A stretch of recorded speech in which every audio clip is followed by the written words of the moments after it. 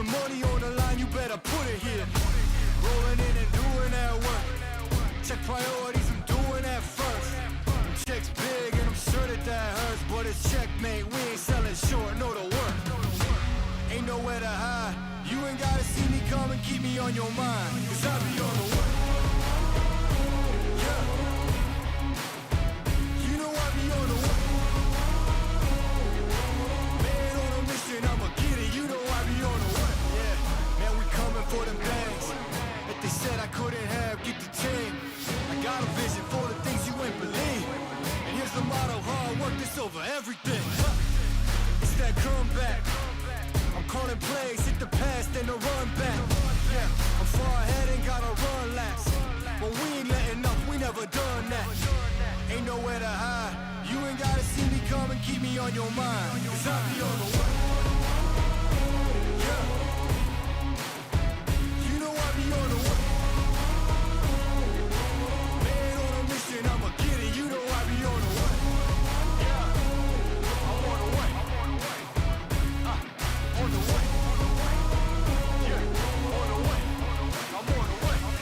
I'm on the way.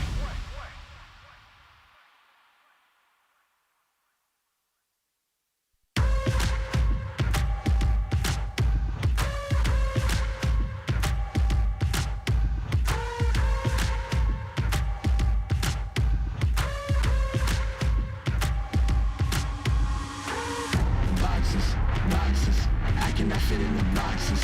Stop it, quitting was never an option. Exhausted, this passion is never exhausted.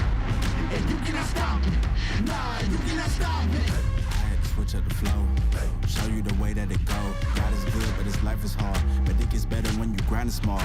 I'm just really trying to leave a mark. We tired of being who they say we are. That's the baton, we gon' take it far. Always be real, we don't fake it all. Tired of 9 to 5, just make enough to survive. Only living on the weekends. You really thinking that's why I'm alive? Busting out the scenes, time to live my dreams, do the things deep inside of me. This life it continues with fighting me, but I don't have quitting inside of me. I will not jump in these boxes they throwing me. Talking to God and there's so much he's showing me, shaping me, growing me, taking me sowing seeds. A growing tree, y'all get a load of me. Yeah, don't let them slow me. I get the bag like a grocery. I'm on my grind like I'm supposed to be, and I do not care if you notice me.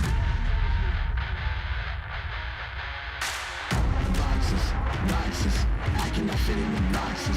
Stop it, quitting was never an option. Exhausted, this passion is never exhausted. And you cannot stop it, nah, you cannot stop it. This isn't a robbery, hands in the sky if you got a dream. Learn nothing was blocking me.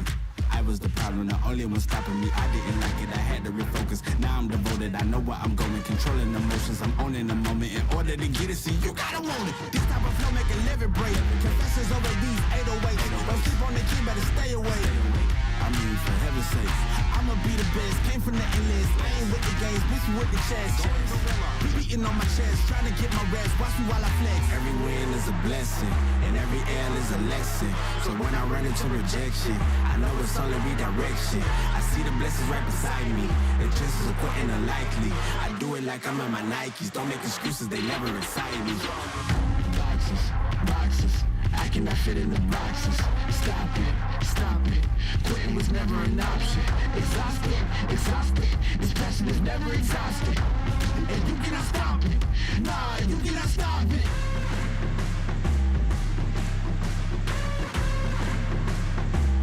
Quitting was never an option.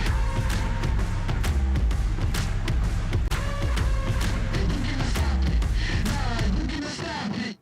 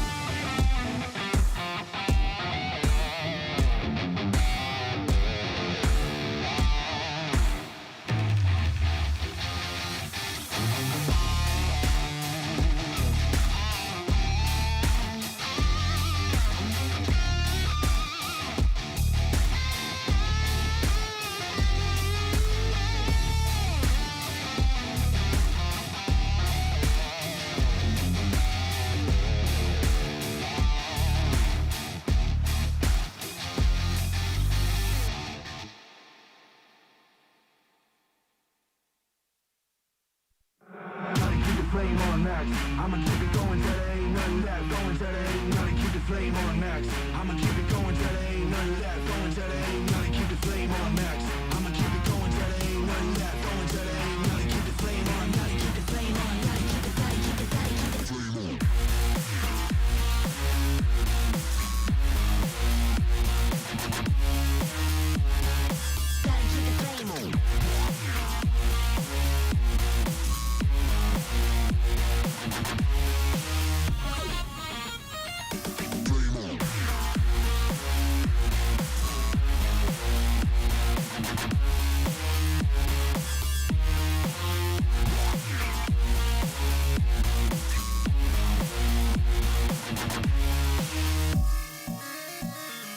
Gotta keep the flame on. Flame on max. I'ma keep it going till there ain't nothing left. Going till there ain't nothing. Keep the flame on max. I'ma keep it going till there ain't nothing left. Going till there ain't nothing. Keep the flame on max. I'ma keep it going till there ain't nothing left. Going till there ain't nothing. Keep the flame on max. Hello, Nivera. Thank you so much for coming to the interview today. You are playing a very important match because you want to stay in the tournament. So what is the atmosphere in the team today? Yeah, it's gonna be a really important match because we're one game away of being out of the tournament, but also we're close to qualify because we got a victory. We just have to win like 2 best of 3 or something, and then we qualify. So everything is getting really close. We're in the end of the tournament. So yeah, we are prepared for this final battle. Yeah, exactly. You are 2 BO3s away from qualifying the play-ins. And you also know your next opponent. If you win today's match, you will play Valchaki. So do you feel like this route is real, and how big of a chance is there for you to advance? Yeah, I think overall on this tournament, we've had some great teams that we faced. But here, we got a bit lucky, I would say, because we didn't face like big teams like Sashi, Alliance. We actually faced Sinners, which are really good. But there are really strong teams here, and we've had the chance to play teams that are like on our level for now. So yeah, I think it's a good experience to have. We need like to play officials with the team. Do you feel like you are getting better with each match right now, or are you maybe starting to stagnate a bit in your gameplay? Because that's what happens sometimes. If you're a new team, you get better very quickly and then you stagnate. So in which phase you are right now? I don't think we stagnate at all. I think we have a lot to improve. And yeah, I think every official we've been playing has given us a lot of ideas and fix on what we did wrong. So yeah, I don't think we stagnate right now, but I just think we need a lot of officials, a lot more, because I can hear also when we play official, there is some pressure. There is, it's important to be comfortable. Right now, are you playing any other tournaments, or is there something coming for you to get more officials? Right now we're playing ESEA Advanced, which is the league. We are doing all the qualifiers, but now we've gained some VRS points thanks to these tournaments. So we can start to get like invitations, I hope, in the future. So yeah, I think the goal overall was to make some points, which we made. So yeah, that's the. We don't have a lot of tournaments right now, but they're gonna be more and more coming up. Of course, today against TNC, what is the main thing you will focus on in terms of your gameplay to beat them and to play that pre-play in the match, I would say? I think they're a bit like Moza NXT, where I can see there's some roster changes in like the middle of tournament. So it's gonna be the same style, I would say, where we need to be sharp to win against them. That's really important. So yeah, I think it's gonna be a great match, and I hope it's gonna be a victory for us. Looking forward to it. Thank you so much, and good luck. Thank you. Bye bye.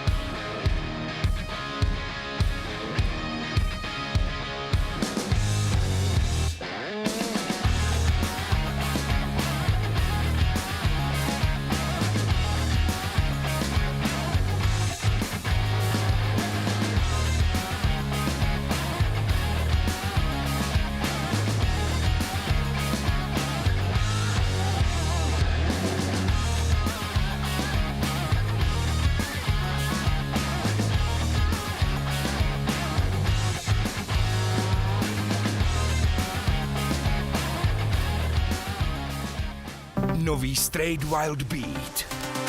Zažij divokou jízdu. Zažij to napětí. Zažij ten beat. Zažij Wild Beat. Novou vůni od Straight.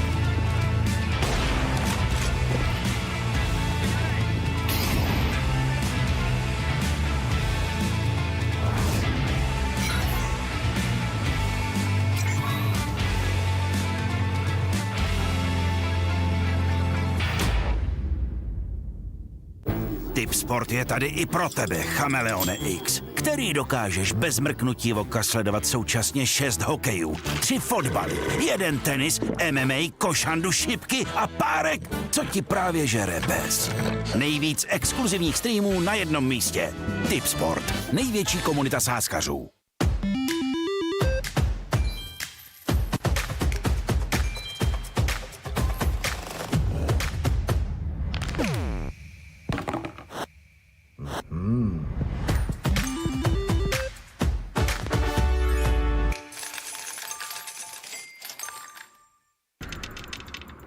One click is the difference between winning or watching. And this is the fastest click in the world.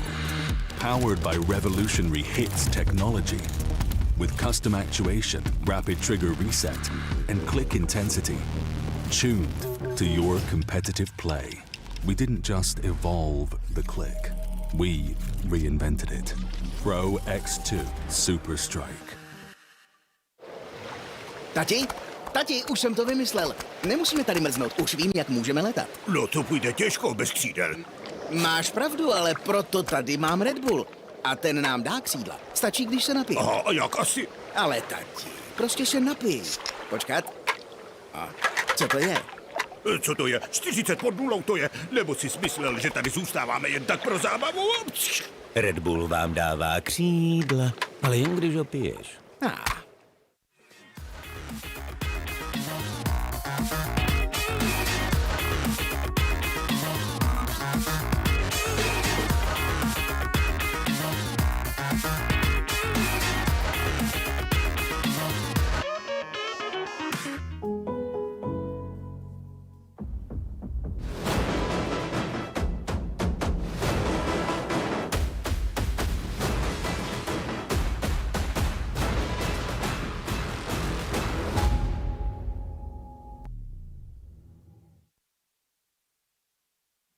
Ladies and gentlemen, welcome to another day of the Tipsport Conquest of Prague. 2 teams have already qualified for LAN. The reigning champs have been eliminated, and we still have a few days left before the last 2 LAN spots have been filled. Today, another 2 teams will be leaving the competition. My name is Luba. On the other side of the screen, you got my partner in crime, Pronogo, and we'll be your casters for today. How are we doing, my man? We're doing very well, Luba. I have to say it was a little bit of a bitter pill to swallow when it came to Fnatic bowing out early on. As an organization, they won the previous year's Conquest of Prague, but of course they were ill-fated when it came to this year's competition, not being able to score a map versus Tricked. And of course, on the other side of that, Eyeballers, the ones to make it over some of the Polish guns on, well, I'm not going to try to pronounce that name right now, Yuba, but I'm going to guess it's like Walchaki, something like that. I would assume it's quite close to that. Walchaki, there you go. There you go. Yeah, we'll see, of course, what they can do. I think they still have one more match left to play, but I think that our Swiss stage bracket will tell us everything we need to know. There it We're is. almost heading into that last round of the Swiss. We just need one more match finalized in that 1 and 2 pool. It will be TNC against Clutchain, and afterwards we'll have 3 more best of 3s that are yet to be played before we head on over to the deciders. And I have to say, I'm quite happy with the teams that we have, though, as you previously mentioned, Pronogo, we have lost a few guns along the way. Yeah, losing Fnatic is kind of a big blow, really, to the organization's standing now.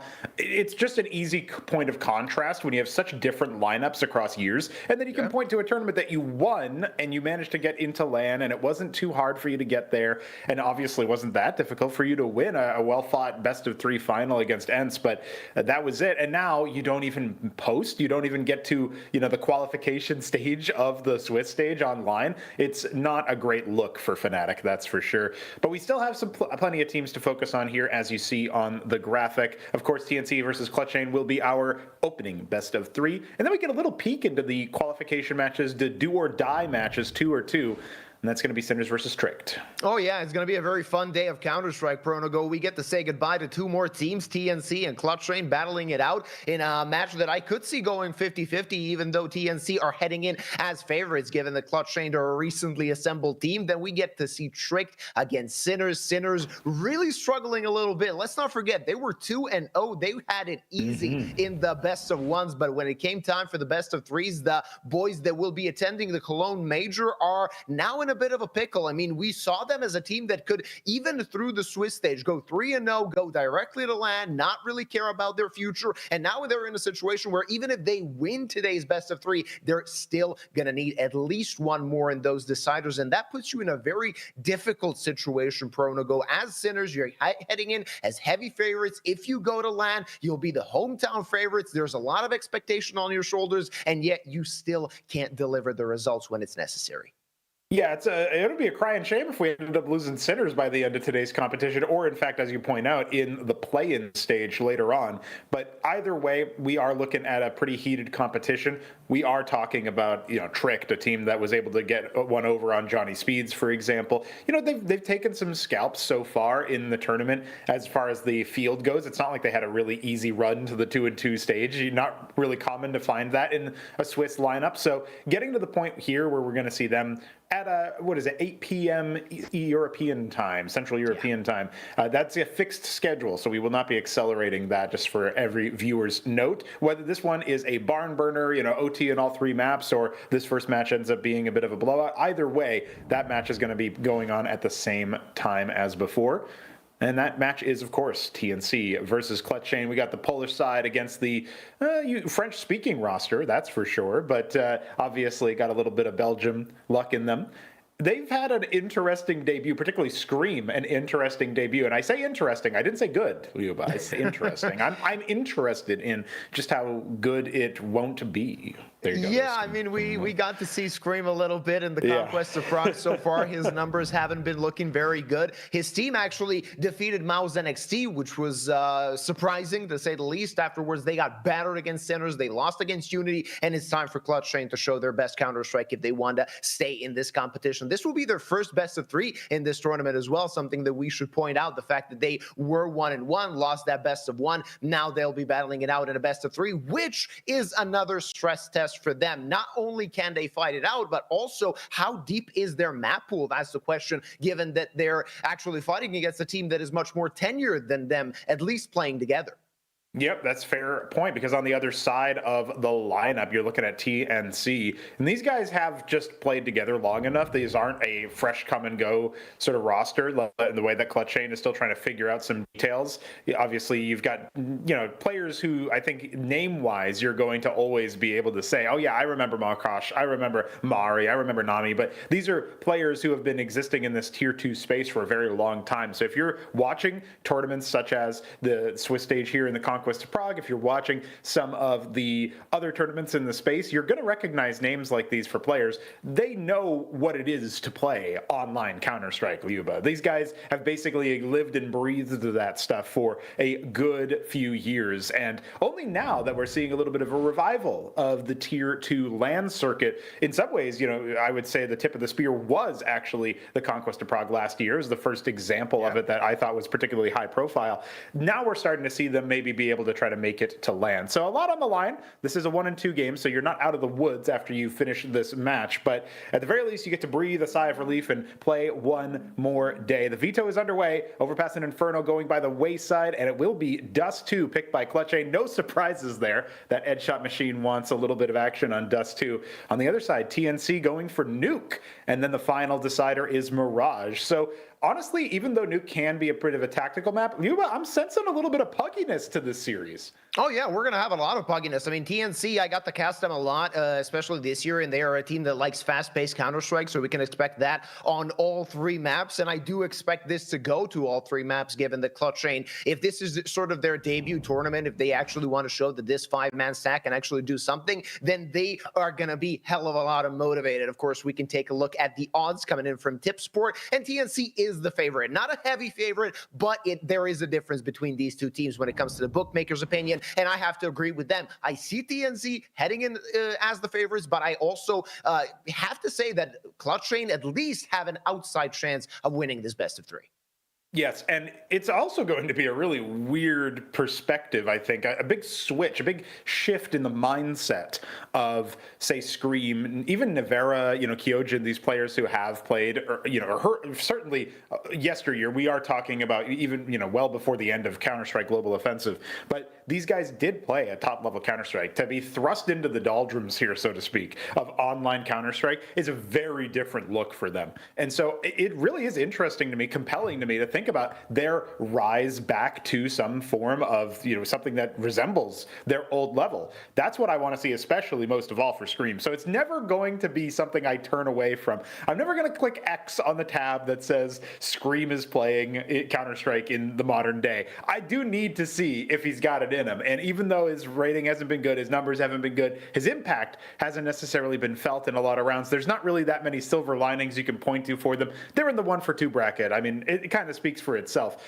I still need to see it. I need to see it for myself, Yuba. And if TNC are going to be the guys to do it, well, then maybe that can be the start of them writing their own chapter of getting back to LAN qualification, getting into the more established, prestigious circuit of Counter-Strike. That can be their story there. They can basically leapfrog over the names that are on Clutchain, but I need to see Scream actually fall. I need to see it happen. Otherwise, I'm always going to be believing. Yeah, and honestly, if it's going to happen, I want to see that the French team, or rather, as you said, the Belgian-French team kicking and screaming if they're going to be eliminated today. I actually want to see a fight coming in from them because, yeah, they beat Mountain NXT, and it was a very good day for them. But afterwards, as I've already mentioned, there were 2 consecutive losses in best of ones. Let's see what the best of 3 will bring. And, of course, we can see the big man himself on Scream currently flirting with the camera, and we'll see, of course, what he can do. As you mentioned, and I sort of expected you to look for a silver lining in Scream's play. Is it a leadership? Is it something to keep bringing to the table? But there really, on an individual level at least, there really wasn't anything to write home about so far. But also, we've only seen him play 3 maps so far in the Conquest of Prague. I expect that there has to be a redemption story here for Scream, especially, I mean, it is a journey for him to get back into Counter-Strike, and the feeling of playing Counter-Strike competitively, it takes a little while for that to happen. It does, yeah. I mean, when you've been out of the game for so long, it's kind of unrealistic to expect that you're just going to slot back in and immediately be demonstrating that you still got it. There's the open question of whether somebody still has it. But then there's the question of, okay, even if they do have it, they need to find it again. That takes time. They obviously lost it. Muscles atrophy. You got to work your way back into form. There's very few players that can take a lot of time off and then come back in and basically be like, yeah, I'm still got it. I'm fine. Shocks was a player of that caliber. Shox was somebody who you could look at and say, okay, yeah, that doesn't matter at all. We're good to go.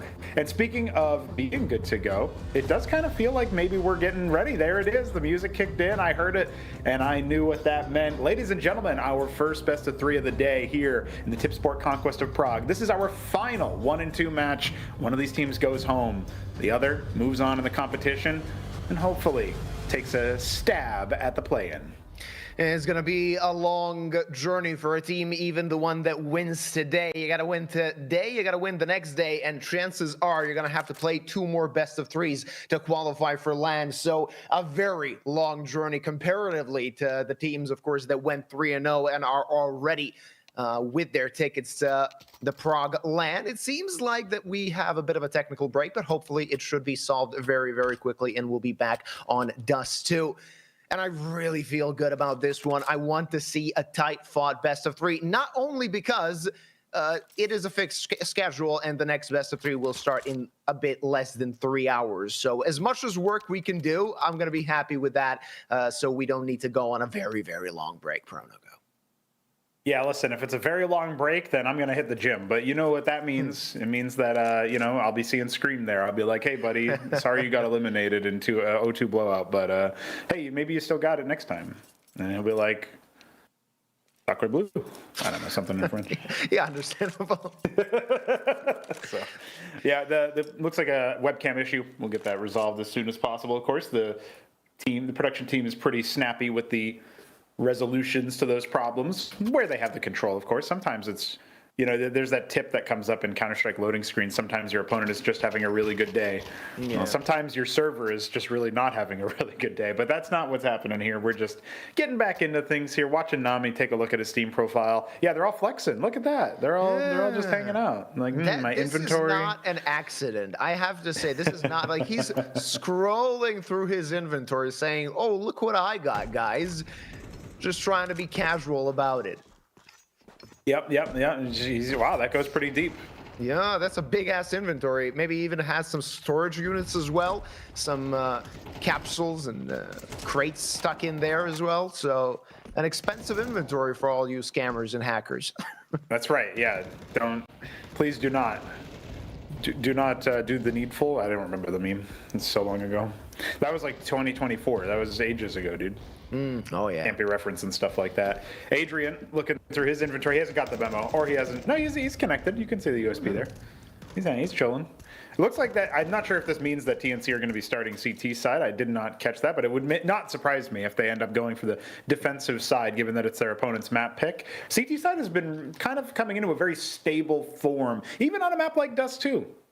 And there it is. They are indeed on that defensive side.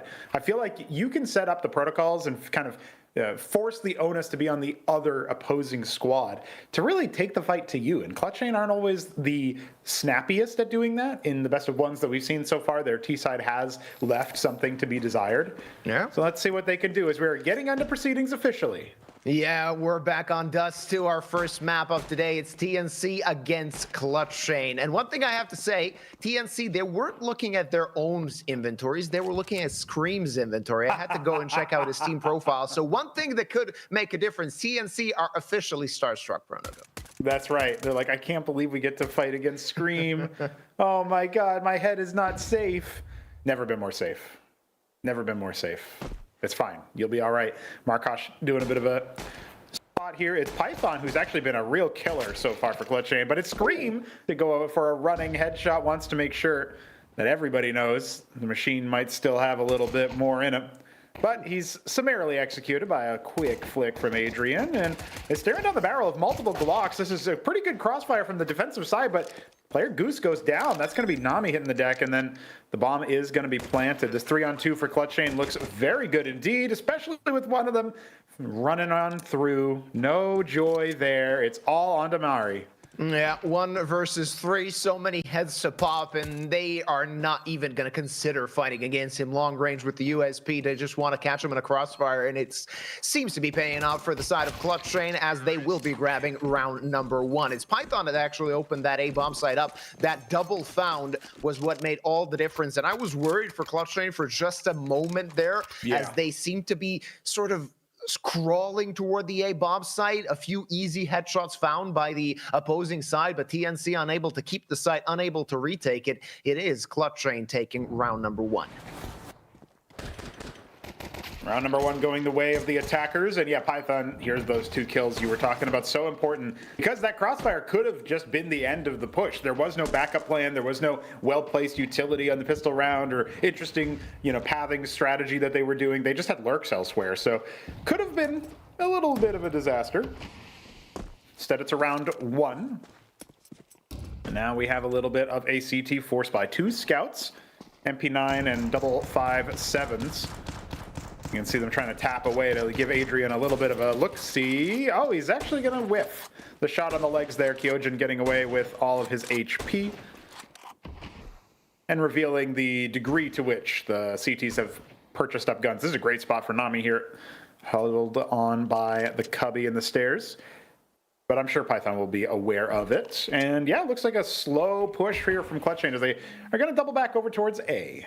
Yeah, if you're Clutchain here, no reason to rush, no reason to push through the smokes and such. Simply a situation where you want to find a way for the CTs to expend most of their utility. Through long they go, and Markosh might actually find an opportunity to use this scout to the full extent, trying to pop ahead. Not going to happen. It's Ivro being the first one to go down, and Markosh not a chance in the world. 1 kill found. Adrian grabs a hold of that Galil. Rather, it will be Nami grabbing the rifle, but it will be Clutchain doubling up in this one and grabbing their second round quite quickly.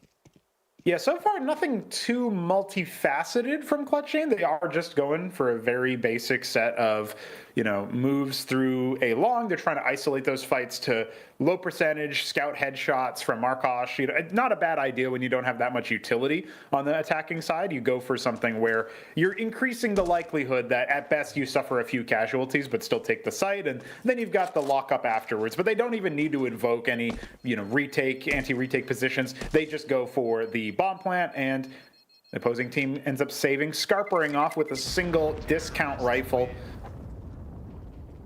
It'll afford them something into the next round. Maybe they can drop some sidearms to other players who can just grab a suit of Kevlar. But either way, we are looking at a pretty bare bones initiation here for the side of TNC. Of course, looking ahead, the map pick of Nuke is up next. Maybe they can show us a little bit of tactical prowess here. But Dust 2 is going to be a good test of their firepower. That's always what I think about it when Dust 2 is the opener. Who's on form, who's firing, who's feeling good? Right now, it's all Clutchain in the opening 2 rounds. It seems so. Good start for Clutchain as they grab the opening 2 rounds. Still, of course, we are a long ways to go here in a situation where one team is going to get eliminated, another is going to get an opportunity, of course, to fight for those deciders. You can also see some Tipsport odds on screen. Will Ivro get more than 13.5 kills? You got even odds on that one. Ivro being one of those players that can really fire off a few nice shots for the side of TNC. Speaking of nice shots, Adrian looking to do the same with that scout. Not going to happen just yet. And as you said, some sidearms bought on the side of TNC. Of course, that Galil carried over to this one. So they have something to fight with, Bronogo, and this will not be a completely safe round for the side of Clutchain. Yeah, not toothless from TNC just yet. They still have a little bit to fight back with. Bream going to be entried in after the utility starts to bloom. You can see him checking there, spots out Nami. This is a rifle duel with the Galil versus AK. And there's a little bit more backup on Scream's side. Flash to go in. Pretty well done there with the courtesy of Adrian. Doesn't end up scoring any kills, but does confirm presence. The rotations are coming. TNC are going to try to get a defense going, but Python and Scream combining for those opening frags. Python is just relentless so far. Yeah, he's doing quite well. Kyojin is going to lose that AK. Not really do I see the need for a lurk in this situation, knowing that the opposing team does not really have some dangerous guns to fight with, so Markosh will keep hold of that AK-47 for round number 4, where TNC will have a proper buy heading into that one. An AK to boot as well. Some damage to be made. Navera on 5 HP. Well, he's in a situation where even if he loses that scout, no harm done, as they will be able to give him an op heading into the first gun round. But, of course, some economic damage trying to be dealt by Adrian with that scout. Not going to be happening as Clutchain grabbed number 3 as well. Player we haven't talked too much about yet on the side of Clutchain is Shogu, who just goes down with the bomb. You know, cast a curse, of course. I decided I would talk about him, so he hits the deck. He's been an interesting question mark, a bit of an X-Factor style player where he can be a bit of a tertiary star, maybe sometimes a second star if he's performing well in terms of his impact and his scoreline. But definitely a player who Clutchain are going to be relying on, finding consistency at this level of play if they're going to make standout victories happen. That smile, that damn smile. Mm-hmm. Let's see, will it be all smiles for Clutchain after this one? As I mentioned previously, Navarra on the big green, rest of his teammates carrying rifles. Some damage dealt, not a good flash. Shogu nonetheless takes care of Nami and opens things up on long. This will discombobulate the defense of TNC as Clutchain continue very steadfast over long, trying to go through the gap. Iro blowing it open. Not going to see anybody, but a player has already crossed. That is low HP Shogu. A defense can still be made by the side of TNC as the Poles are looking to set themselves into position. A lot of smokes expended, but Kyojin finds a kill. Ooh, Shogu spotted a player on short as well, and one by one, the Poles are falling. It's Markos just wanting to save that AWP. It will be another round for Clutchain Pronogo, and this is a big victory for them as they can extend their lead even further off the back of this one. Yeah, no impact from the Opper yet. Obviously, the first round where the big green gets pulled up for either side. Clutchain are able to make an easy fourth of it. I saw that in slow motion unravel. As soon as Nami fails to even find a single frag, Markosh is going to desperately attempt to hold on to this AWP. He's good for the first two. We saw the shadow of Python. If he's aware, is so. Nails him to the wall, and that's going to be 3 frags to keep this op in play. Very important for TNC. And those bounties also helping out the rest of the squad as we speak.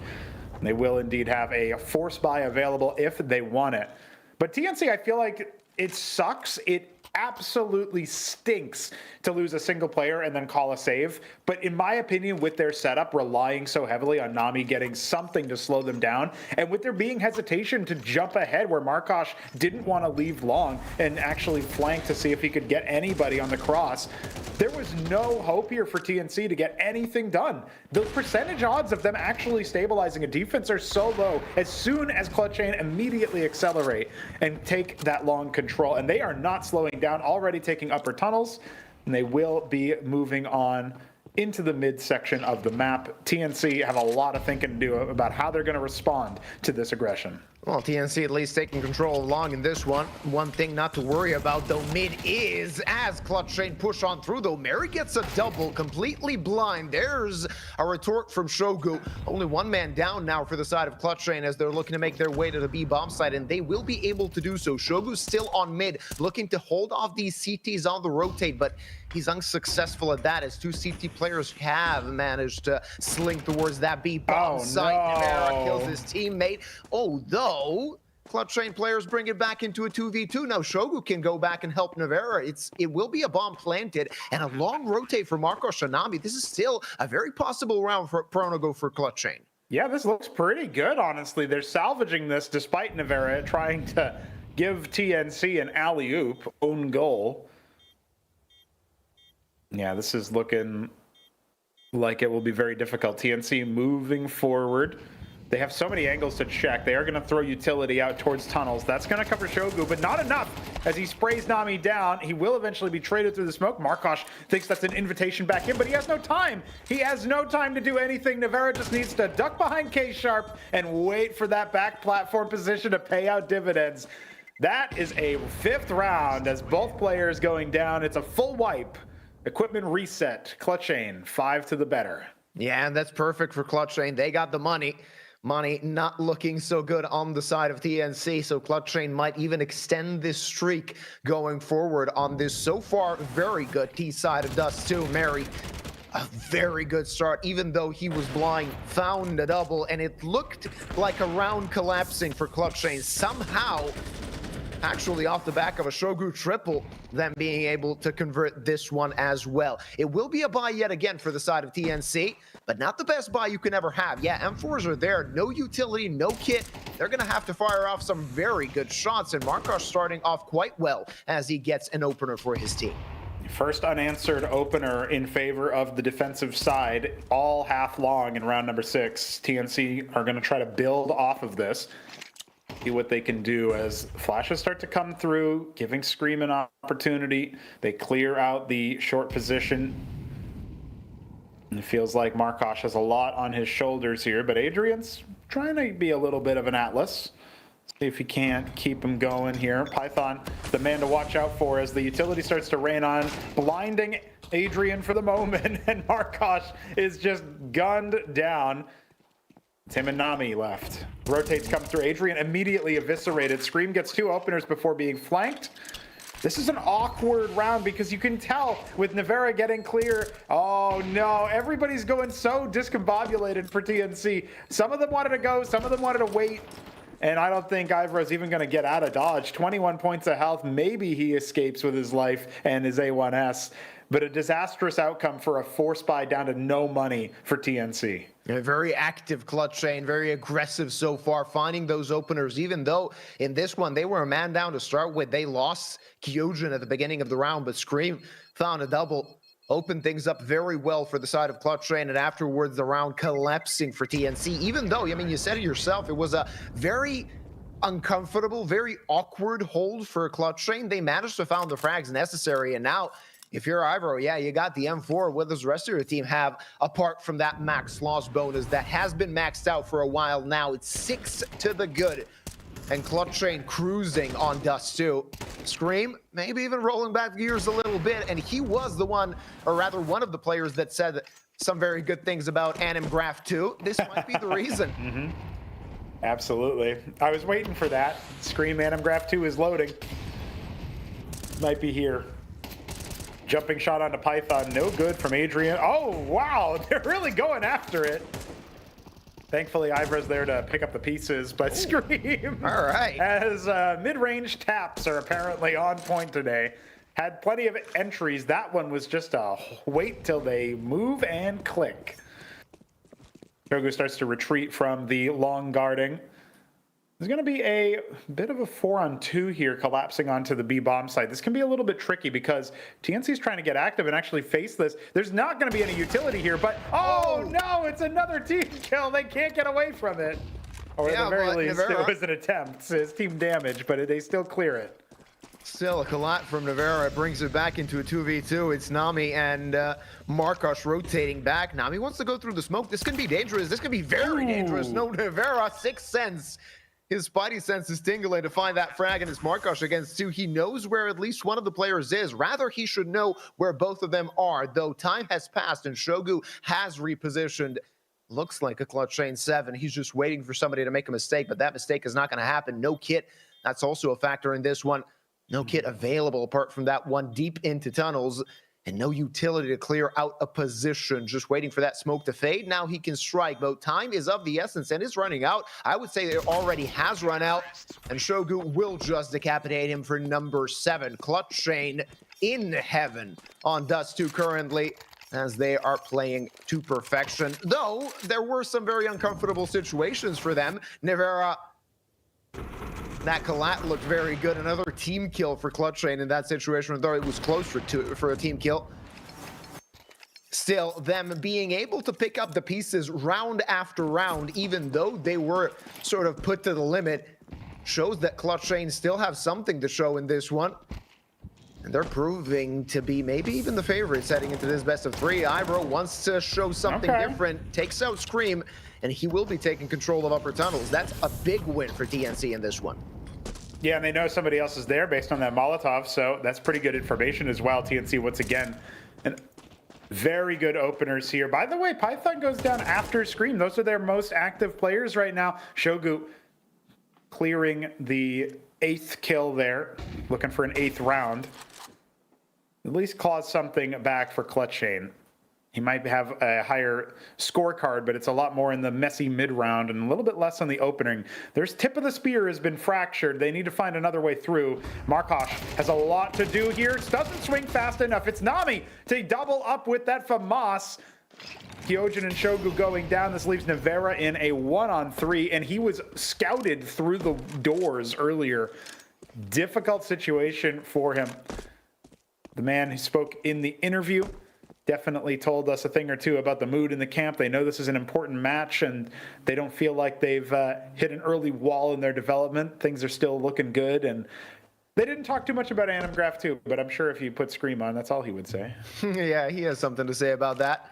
Navarro will be trying to save this AWP, and it will be provided to him. TNC not opting to hunt out that sniper for good reason, though. Their buy heading into this one was not good.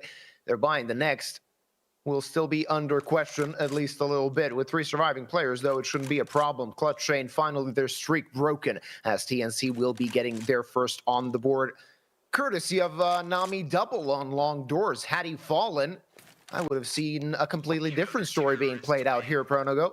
We could have seen number 8 for Clutchain very quickly. Yeah, if Nami had gone down in that position, which almost feels like they were turning away from the team flashes instead of focusing on defeating the player in front of them. Clutchain kind of serving that one up. It was messy, but think of all the things that were required for TNC to score a single round on the defensive side. Clutchain have not just secured a victorious T-half already in the first 7 rounds.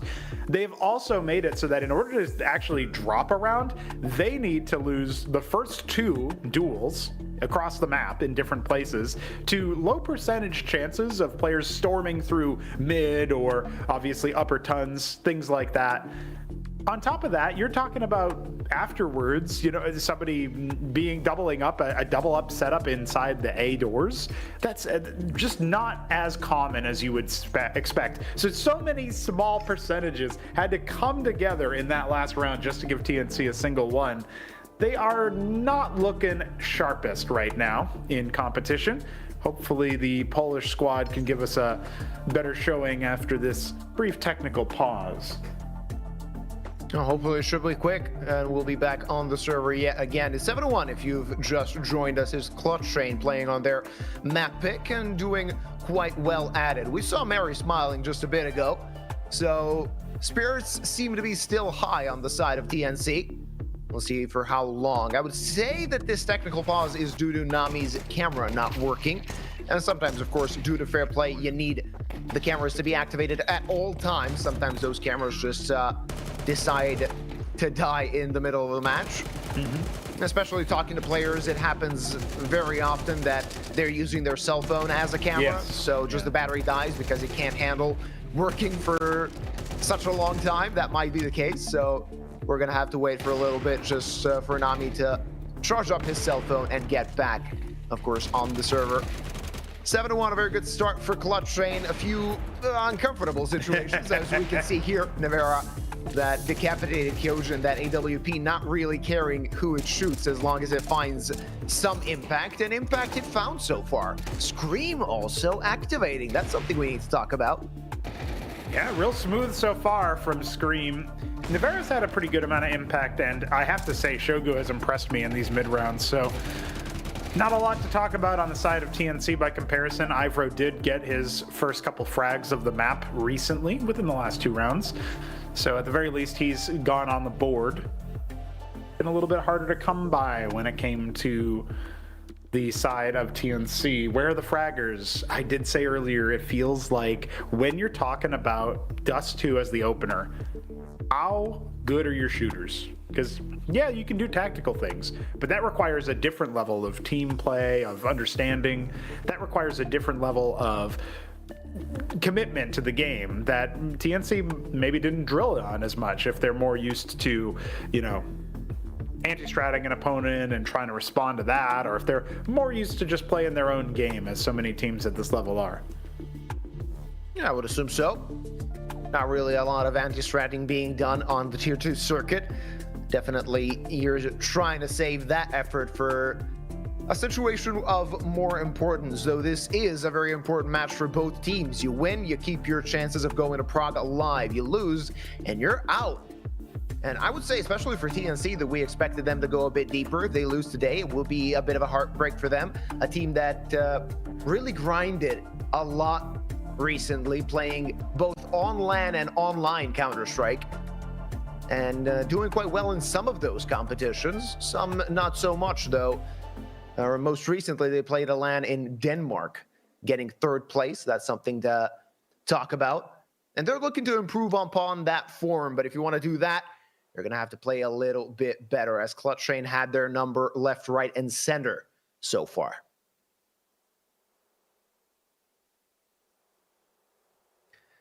Still under the technical pause and waiting for everything to be fixed. Just need to check if we have some intel as to what is going on, and yet we were not rather provided, though I hear some chatting going on in the game, which suggests that we should be getting back onto the server, as I would assume that the players are saying that everybody is ready to continue this match. It's 7-1, map number 1, so if you've just joined the broadcast, you've missed basically nothing. It's Clutchain on their own map pick, playing well, though they still have their talent, or rather map pool, to be tested, as a best of 3 is completely different from a best of 1, and they've been playing best of 1s all tournament long so far. One of the things I'm most excited about from this change-up from Clutchain is that they do end up feeling like a much better, well-drilled team. The fact that they're able to flow into the bomb sites and find their entries, it's not just because of Anim Graph 2 or just because their players are shooting better, but they have the layers to their entry spacing that we were missing in those best of 1s that got them to this position where it was a little bit harder for them to make things work out in their favor sometimes. Of course, their opening match was a little bit of an easier one, but mostly done on the CT side by comparison.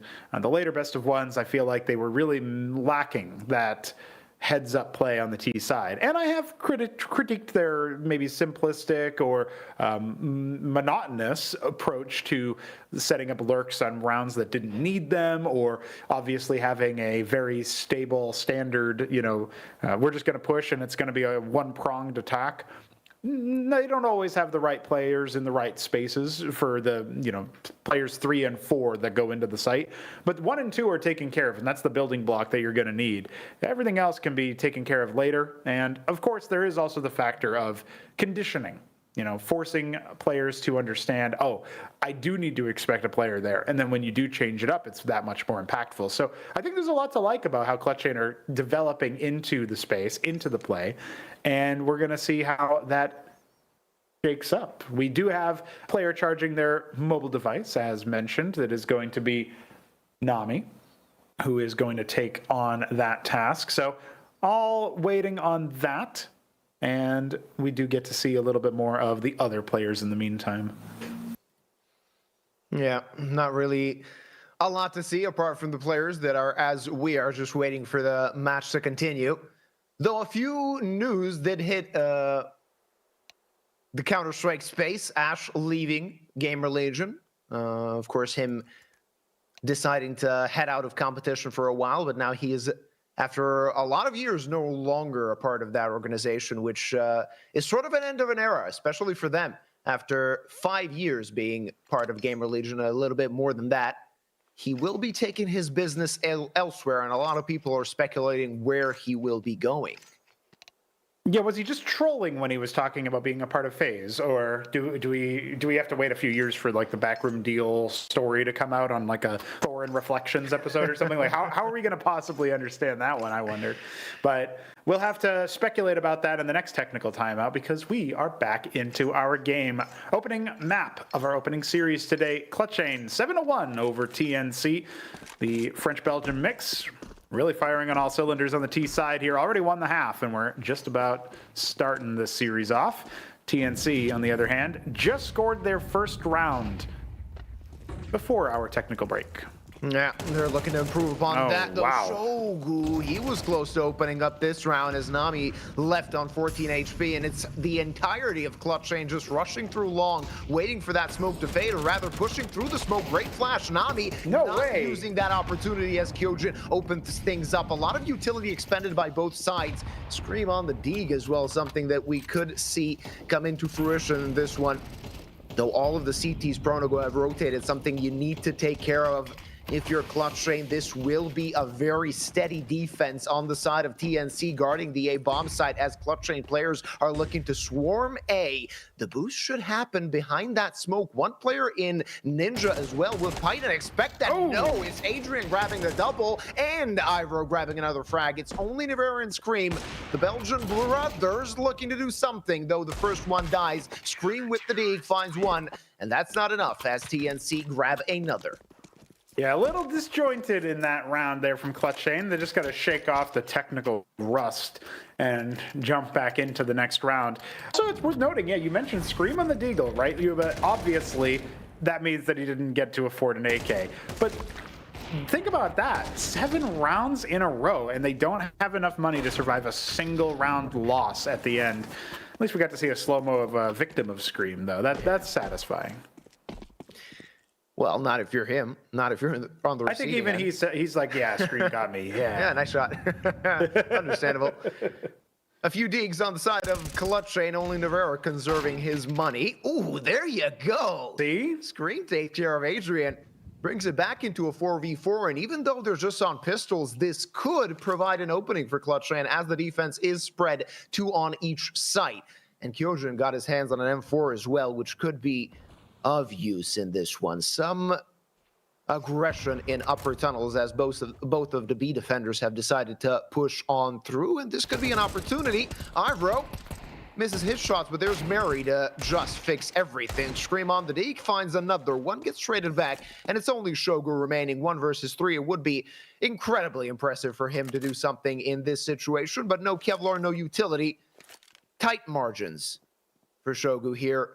Very little in terms of opportunity, though every frag could yield at least some economic damage or even a bit more as he opens up the A bomb site. A chance to even plant the bomb. Yeah. And I would assume that Clutchain will be quite happy with this situation. I would love this situation from Clutchain. Basically a deco, if you will. They didn't even buy armor for half the players.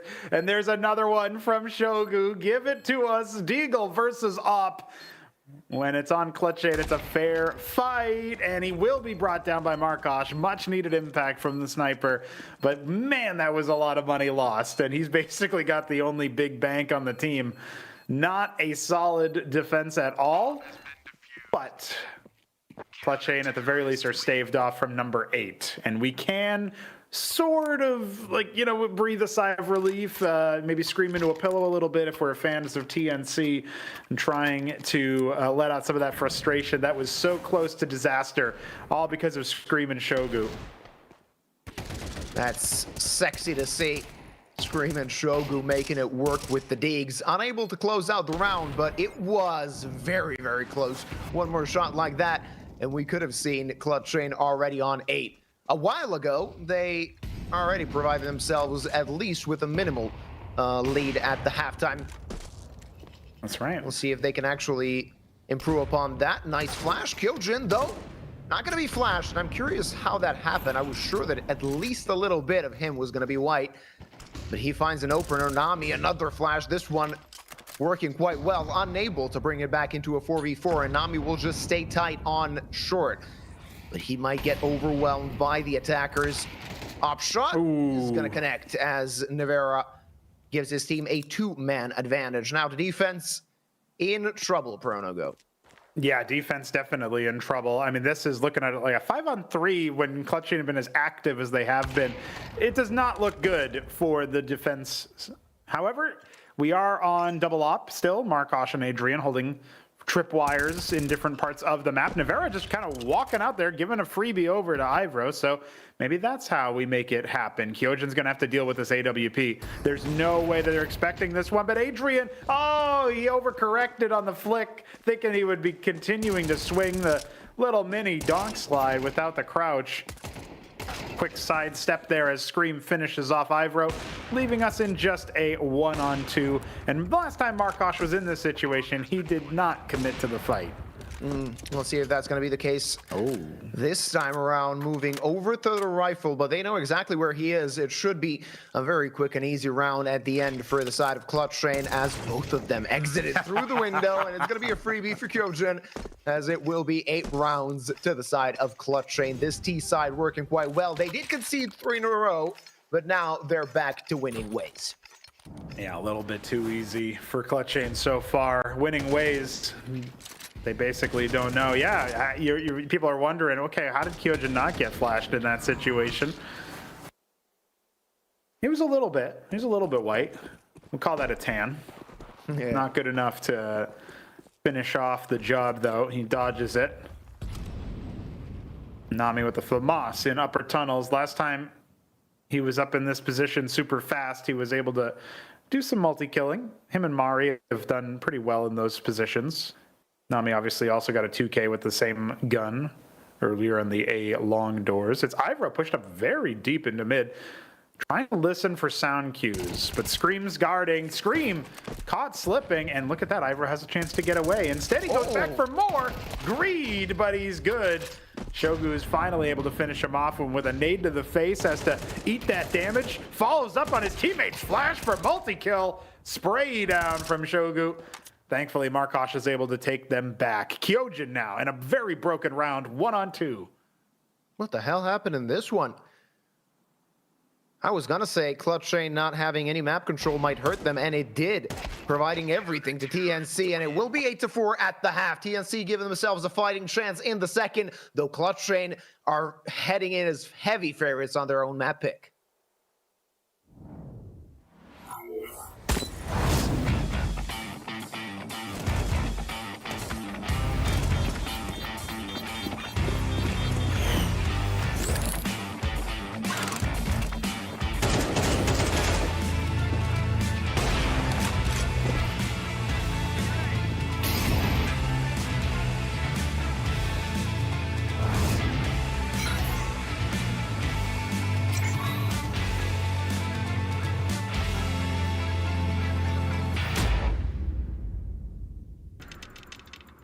One click is the difference between winning or watching.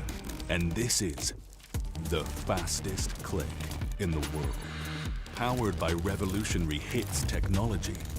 With custom actuation, rapid trigger reset, and click intensity. Tuned to your competitive play. We didn't just evolve the click.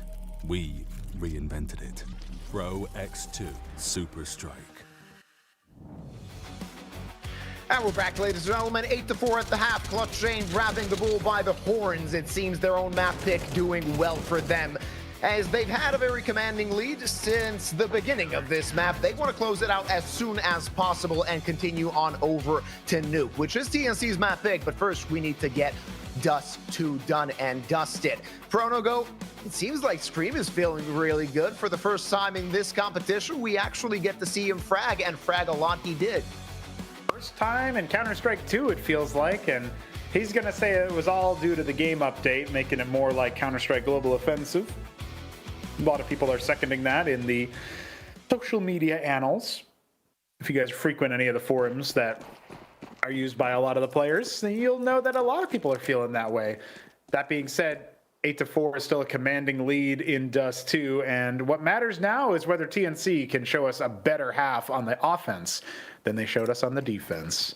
As of right TNC, now. They are a very aggressive team. Some fast-paced Counter-Strike could be expected of them. This round, not so much, though, as they're slowing things down, looking to claim map control without expending anything. Ooh, 5 Kevlars on them, and Rivera gets goosed. He needs to pull back to that B bomb side, though. Kyojin takes care of Adrian. What do they do now? Do they want to go over through short? It seems to be the case for the side of TNC, just leaving one player as alert. Command advantage for Clutchain, as again, this round is slowing down. TNC considering their option. It seems like they want to go to the Lion's Den. 3 players defending the B bomb side, but now 2 are very low. Scream and Navera fighting for their lives here on just a sliver of HP. It will still not be easy for the side of TNC. Shogu looking to clean up mid when he gets an opportunity to do that. Some info gathered. Scream takes a shot, and there you go. Shogu taking care of Iro. It's only 2 players remaining for TNC, as Clutchain are looking to close this one out. Still some danger, as Navera is going to die. Scream on the open. He's dead as well. And all of a sudden, it's a 2v2. Python looking to find something with this USP. Some opportunity provided. Markosh, though, out on on the open, finds the frags. It's Nami and Markosh making it work at the end of the day. Was it a 2v5 or something like that, Bruno? Go TNC digging themselves in this situation. Yeah, that was really, really sad for Clutchain. Not able to convert on such a heavy man advantage. Despite a really solid setup, Shogu gave them a lot, clearing out mid, clearing out tunnels with one player each in those kills. But at the end of the day, the low HP of Scream, the low HP of Nivera, those Gooshas eventually secured the round victory here. Second pistol going the way of TNC, whereas, of course, Clutchain won the first. And now it's just going to be a USP buy with a single flashbang on Python. Maybe they can do something tricksy over here, but the HE's going to flush them forward, and that's right into the maw of Ivro with that Mac, and no hope on any real action here for the French-Belgian squad. We have ourselves a cleanup, a routing, an easy clap, as the kids say. It's me, I'm the kids. Problem. No problem for TNC to convert this one. USPs and that Soul Dig not going to stop them not losing a single player. That will build up some bank at the beginning of this second half. Clutchain maybe still kicking themselves for losing that pistol, but still 2 rounds of a lead for the French majority team now, where they get themselves in a situation to buy. And buy up they will. Not the best buy, I would assume, as that third round full buy rarely is, but still an opportunity for them to extend their lead again. This is the second time that in this competition we've actually seen Clutchain go to that, defer to the full save on the pistol or the second round and then full buy on the third.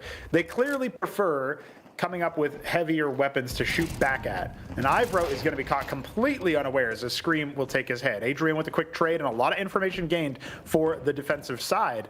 TNC might be able to ambulate quickly here. Oh, tries to pepper him through the smoke. Nivera able to get a lot of damage downrange to Mari. It's all onto Kyojin now on the site itself as Nivera falls. Kyojin has to make everything work with the weapon with the bigger mag. That might be what he needs, but he doesn't get a chance to spend all the bullets. Nami's able to clear his head. Adrian gets flanked by Shogu, and now all of a sudden a 2-on-2 on the B bomb site with the bomb being planted. Yeah, still an opportunity provided for Clutchain if they want to grab this one. Python has been caught lacking a little bit.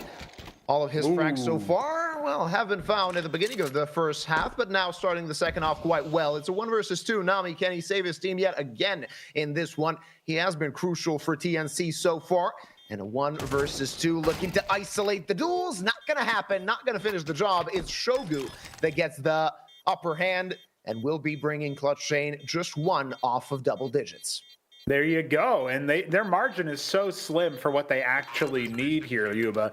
At this point, they're looking for 4 rounds distributed over the next maybe 10 or so, 9. At this point, we're looking at a very easy path to victory, even if they only take a few rounds here, a few rounds there. Small handful is all they need. Good instincts there from Nami to try and defend by isolating the duels. It does work out well for the first, doesn't end up securing victory in the next, and TNC really needed a late stage awakening here in this part of our Swiss bracket. Otherwise, there was no real hope for them to move on. And Clutchain, though, showing their own resurgence, particularly with Scream. Oh, Nivera. All right. And of course, Kyojin as well. All firing on, to greater heights than previous maps have shown. A man advantage for the side of Clutchain. Let's see if they can convert it. Missed shot by Nivera opens things up for TNC as Nami has a clear pathway to the A-bomb site. Now a very uncomfortable situation for Clutchain as they're going to have to find those smart, clever rotates. Not going to be easy, especially with Markosh guarding with that AWP, looking to cut down any rotator from B. And that could be Kyojin at some point in time, but they still have to go back for the bomb and get back to the A-bomb side, which is going to provide Clutchain with more than enough time to put themselves in a situation to at least consider heading into the retake, as they will not be stopping that bomb from going down. Yeah, fake map control towards mid, trying to imply a door push. Instead, they wrap all the way through short and get the bomb down. This is going to trigger Clutchain to try to group up in middle, but Markosh is holding for the cross. He's already taken Kyojin out, trying to pin Scream to the wall here. Well, might not work out as Ivro, clears Python, but Scream is able to take care of that Opper. He jumps up and he will be put down by Ivro. leaving Shogu all on his lonesome. Just going to try to save guns if he can, and he can't. Bullets to the head confirm, and Ivro has his own little new lease on life here in the second half, because he was looking quite dour in the first, coming to his own here towards the end. Yeah, TNC looking a lot better result-wise as well. Let's not forget one thing. Clutchain, they have had a 7-0 lead at the beginning of this map, and now that lead has shrunk. It will shrink even further, Bronago, as Clutchain, after one player only survived the round they won after losing another round to full wipe. They basically have no money to work with heading into this one, which puts them in a situation where this could be a one-round game yet again. A few cameras black, which tells us that we will be looking at a technical break. It was a tac pause for Clutchain, if I remember correctly. But then we moved to the technical pause just to fix everything up and get back into play. 7-9, or rather 9-7, 2 rounds of a lead for the side of Clutchain, but this CT side not looking as strong as they did in the first half. No, not at all. And this is a game of two halves, as they say, a tale of two halves, already starting to be told before our very eyes, as, of course, we're seeing some struggles from the defensive side. The fact that Scream has just a poster of a lion in shadow, like what does that mean? You know, like French players are very symbolic. You know, they're very romantic, and you know, you look at like Shocks as an obvious name for that. I do wonder if maybe that extends over to Belgium, if they're cut from the same cloth in that respect. Is he a lion waiting to, you know, be illuminated once more? Is that what's happening here? Well, it seems like this old lion still has a few tricks up his sleeve, because so far this map has been quite good for him. We're hoping to extend his tally heading into future rounds. And we will be heading into our next round right on over, as the graphic for the technical pause has been removed and we're back on the server. It is TNC, of course, trying to close this gap, and they've been successful at it so far. They came into the second half 4 rounds down. Now it's only 2, and it could be a 1-round game after this one, as it's pistols yet again for the French majority squad. Yeah, looking pretty good here for TNC coming into the second half. It was a tall order for them to try to run things down, but now they should be able to do just that. The flashbang is stupendous. Clutchain able to get basically everybody blind and limit it down to Markosh. As soon as we said an easy going, easy as you like, it turned out to be quite hard, actually, quite difficult. Markosh going to be walking around with this big green gun, hoping to find an easy victim, but I think at this point he's going to need to start chugging that molly or something. Maybe that'll dull the pain, because not a whole lot there left for him. Very little he can do in this one, even though he's only up against USPs. As soon as he can, might be smart to grab a rifle, though it's very deep on long. Nobody can get to those rifles. It's an easy frag for Markosh. So it's a 1 versus 2. This gives him an opportunity, an outside chance of clutching this one out. Python actually got a triple in this one just with the USP. And sometimes you just need a good flash. $200 well spent for Clutchain. And now they're looking to confirm this one, get it back to, or rather get themselves to double digits. Now on the AK, still expecting a flank is Markosh, but now time is running out, and he's going to have to hurry up against USPs. Oh, they think he's moving. They think he's gone to B. Oh no, Clutchain are leaving it completely open, but Markosh is paranoid. Markosh does not want to do it. They are both flanking over to A. It wasn't the mind game exactly that we were thinking it was. Rather than them thinking going there, he's got to plant the bomb now. And of course, that means that they're going to run down with weapons drawn. He sees one. Does he hear the other? No. Thinks they're both coming from the same angle, and Kyojin puts him down. He got worried for a second there as Clutchain left the site, but they left to grab the weaponry, expecting, maybe even expecting Markosh to go directly to the A-bomb site. They knew that up against an AK, it won't be easy with USPs, but when you got an AWP in Kyojin's hands, it can always be an opportunity. And Python, look at that, USP making it work. And out of all the rounds they've played so far in the second half, I would not have expected USPs to bring them to number 10. Yeah, I mean, what better headshot machines are there than the pistols, though, to a degree? That flashbang was so sublime. Crazy impact there on that one. And the fact that TNC weren't, playing anybody anti-flash, just assumed, oh yeah, it's an easy cleanup. I think maybe their minds weren't fully in the game after that short tech pause. That's always the case. Nevera gets a boost up there and clears Ivro. Oh, his bottom tower just got shot up quite a bit, and there it is, Python dropping down. More useful as a kickstand than he was as an actual shooter, it seems. And Nevera, well, I guess you could say the same. Nami just entering out dry. Shogu from long range has to be able to control the spray of the A1S. Taps in and not going to be able to find that second frag. Mari trades him. Dream upgrades to the AK-47. A fadeaway incendiary going to try to blanket the bomb site. At the very least, make it frustrating to get that bomb down. 2 versus 3 now for the defense. Clutchain going to be retaking through short. They're looking for the next kill should they find it. That might provide an opportunity for this retake.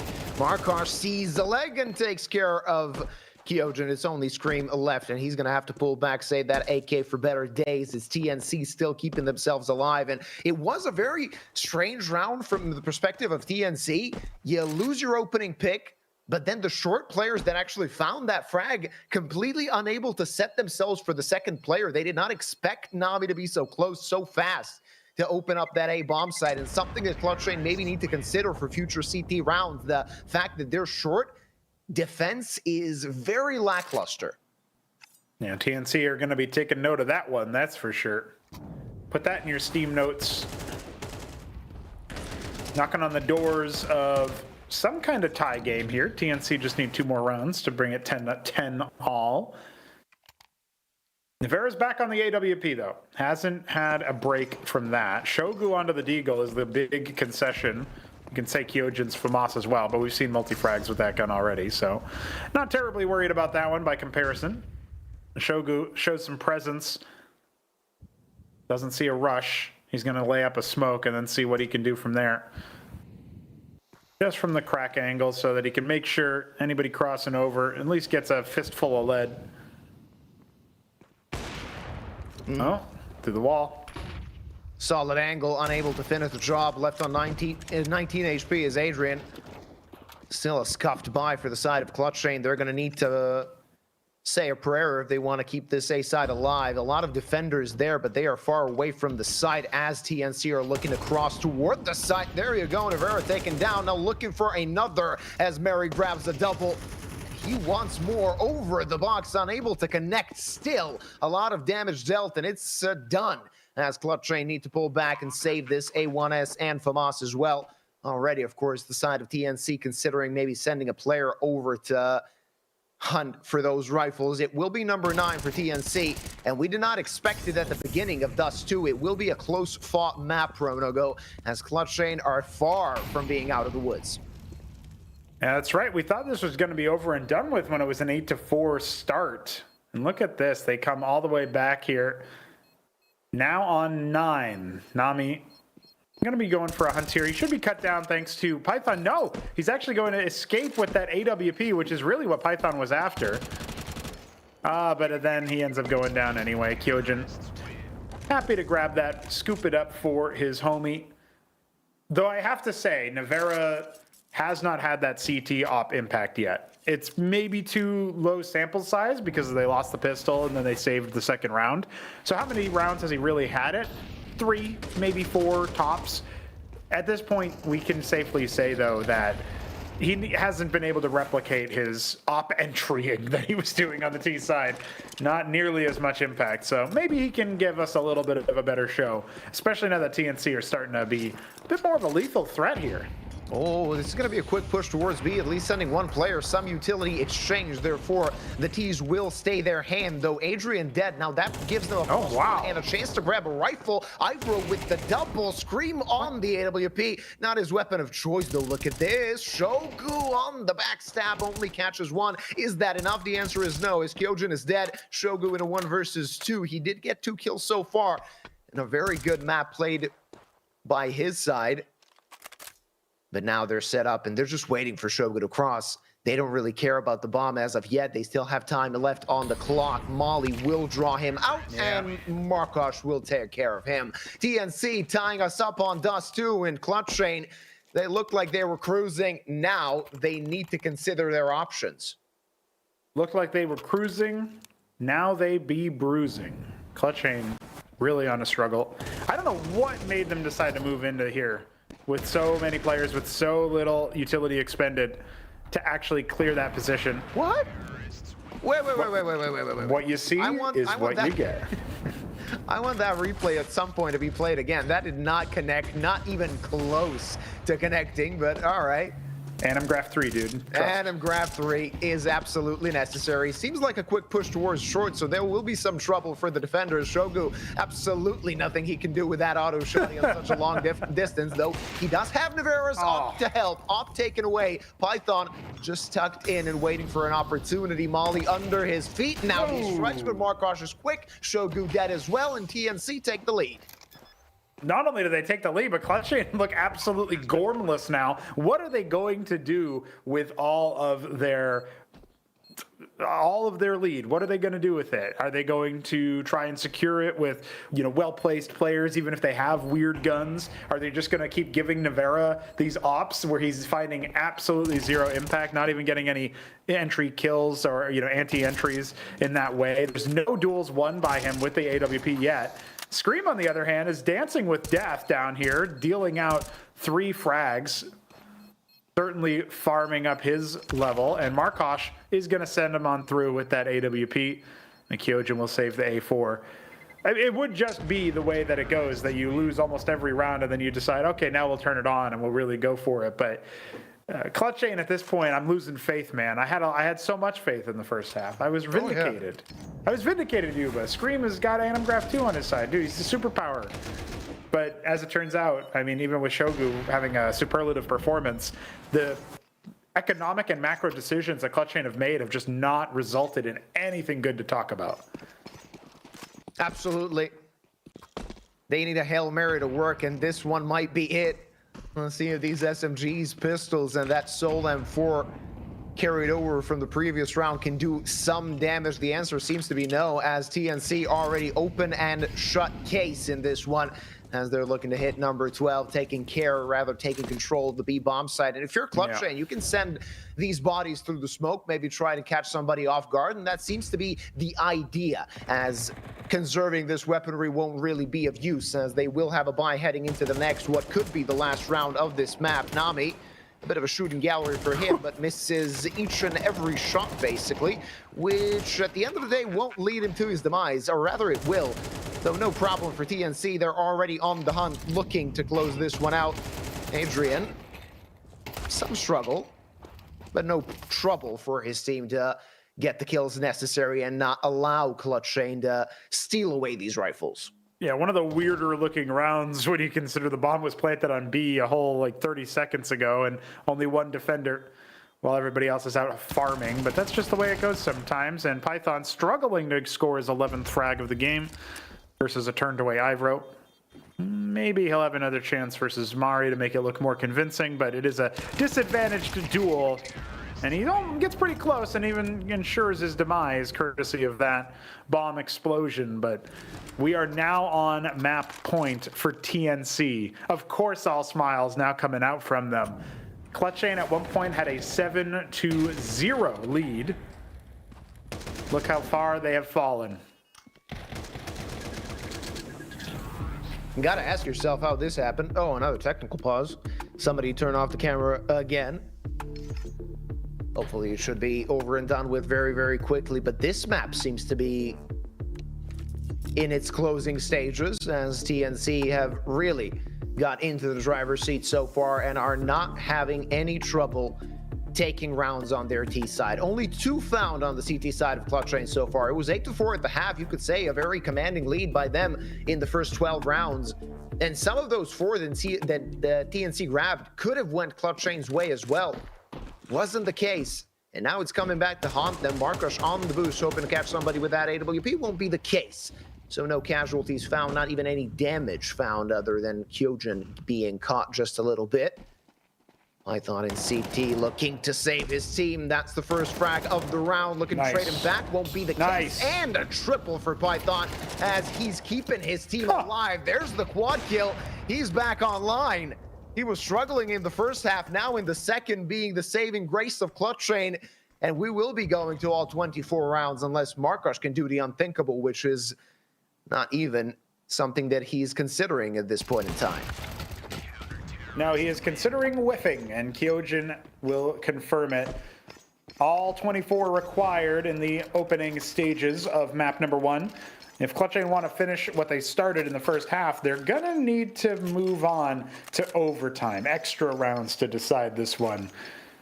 It really seemed questionable for TNC to just send one man after another into Python. I haven't seen them be that disjointed since some of their retake attempts in the first half. So something very confusing occurring there. But we go all the rounds, and TNC, on the other hand, are just going to be finding their way towards that B bomb site yet again. Ivro leading the charge with the MAC-10. What? I'll Scream fluffing it a little bit, but it's not necessary. What is necessary is those kills into the next. Oh, surely not. Python is going to be the first on the scene. Yeah, one-man advantage for TNC, and this is something that I've expected from their T side, being very aggressive, pushing into the side as soon as possible. And is this all she wrote, Chrono Go, as they're looking to finish this one out? One more Clutchain player hits the deck. It's Shogu and Python trying to dig their team out of this one, and it seems to be an unwinnable situation. Complete information by TNC, complete control of the site. Nothing that the Frenchman can do. It will be 13-11 as TNC grab map number 1. They steal away the opposing team's map pick. Clutchain will be kicking themselves for losing their own map in such a manner. They had a convincing lead for the majority of this one, but then before the final whistle, before the final part of this map, they faltered, could not take it over the line, and they will be needing to put on a very good performance on Nuke if they want to survive in the Conquest of Prague. Yeah, both of these squads are really looking for consistency, and while Clutchain has certainly ascended beyond what we initially thought they might be capable of, they did not stick the landing, to say the least, and now we're looking at TNC. Again, this is a squad that really doesn't make it to many lands. This is a squad that has a lot worth fighting for here. They probably are looking forward to a change of pace from playing online Counter-Strike in their basements and in their attics and in their bedrooms. That's just how it goes some of the time. We are in a situation where our current series looks like this. Nuke up next for our second map. And if we need a decider, which we could see these two teams trading blows and taking each other's map picks, Mirage will pay homage to our final map of this series. But I'm not so sure it'll be necessary after that showing. I think TNC might be able to wrap this one up going into the next. Yeah, I can see that happening. Before the match began, I said that I think that we're going to all 3 maps. That was considering the fact that Clutchain could have taken Dust 2, and had they taken Dust 2, I would still be with that. Now I see TNC having a very good situation for themselves. Yeah, they won Dust 2. They probably got the hardest part of the job over and done with, and now moving on to Nuke against the team that, is still not that tenured, a team that has not been playing together for a while. This is a very good opportunity for TNC to sort of get it over the line, not think about this best of 3, get to the 2-2 bracket, and they're also going to have a couple of days to consider their options and see how they can actually make it to LAN, even though that is a long way away still. Is a long way away indeed.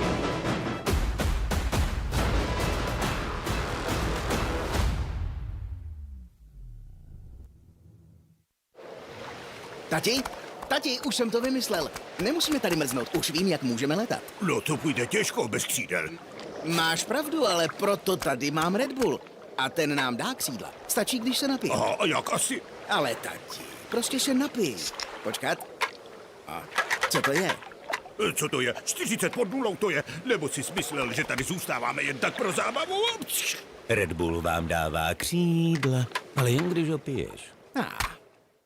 Tipsport je tady i pro tebe, Chameleone X, který dokážeš bez mrknutí oka sledovat současně 6 hokejů, 3 fotbaly, 1 tenis, MMA, košandu, šipky a párek, co ti právě žere bez. Nejvíc exkluzivních streamů na jednom místě. Tipsport, největší komunita sázkařů.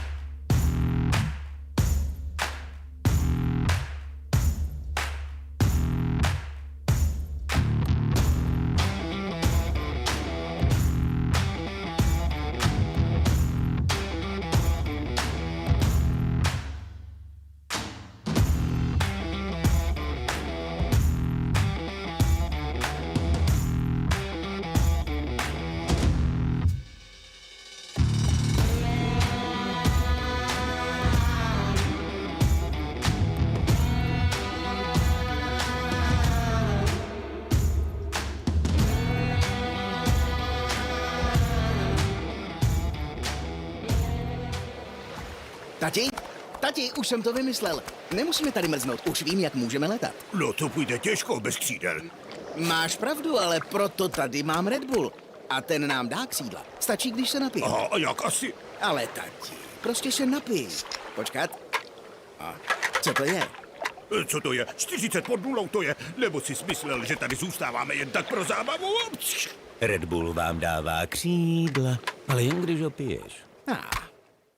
Tipsport je tady i pro tebe, Chameleone X, který dokážeš bez mrknutí oka sledovat současně 6 hokejů, 3 fotbaly, 1 tenis, MMA, košandu, šipky a párek, co ti právě žere bez.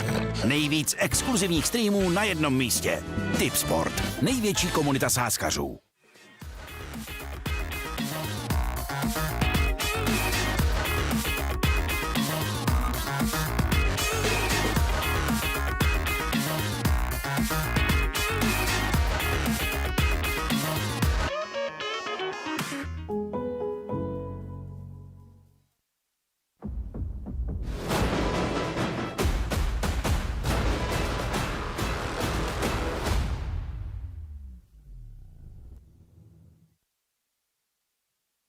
Welcome back, everybody. It was a Clutchain choke on Dust 2 that led TNC to be in the lead in this best of 3. TNC, of course, now moving over to their map pick of Nuke Pronago. Clutchain are going to have a hard time staying in this tournament after what happened on map number 1.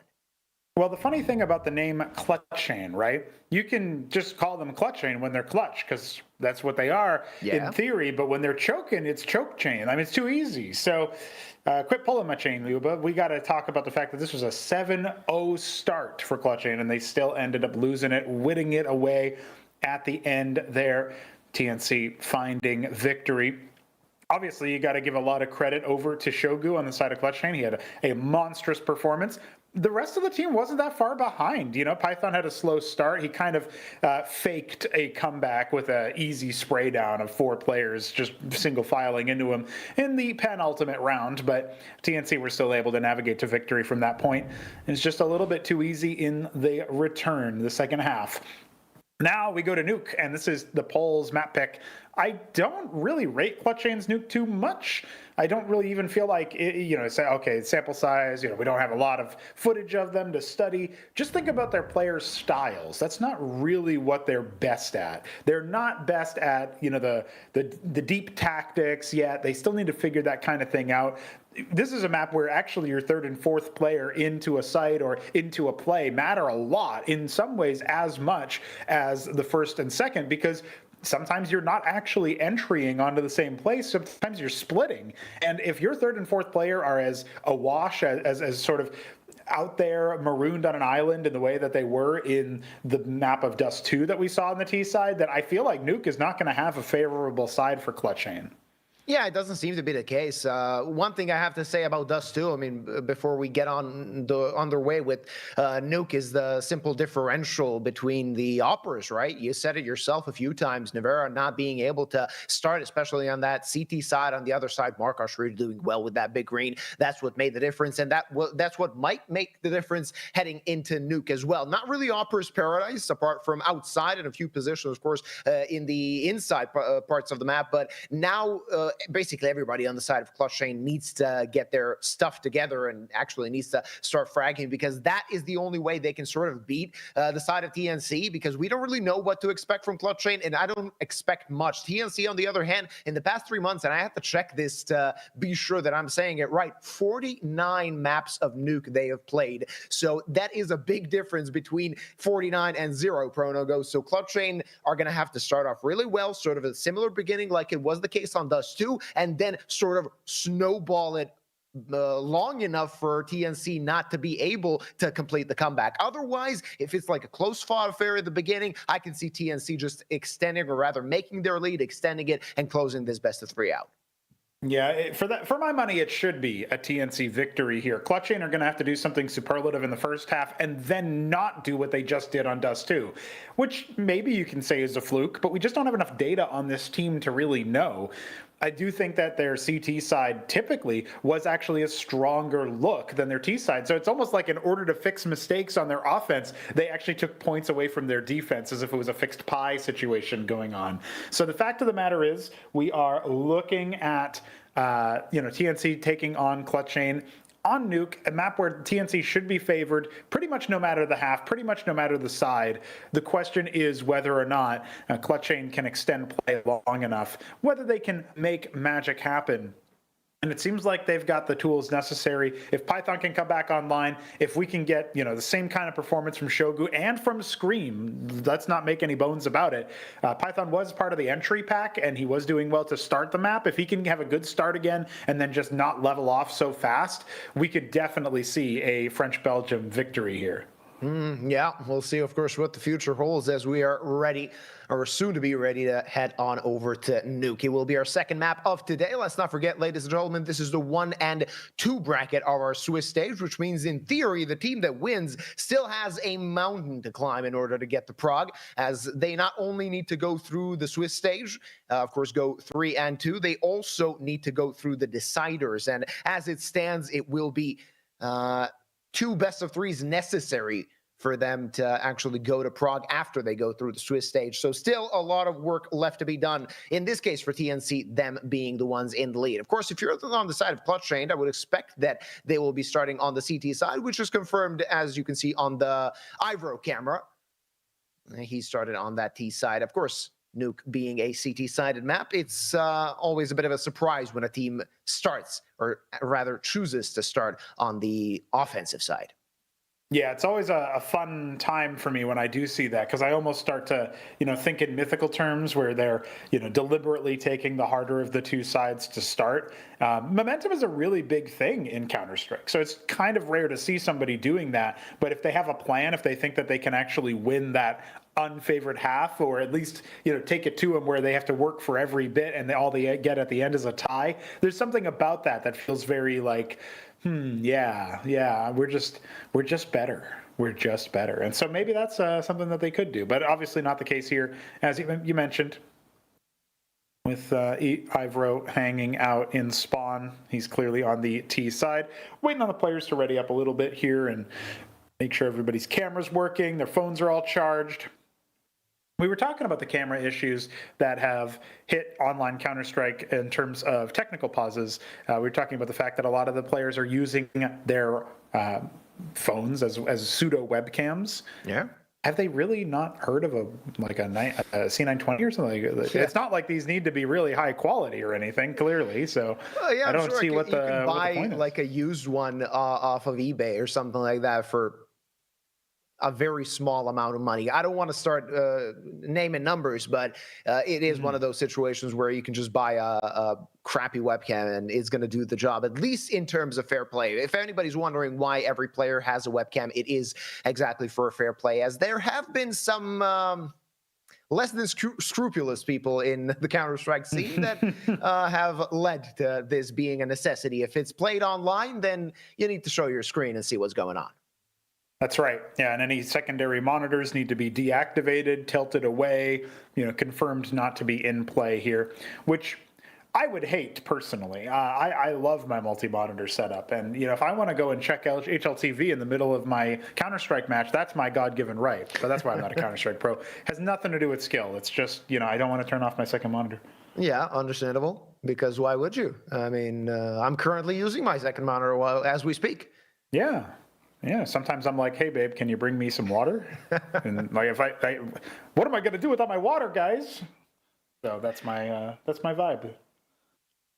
We've talked about Clutchain. Basically, as soon as this tournament began, it's a newly formed squad of well-known players. They went through the second qualifier of competition, of course, to get to the Conquest of Prague. And in their debut, they beat Mouse NXT, afterwards losing to Sinners and Unity, putting themselves in a bit of a pickle in this one, especially in this best of 3, to be exact, as they've already lost their map pick. Dust 2 was sort of perfect situation for Clutchain, given that we know that their players can pop some heads. And I'm not talking only about Scream, even though he had a decent performance on it. We already saw that Shogu is a solidly talented player that can actually aim quite well. We knew that most of their players can frag when it's necessary. Sadly, when it was necessary, it was TNC grabbing the upper hand in sort of those individual metrics.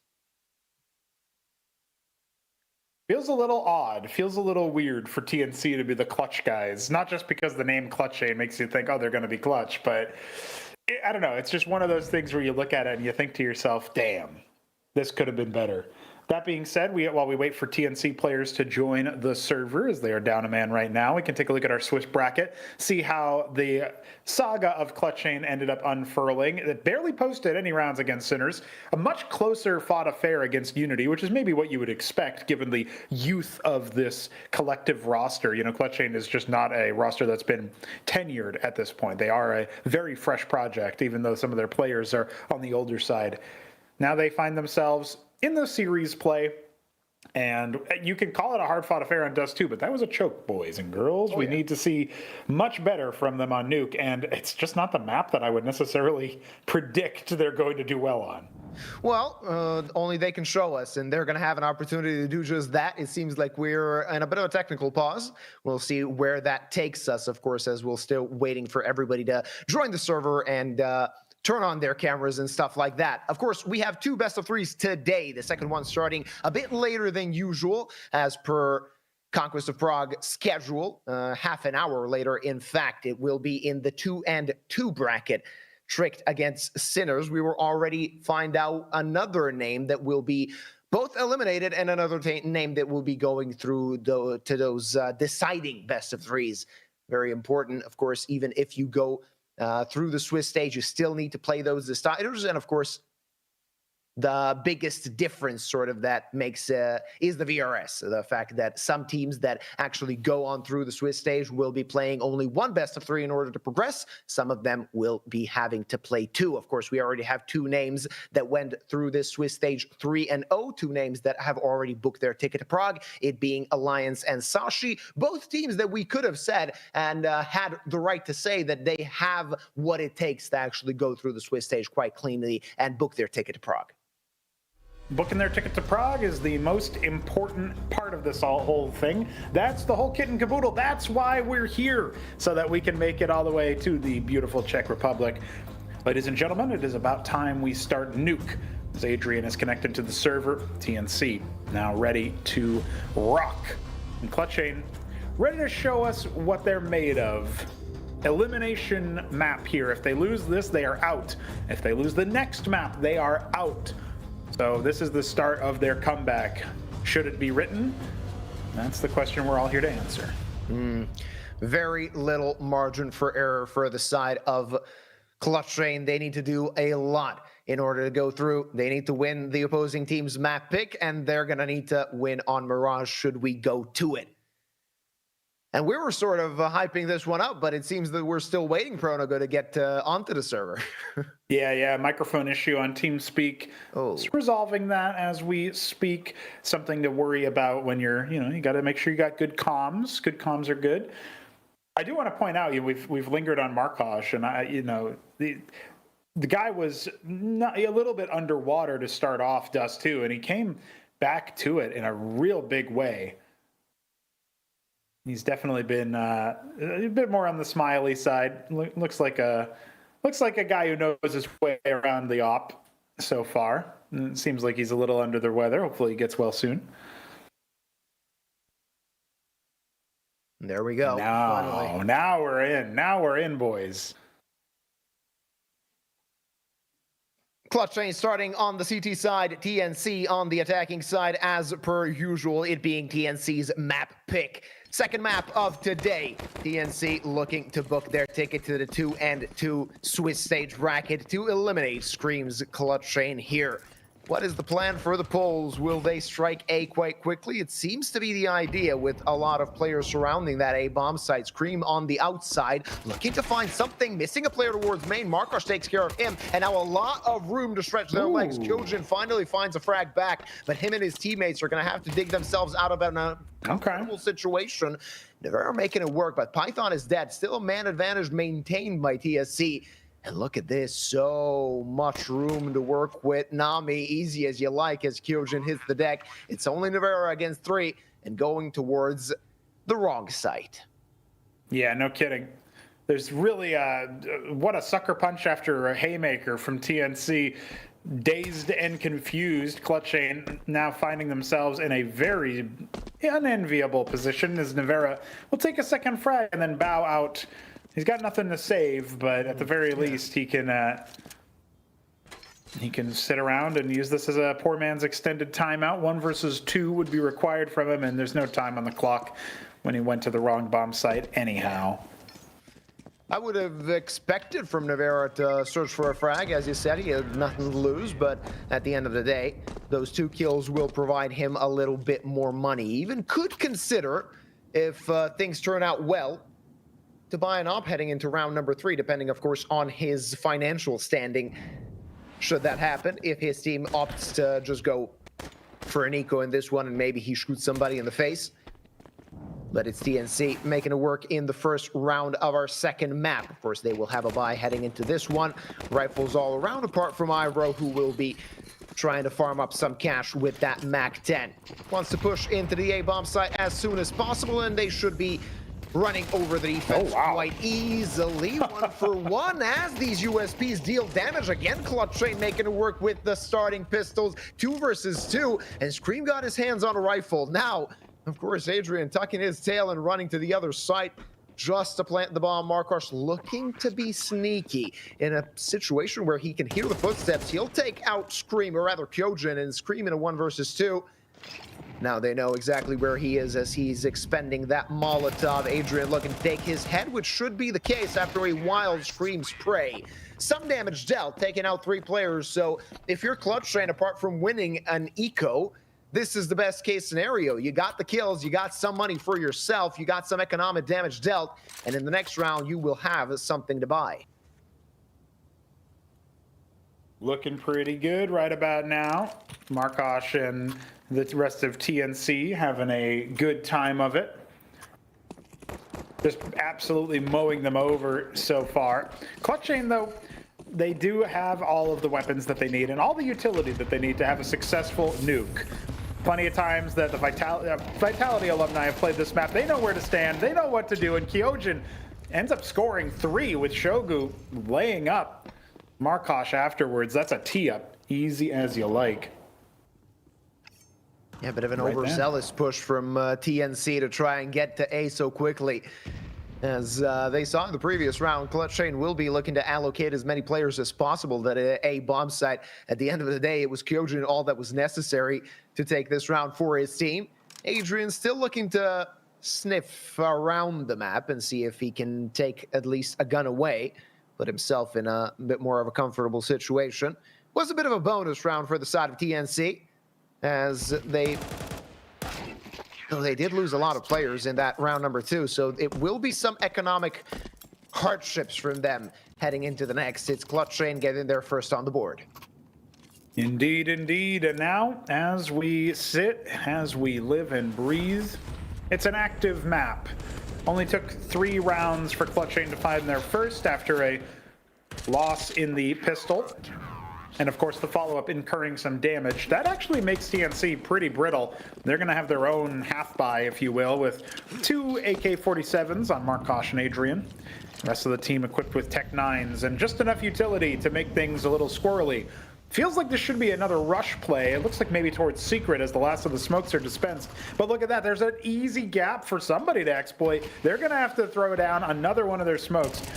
And look at this Python swing out and even does damage to Markosh after the opener. Easy enough to start things off. Clutchain should be advantaged. Kyojin has a MAC-10, so maybe he can go farming.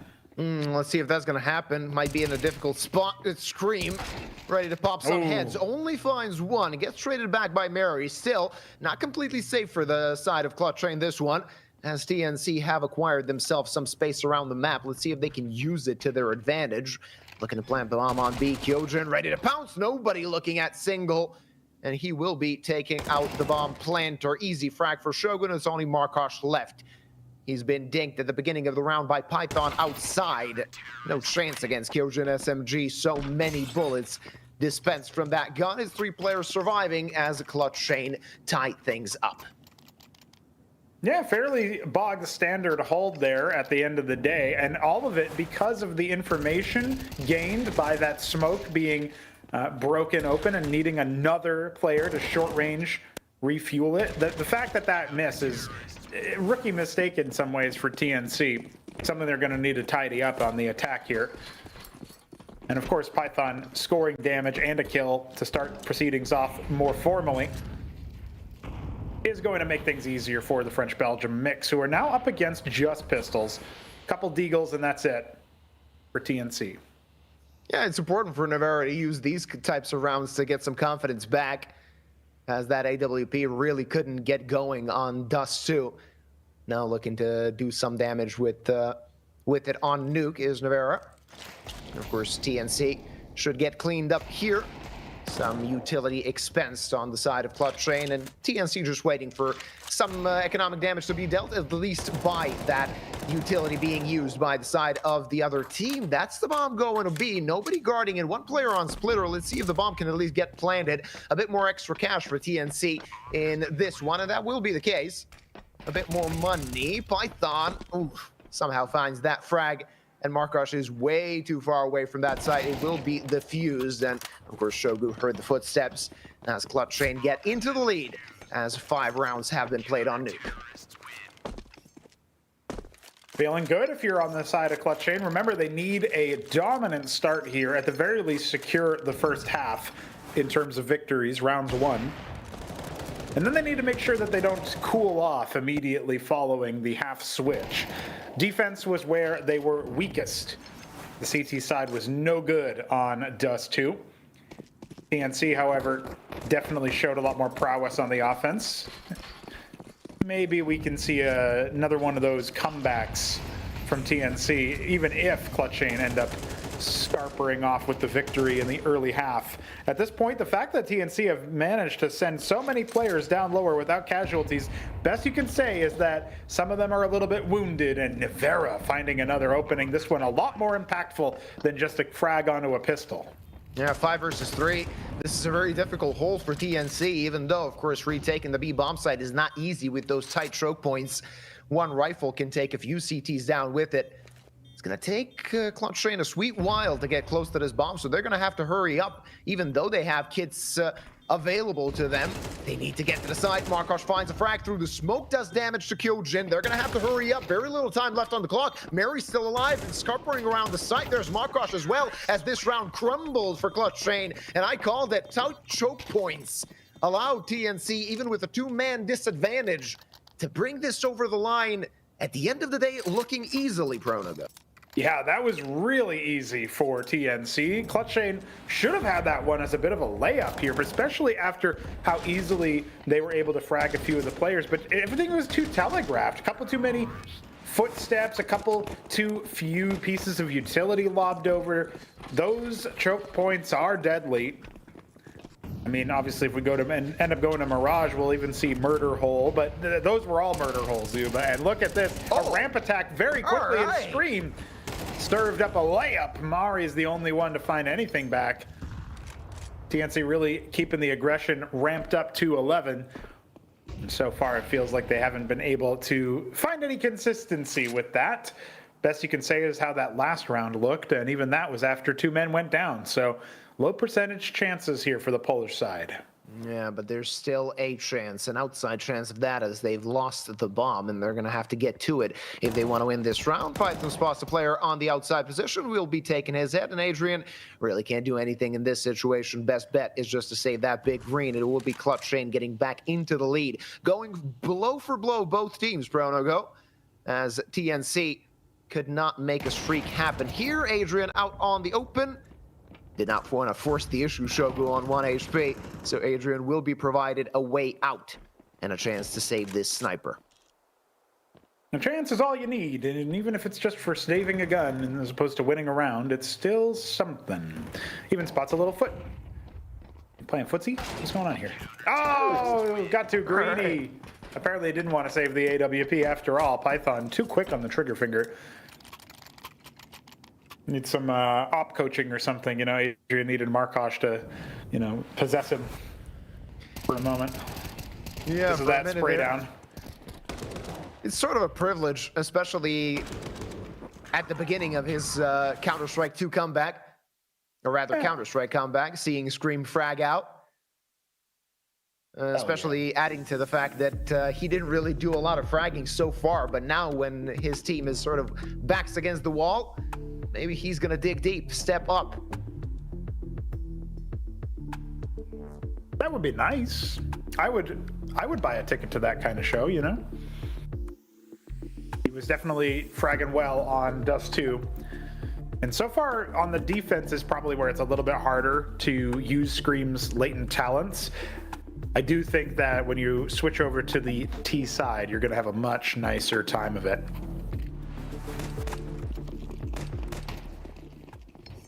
Back to pistols they go. TNC not looking best with their buy heading into this one. A chance for Clutchain to double their advantage. Will that be the case? Of course, fear of the mighty Tech 9.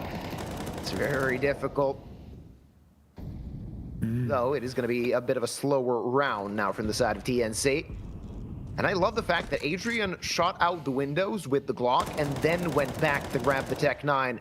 Just not allowing Clutchain to have all the information necessary. 4 players going through secret. Okay. The rotates are coming in. Kyojin in trouble. Gets sick, and now it's time for Scream to come alive. There you go. Instant headshots happening, but now he gets overwhelmed as well. Already lost 2 players, Clutchain, as the Poles got themselves to the B bomb site. And Mary on the rifle as well. That could be of consequence in this one. Navera just picking his target and hitting the mark as Mary hits the deck. And now Clutchain looking to take control of this round. That will be the case as Shogu takes care of Nami. It's only Markosh alive. 1 versus 3. 50 seconds on the clock, so time not really an enemy, not really a factor. Possession of the bomb, however, not been recovered in the back of the site. Said he was looking for any activity towards the splitter. Doesn't really find anything. Clutchain doing well to remain calm and collected in these situations. Now we get the bomb plant, and that will have Clutchain offered forward, as they know the last player has scooped up that bomb. The C4 probably not spotted earlier. Navera going to swing out with the AWP and may have confirmed Markosh's position. The sound cues will definitely do so as Python doubles back inside the vent.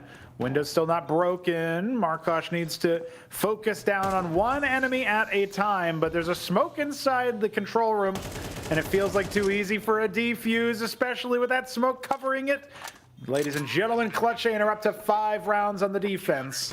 Markosh just wants to hold on to the rifle. Oh, that won't be the case. Python in the dying embers of that round takes care of Markosh as well, taking that rifle out of his hands. But at least, I mean, they've conserved their money. They got the bomb plant. They took a few rifles away. And look at that, Scream, his bread and butter.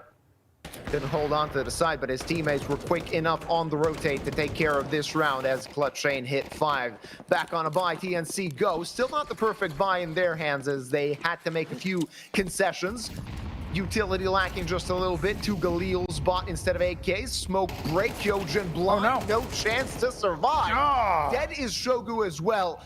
Navera from heaven looking to find something. Python there to lend a helping hand as Mary hits the deck. Still a man advantage for TNC and a bomb planted. If you're Clutchain, you're probably thinking of saving your guns, and that will be the case here. Yeah, it feels like it. I don't think that op kill is going to invite them back in. Adrian drops. Mari gets up to 10 frags before being put down. Scream actually looking from heaven. Python now rotating over into Mini. Maybe there's a chance here. Oh, more than a chance. More than a chance. Markosh, will he be accepted here? Going through heaven, looking to kill the diffuser. Won't be the case, as Navarro is quick on that up. As Clutchain make it work, a 3v5 retake. And TNC will be kicking themselves after this one. A wasted opportunity, as they already began the hunt. They sent their players out to look for guns. They have died. All of them have died, in fact. And Clutchain using the opponent's mistake to their advantage. A very important frag on the outside. TNC calling that tack pause and saying, guys, what went wrong here? A lot went wrong, I would say. Think about the fact that Clutchain now are in a situation where they've won several rounds with like man down disadvantage situations. They've only dropped one of such rounds. It was a 5 versus 3 that they conceded in the lower bomb site. TNC, on the other hand, just can't seem to quite get everybody else on the same page. Think of it like this. You've got Mari on 10 kills. You've got Markosh on 8 frags. Everyone else has a combined 4. Ivro on 2. Nami and Adrian on 1 apiece. There's a lot of dead weight right now on TNC, and they are going to need to get a second breath of life breathed into them. Mari and Markosh can't do it all on their own. Yeah, they're going to start, or rather, they have to start firing away. Otherwise, we might see Clutchain getting themselves in a commanding lead by the end of this first half.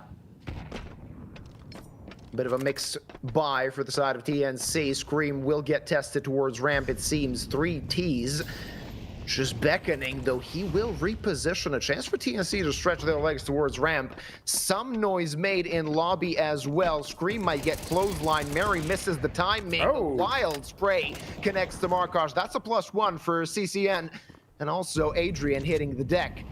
Now, looking to control this round is Clutchain, but the bomb will get planted. Oh, rather no. not, as Kyojin strikes through double doors. Nami on the flank finds one. Now they know exactly where he is. Gets the second as well, though. Nivera gets the trade. Now Mary in a situation 1 versus 2. Still very difficult. Out of position. That's a nice tap. And Shogu, he must be shaking in his boots. 12 kills and looking for 13 is Mary. That won't be the case. Shogu, as you like to say, dotting his I's and striking his T's as he confirms a halftime lead for his team.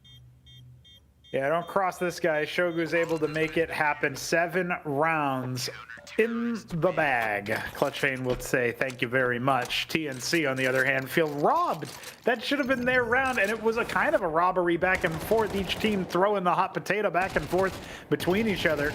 You look at Nami getting 2 frags with the MAC-10. Unthinkable and certainly unexpected. Scream was offered up to the gods, but that second frag should not have come his way.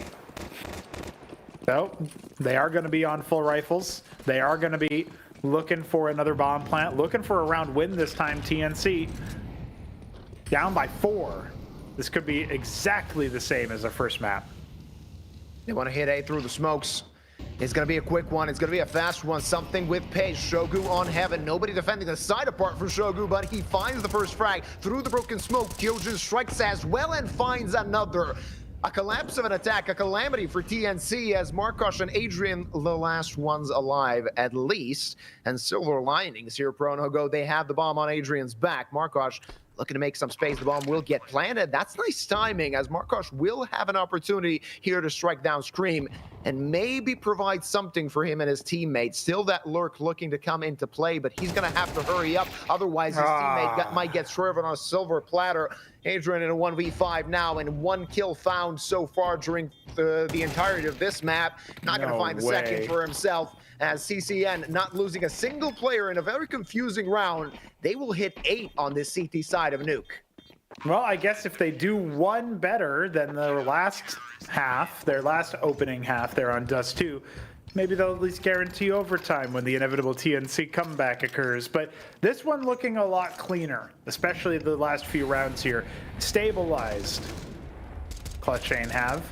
Feels like an easy serve up here with Kyojin getting the comms in. Knows where the last player through the smoke is. So far, so good for Clutchain. The French-Belgium mixer doing fine. Up on Navera, he's 9-3, 11-4 for Shogu. Yeah, just about everybody either knocking on the door double-digit frags or, at the very least, already surpassed it.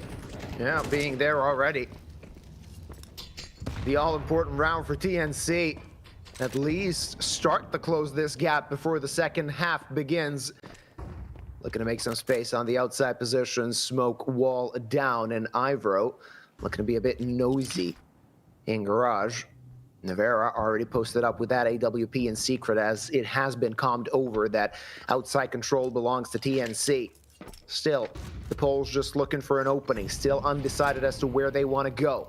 Navera will be repositioning with that AWP, and Adrian looking to make some space even towards lockers. 60-second mark, and Scream might get overwhelmed, or rather, he might put himself in a very good flanking situation. All depends on the timing as Scream strikes down the first. 50 seconds on the clock.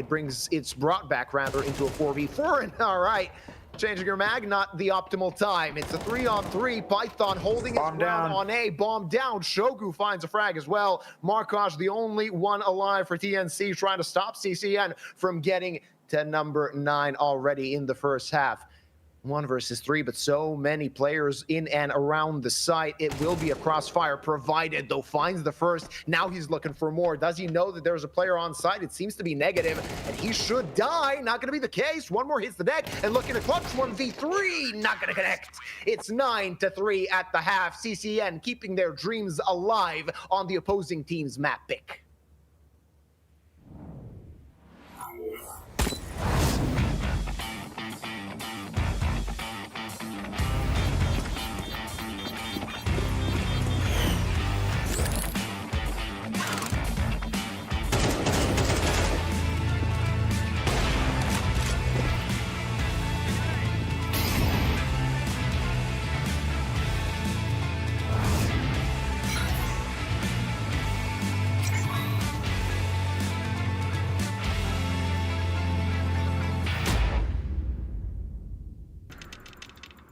One click is the difference between winning or watching. And this is the fastest click in the world. Powered by revolutionary hits technology. With custom actuation, rapid trigger reset, and click intensity. Tuned to your competitive play. We didn't just evolve the click. We reinvented it. Pro X2 Super Strike. A commanding lead for Clutchain at the half of the opposing team's map pick. This is the 50th TNC nuke so far in the past 3 months, but it seems they still have a few tricks to learn as Clutchain are keeping themselves alive in the Conquest of Prague. Now hitting that T side. Let's see what they can do. TNC looking for this pistol. It is a necessity if they want to survive their own map pick and escape going to Mirage, which is our decider should we need it. Clutchain grouping up in lobby and maybe looking to strike A early. Some utility as well provided by them. 3 pieces of Kevlar, a lot of grenades to their expense. Let's see if they can actually use it. The A bomb site guarded by a few players on the side of TNC, and both teams know that this pistol would, or rather could be crucial, will be important to whoever takes it. Clutchain are going to have to hurry up. If you look at the minimap, you can already see that alert player pushing forward outside. Molly, or rather a smoke to main, but it's all ruse as they want to hit ramp, and they're doing it quite fast. Mary under duress, looking for a multi-kill just to survive. Adrian in trouble as well, and now Mary overwhelmed. Players on each side, no chance of survival, as even the flank dies. Nami dead, and Ivro known. Nothing he can do unless his teammate lends a helping hand, but he's way too far away. It's Clutchain getting themselves to the B bomb site. It will be an easy bomb plant and a chance for them to hit double digits already. Yeah, I would say bet the house on this chance. There's almost no way Markosh and Ivro can connect and combine to make their way in a 2-on-5. Especially when the shadow advantage sells them down the river. Scream is hungry. Scream is running them down. Ivro's already hit the deck, and Markosh doing his best to escape the edge shot machine. And all he does is run into the cousin Navera, finishing the job. 10-3, a dream scenario for Clutchain after losing Dust 2, their own map pick. They're cruising on the second map, looking to extend their lead and bring themselves closer to that decider, to that Mirage map. Some sexy kills coming in from Scream and Navera.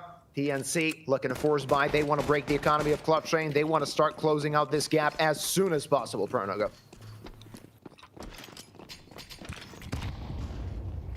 Let's find out how they plan to do that, because obviously TNC are down by quite a few rounds. They've got a couple of SMGs, they've got the secondary sidearms, but Clutchain have 7 rounds to play with. It feels like it's an unfair stacked deck. Python though, ooh, he actually ends up scoring one despite that being a 2-man push from TNC through Secret. Nothing too secretive about it. Rest of the T side now migrating towards ramp, where Mario waits with a 5-7. Should be able to get tucked in for a single one. He sees the shadow. Oh, but I think he played with his food a little bit too much there. Hesitated on the trigger pull. Results in him hitting the deck quick. And that actually is going to be an A attack, yeah. No problem for Clutchain. They've read TNC like a book in this one. TNC over-rotating, sending all of their players toward the other side.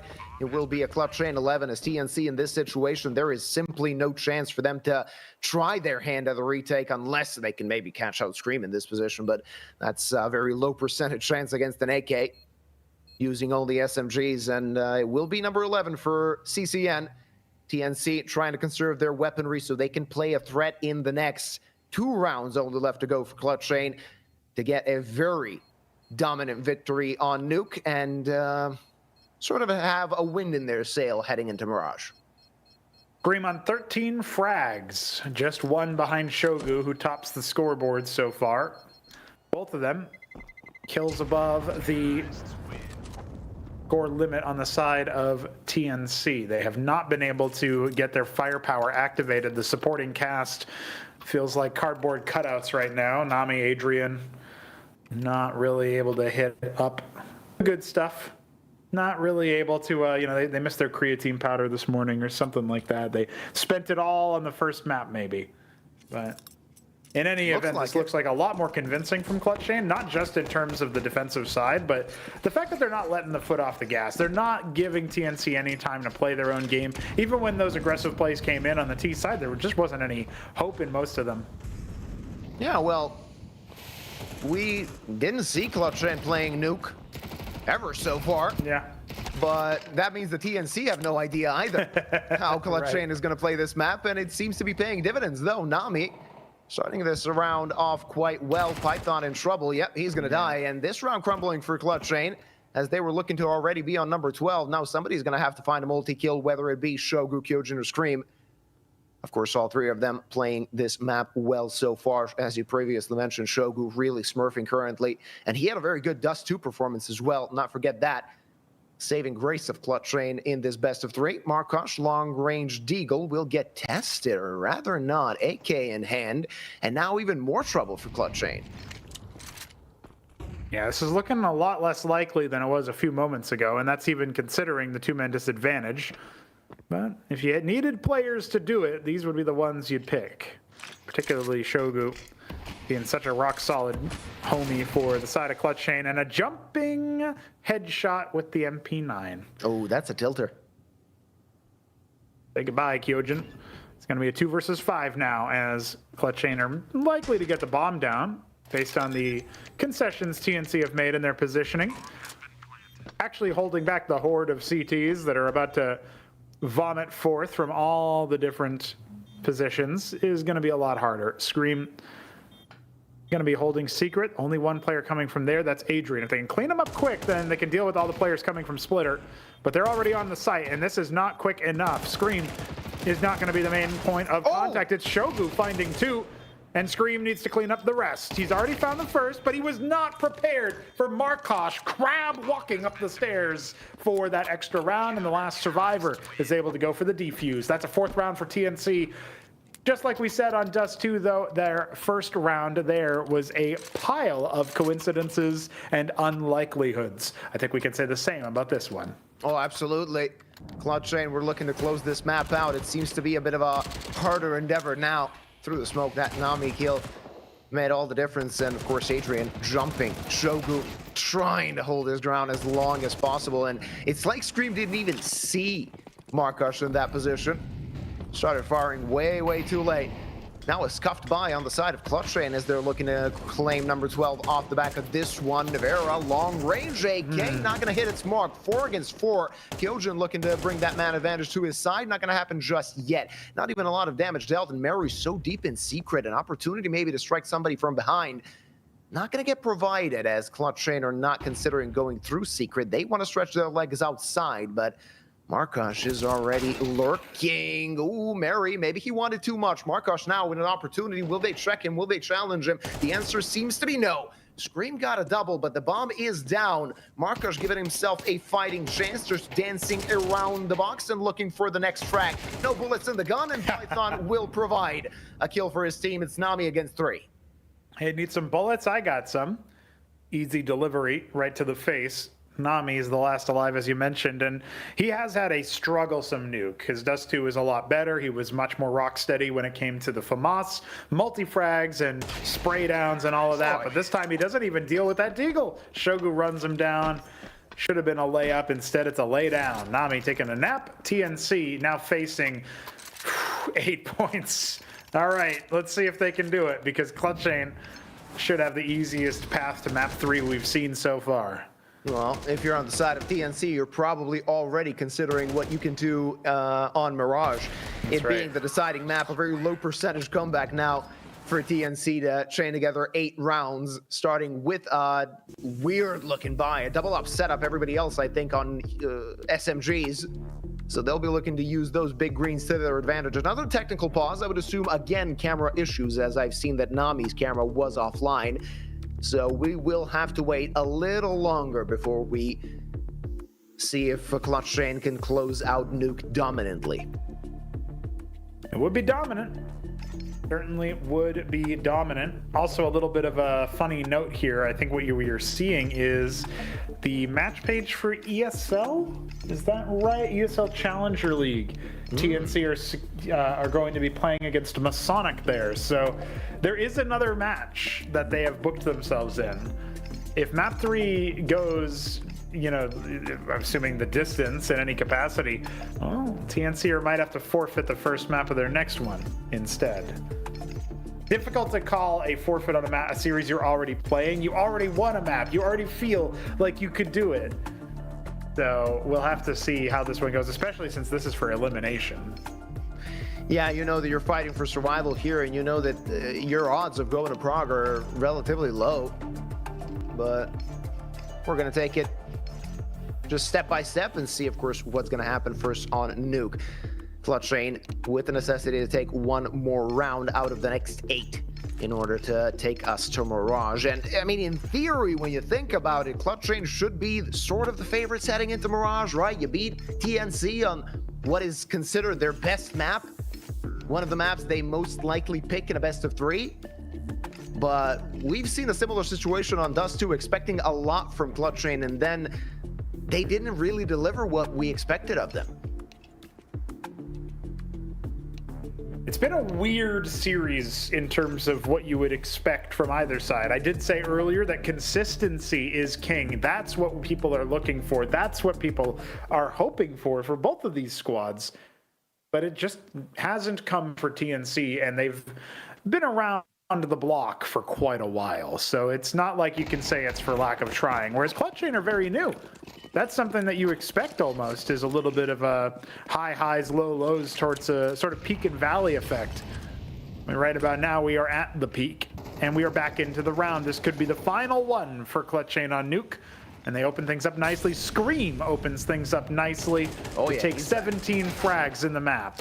Oof, though, a double dink from the MP7 gets him out of this round, though a good trade from his teammates to bring it back into a +1. Murray looking to claim some space outside, might put himself in a solid situation. Still a very dire moment for the side of TNC, unless Mary gets the optimal timing. There's one player still on roof. Do they expect it? The answer seems to be negative. Adrian strikes one down, though Python turns at the opportune moment. Nami with the op.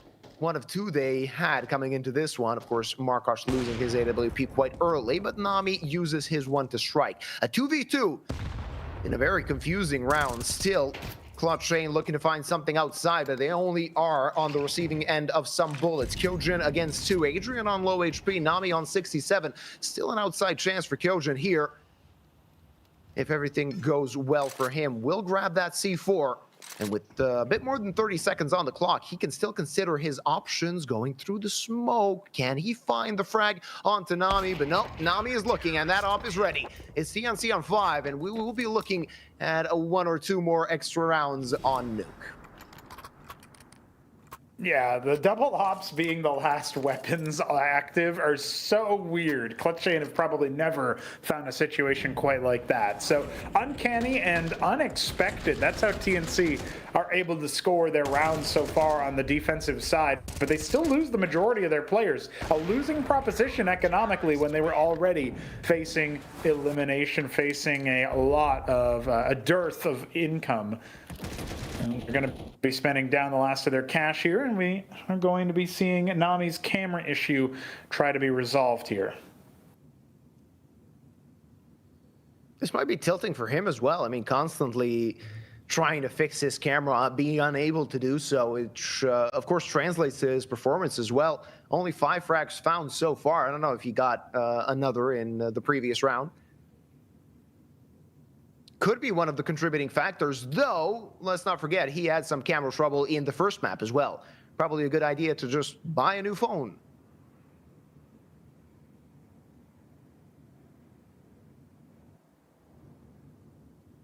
Buying a new phone in 2026? Lyuba, how much money do you think these guys make?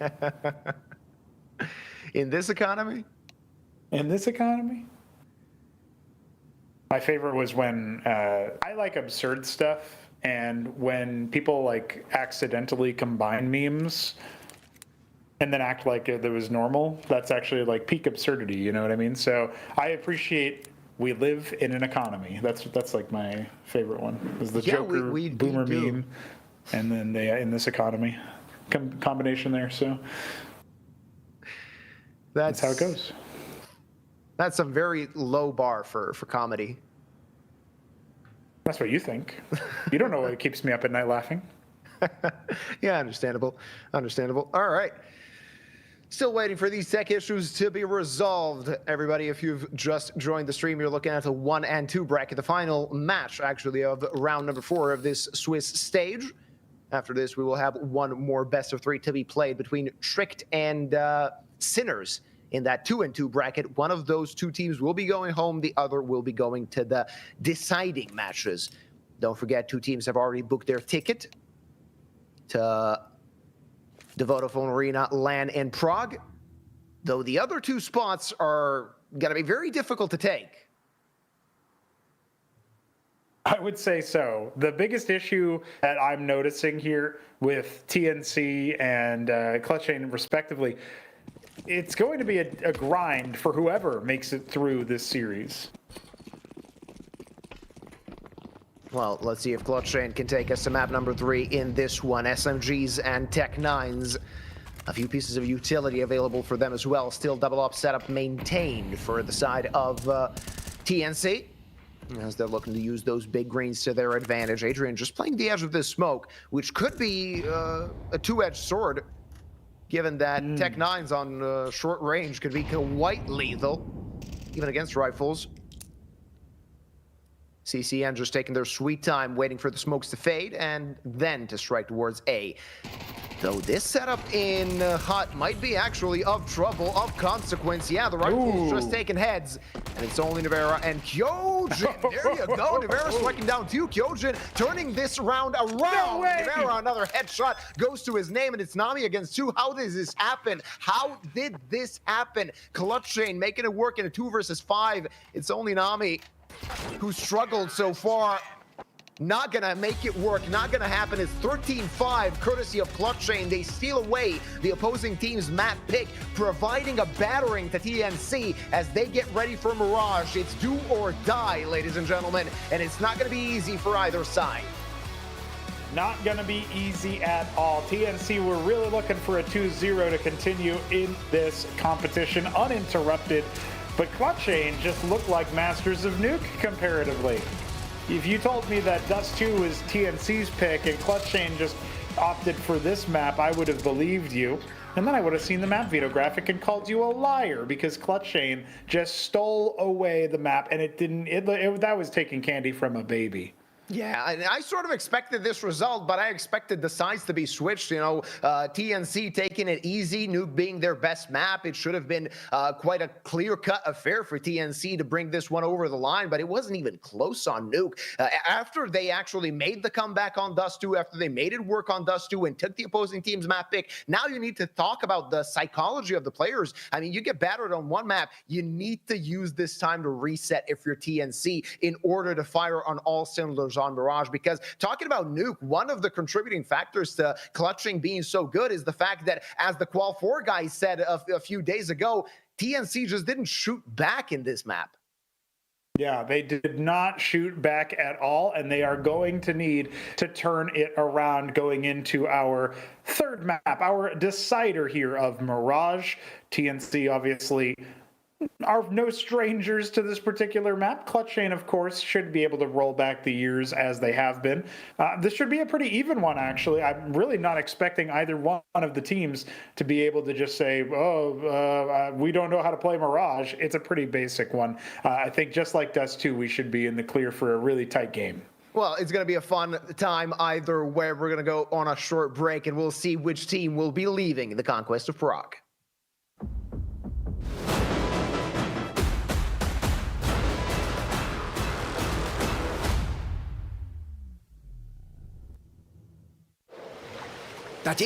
Tati, už jsem to vymyslel.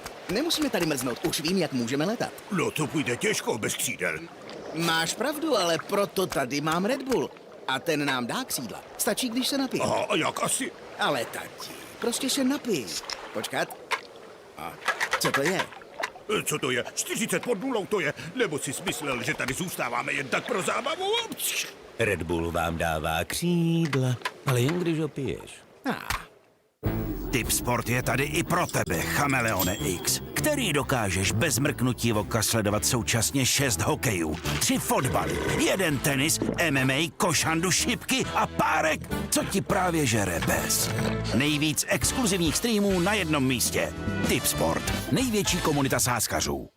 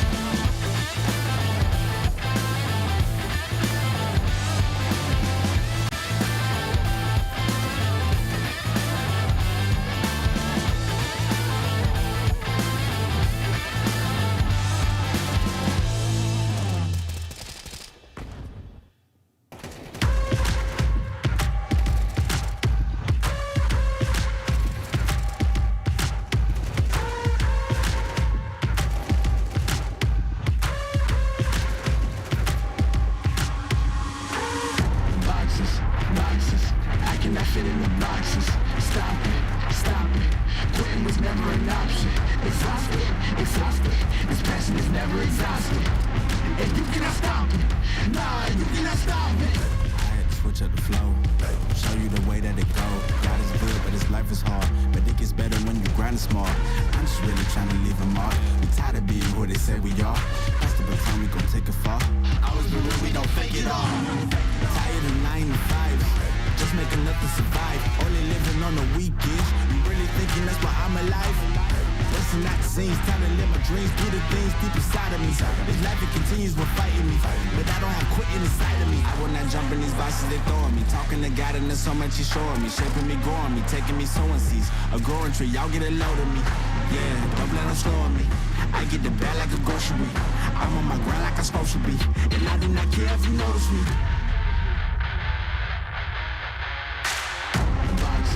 Boxes, I cannot fit in the boxes.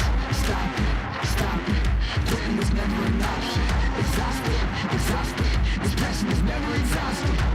And you cannot stop it, nah, you cannot stop it. This isn't a robbery, hands in the sky if you got a dream. Learn nothing was blocking me.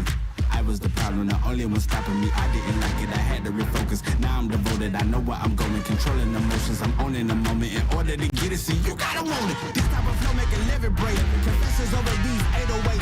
Don't sleep on the key, better stay away. I mean, for heaven's sake, I'ma be the best. Came from the endless, I ain't with the games, bitch, you with the chest. Be beating on my chest, trying to get my rest. Watch me while I flex. Every win is a blessing, and every L is a lesson. So when I run into rejection, I know it's only redirection. I see the blessings right beside me. The chances of quitting are likely. I do it like I'm in my Nikes. Don't make excuses, they never excite me. Boxes, I cannot fit in the boxes. Stop it, quitting was never an option. Exhausted, this passion is never exhausted. And you cannot stop it, nah, you cannot stop it.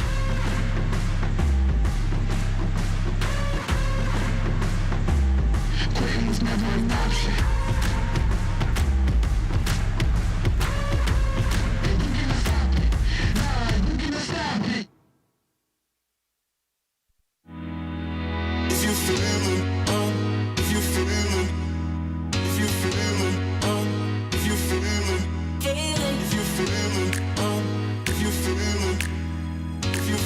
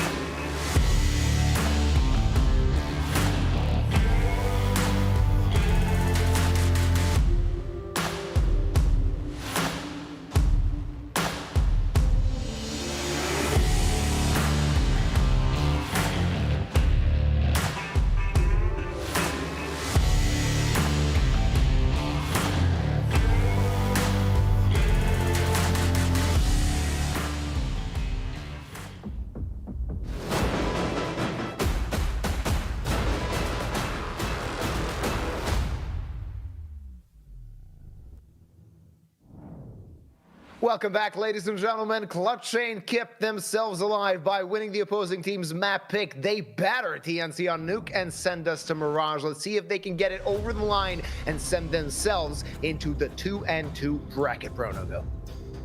2-2 time for one of these two squads. The other of the two is going out. Sayonara, see ya, peace, goodbye. TNC or Clutchain will be on the receiving end of that kind of treatment. But TNC won the knife round, so we go to them on the defense. In the pistol round of our third map, Clutchain on the offense. And honestly, if I'm on the side of TNC, I'd be a little bit worried about this.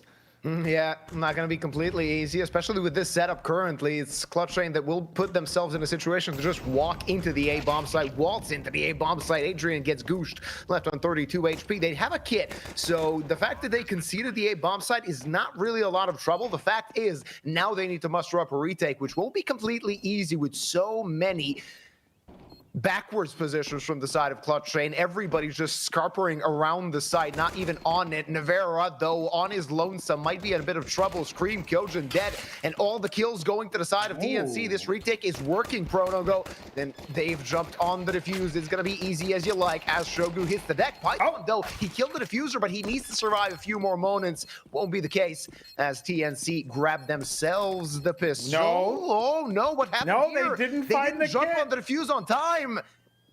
And it's not going to be the case. They are losing the pistol. How did this happen? They didn't find the kit on the ground. Navera had the most important position of all of what Clutchain did, but Python killing the diffuser and letting that kit sprawl wherever it may. Lost in the smoke, lost in the sauce. TNC concede. And that, my friends, is the beginning of the end, it feels like. Clutchain on a lot of momentum after these kills, particularly with the fact that Nami ends up opening up so nicely, scoring 3 frags in the round and still unsuccessful on the way out. God, that's gutting. Yeah. You need something to go your way if you're TNC.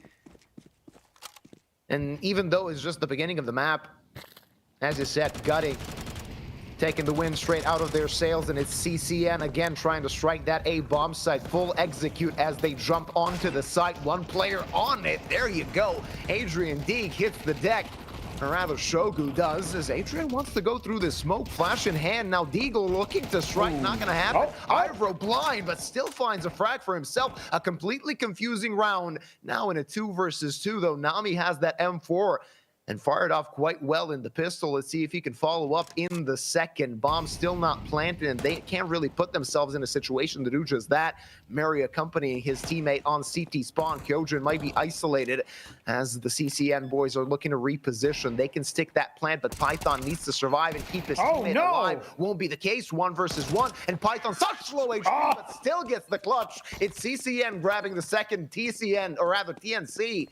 Ooh, another round that could have gone their way, but went the other way instead. Man, this is just such a rough go of it for the defenders. The Polish boys are having a tough one. They had a little bit of a, signs of life here on the A-bomb site, but the fact that Python clutches out here is really important for Clutchain. They are able to make it work, even though he didn't cover the bomb plant. That's an unforced error, shall we say, but he recovers nicely afterwards. Now, the mid-crunch leads to a 2-on-2, or rather a 2-4-2 trade.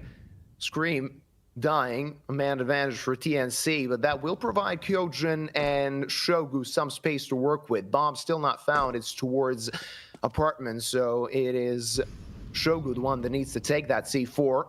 Should get spotted at some point by Adrian. A very uncomfortable round here for Clutchain. As now they've seen the bomb and now they know what's going on. Shogu, flash just missing him. Headshot angle. Adrian, a very easy frag for him. Kyojin in 1 versus 3, 60 seconds on the clock, but so far away from the bomb. Gets the first. All right, still something to work with, Kyojin. Can he sniff out the other 2 players? Very low percentage clutch still, as he has no idea the other player is so far on short. Markosh looking to get himself a triple, and they know exactly where Kyojin could be. Though, repositioning is Adrian, And a very confusing round for Kyojin in this position. He has no idea where the CTs are. And when he gets to that C4, even if he does so, he'd have expended so much time that does he even have the time to get to a site? It seems the answer is yes, but he's going to have to run knife in hand in order to get himself into that situation. Still considering that there might be a CT tucked in and just not enough time for Kyojin to do anything here. And as the CTs are already on the sites, no way to get to the site if you're Kyojin, and he'll just opt to save this AK. Fought bravely, but it's TNC that gets to their first round on Mirage. Yeah, it didn't take long. Not a drought of rounds before they finally get one on the board. So that's nice for TNC. Looking for some value. Looking for some... really any sort of Merculian quality. If they can stabilize, if they can be okay under the pressure here, then when the halves switch, they can switch over to their more trademark aggressive style. But remember, they elected to remain on the defense after the knife round. Clutchain, on the other hand, happy to take the aggressive posture, at least early on. Reasonable buy here as well. I mean, it's scrappy, but that favors Clutchain in some ways. Scream on a deagle, you might as well have a full buy. Yeah, he proved that so far that he can use that hand cannon to his advantage. Mary just playing the edge of the smoke, but the smoke is fading, and now Clutchain hitting A. Shogu finding the first frag. Marskosh isolated, though his teammates there to lend a helping hand. Trades all around. It's a 2 versus 2. Still, though, only one rifle on the side of Clutchain. Adrian burning in that molly just a little bit and needs to reposition. His teammate dead. 1 versus 1. Python against Adrian. And yet Adrian can lurk around those smokes, put himself in a different position where Python needs to recover the bomb and then consider his options. And look at that, Adrian being a bit cheeky, a bit proactive, making a fake that he might be going over T-spawn. Does Python expect this? The answer is no. Still a lot of time on the clock, so the Frenchman can actually go to the other side. It's just a matter of timing here, Pronogo, as Adrian seems to be considering the idea of Python already rotating through CT spawn. Not connecting as Python clutches this one out and puts CCN on 3. But all of the rounds we've seen so far were very cutting close. And it seems like this Mirage is going to be incredibly fun, incredibly tense.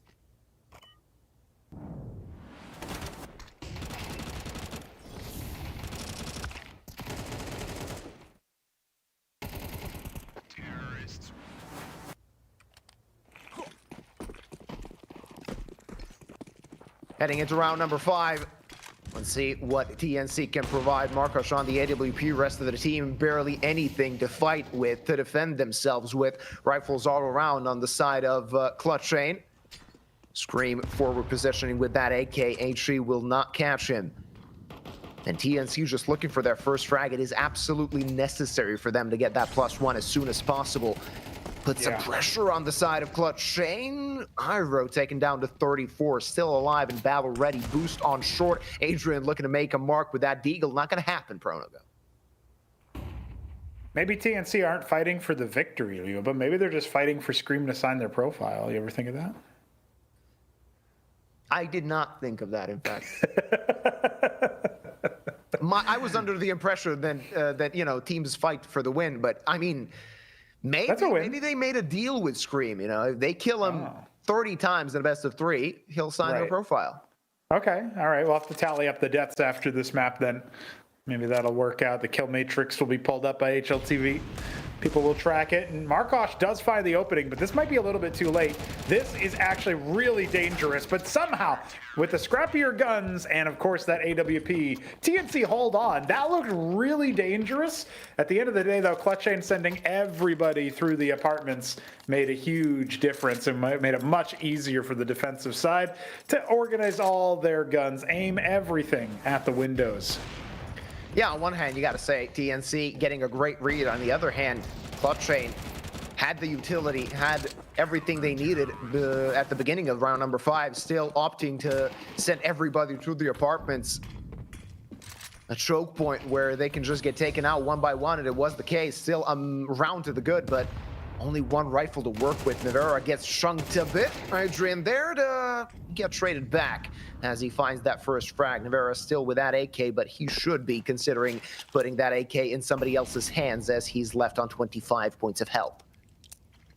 It's rounds like that last one that make it hard to get excited for Clutchain. They do need to develop their T-side protocols a little bit better in situations like that. If they're going to have utility, they need to find a way to make it useful for them, even if it's going to still lead to a pacey play.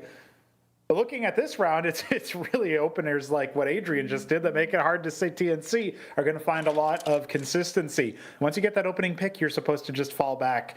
Best you can do, maybe, if you want to still be kind of aggressive, is just take a forward position. But now look at what it's led to. The trade back means that nobody's there to hold that middle position a lot easier without risking some kind of flank from underpass. And yeah, Mari does claw it back, but losing the Opper ticket, this could collapse for TNC. It's only thanks to the absolute threadbare aim of some of their players that they've been able to actually put this together. I can't believe what I'm seeing, but Kyojin could even invert it after the bomb plant. Now in a one-on-one.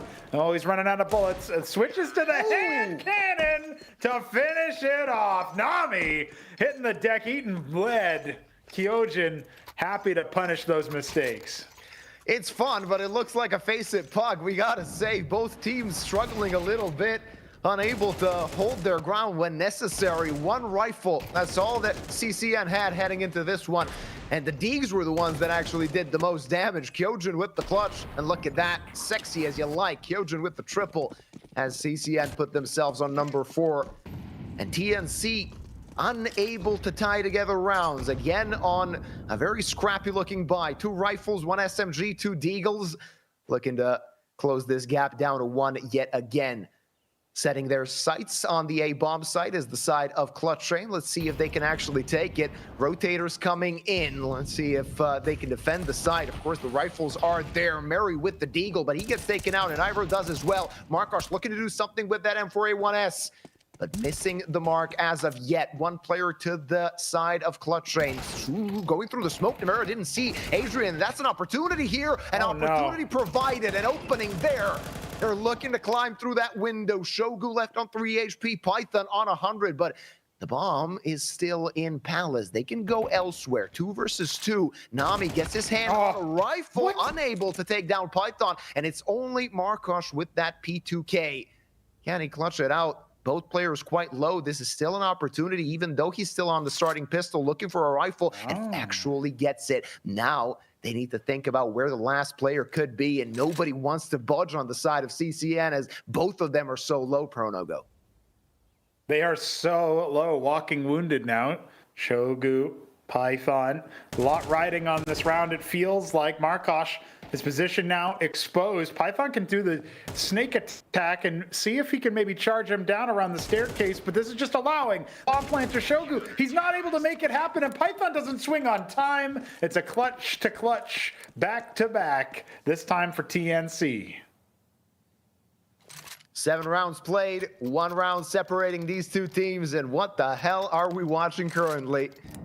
As both teams are struggling to chain together rounds at this point in time. Clutchain in a very uncomfortable position, almost digging themselves out of this one. Just couldn't pull the trigger on time. Had they jumped on the site, tried to plant the bomb, could have been a different story, but now back on pistols they go.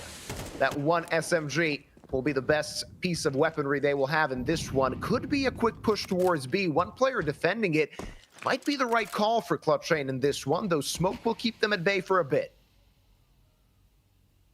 Yeah, Clutchain aren't like TNC on the offense exactly. They aren't just going to go charge into the smoke. HE will break it. No, actually, it sails past. He's reading that there are players there. He's just not quite correct on where positionally they are. So an extra HE will be lobbed over. That's definitely going to reveal a couple of players here. They're expecting at least 2. And Clutchain are pulling the trigger as all of the nades start to sail through. Nami is blind, but he still is able to take a few on the approach. Make it 3. Everything just fizzling out immediately. All we've got is Navarro with a P250. And no time to make anything happen before the next swing comes in. Tie game all of a sudden in this first half. So any threat of Clutchain finding 8 rounds unanswered or something like that have well and truly subsided. We have a proper decider. Absolutely. Clutchain, they had multiple opportunities to make this lead a big one. To start running away with this Mirage at the beginning of the first half wasn't the case. 8 rounds played for on each side. It will be a tactical timeout for TNC, and I'm curious what they want to do with it. Do they want to think something funny? Maybe try to do something sneaky, or just something to cool their heads, given the fact that they have struggled against problematic buys on the side of Clutchain. Problematic has been a good word to describe those buys. They have found success with them anyway, but this one, this one's going to be non-existent just about. We've got a single deagle on Nevera, and that is every bit of money expended. Everybody else going to be sticking with the defaults as we await the freeze time. It is round number 9, tie game, 4-all. Maybe a little bit of momentum clawed back by the Polish side as they manage to score 4. One deagle, Adrian, auto shotty. Just seen him and ran away as one of the players on the side of Clutchain, Shogu, moves back to Palace. Adrian should get a nice $600 to his name. And it should be a quick and easy cleanup for the side of TNC, though I can never be too careful with these statements in this match, as this best of 3 has been wild so far. Though against Rifles, they can't really stand the chance, even though they did lose 2 players to the Glock, and Scream just popping heads, even though he had that starting pistol. At the end of the day, the round goes to TNC, but you can see how confusing this entire ordeal has been just by watching this one round. Yeah, pretty wild stuff there. The fact that even with starting pistols and a deagle, they end up scoring 2 frags. That's the kind of thing that TNC are happy to provide options for as well. Of similar novelty is the couple of frags that Adrian gets with his trademark XM. Not really the weapon of choice a lot of the time. But particularly on Mirage, I don't know, that's like... That's a little bit of a surprise. But either way, Ivor is going to be only good for 1. Python clears him out. Actually, from the flames, is able to burn the snake alive. No worries there. All of a sudden, a +1 for TNC. Looking at 4-on-3. Vera, Shogu, Kyojin still to get up to their usual antics. That's a 4th kill in the map for Nevera. Hasn't scored the AWP on the T side very much this map. Kyojin now leading the charge. Shogu's here too, so everybody's grouped up on the right site. It's only Nami. He's going to get cleared. Is he going to get cleared? Does some damage, but Shogu stays alive after trading Kyojin. This is a 2-on-2. That's smart from Nami. Just keeping himself tucked in, waiting for somebody to present himself. And this actually gives his teammates an opportunity in a 2 versus 2 with Shogu on 17 points of health. Look at that timing for Nevera. Very unfortunate, and Shogu with an all to do and nothing to do it with. Basically, 1 bullet will seal the deal. They know exactly where he is. Left now on 9. Missed shot from the AWP, but the Deagle will finish the job as TNC hit 6. All right. We could be seeing TNC actually winning a half. Be the first time in the entire series here on Mirage, defensive side. This is already the best that they've done in the opening halves, both on Dust 2 and on Nuke, being won out by Clutchain. Best that Clutchain can do now, of course, is a tie first half if they win these next 2 rounds. It'll be the last time that we see Clutchain donning the T-side colors until overtime, if it's necessary. Could happen. It was pretty close on Dust 2, but yeah, TNC just managed to eke it out. I can see an overtime happening here, Pronogo, as these teams did go blow for blow, at least on Dust 2, and so far on Mirage. Looking to take control of ramp. Nevera, first point of contact, takes easy care of Adrian, and they should know that 1 more player is there. Flash to make him reposition, lining up a smoke, maybe in the suboptimal timing. Markosh ready with that AWP, doesn't want to step too far. Flash missed, Markosh didn't. Nevera hits a shot and looks for more. That's a double, rather a triple for Nevera totally in this round. It's a 3 versus 2, or rather a 4 versus 2, as this defense seems to be crumbling. TNC considering to save, and it's CCN just waltzing toward the A-bomb side, where they will plant the bomb and put themselves on number 5. Yeah, that's a recovered AWP for Nevera as well, should he want it in that final round. It could be that Clutchain are more of a, AKT side when it comes to the Mirage maps, but he has shouldered it, so at the very least he's considering it. Yogu can grab himself a more premium T rifle soon as well, and that will be a very nice bit of equipment for Clutchain. TNC will do these sorts of moves where they put a lot of players towards choke points, towards entry points, and just wait for the enemy to come to them, but they like that more aggressive, in-your-face style of defensive play. Bottom line is, if you don't score the frags with it, if you don't get an early advantage, those positions become a lot less tenable going forward. When Clutchain know that that's a possibility, TNC are just a lot less deadly. Yeah, absolutely. TNC, no slouches either. 6 rounds so far, and they're looking to grab that number 7 before the halftime end. This is the deciding map in the 1 and 2 bracket. The team that loses goes home. The team that wins, well, has a long way to go. And look at Navarra. As you said, he didn't really have the hottest start of this map, but that's a round that could turn the tide in your favor. TNC need to make it happen here and now if they want to win a half this series. Otherwise, the best that they'll have done is clutch up a single map where they chain on the other hand. Oh, look at that. Easy frag for Ivra already. Clutchain losing out on Scream, and this will be the worst that they've done all series long in the first half, while still seeming competitive. Hasn't been dismal.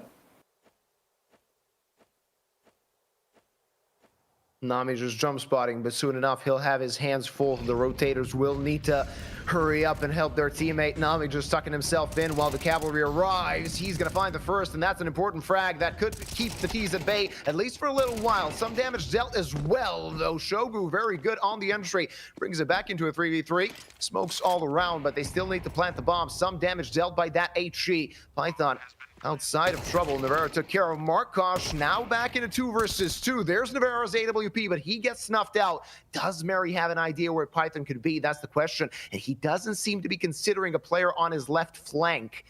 Now he should be clearing that angle. Python slow, steady, takes him down. It's a tied affair at the half in this deciding map.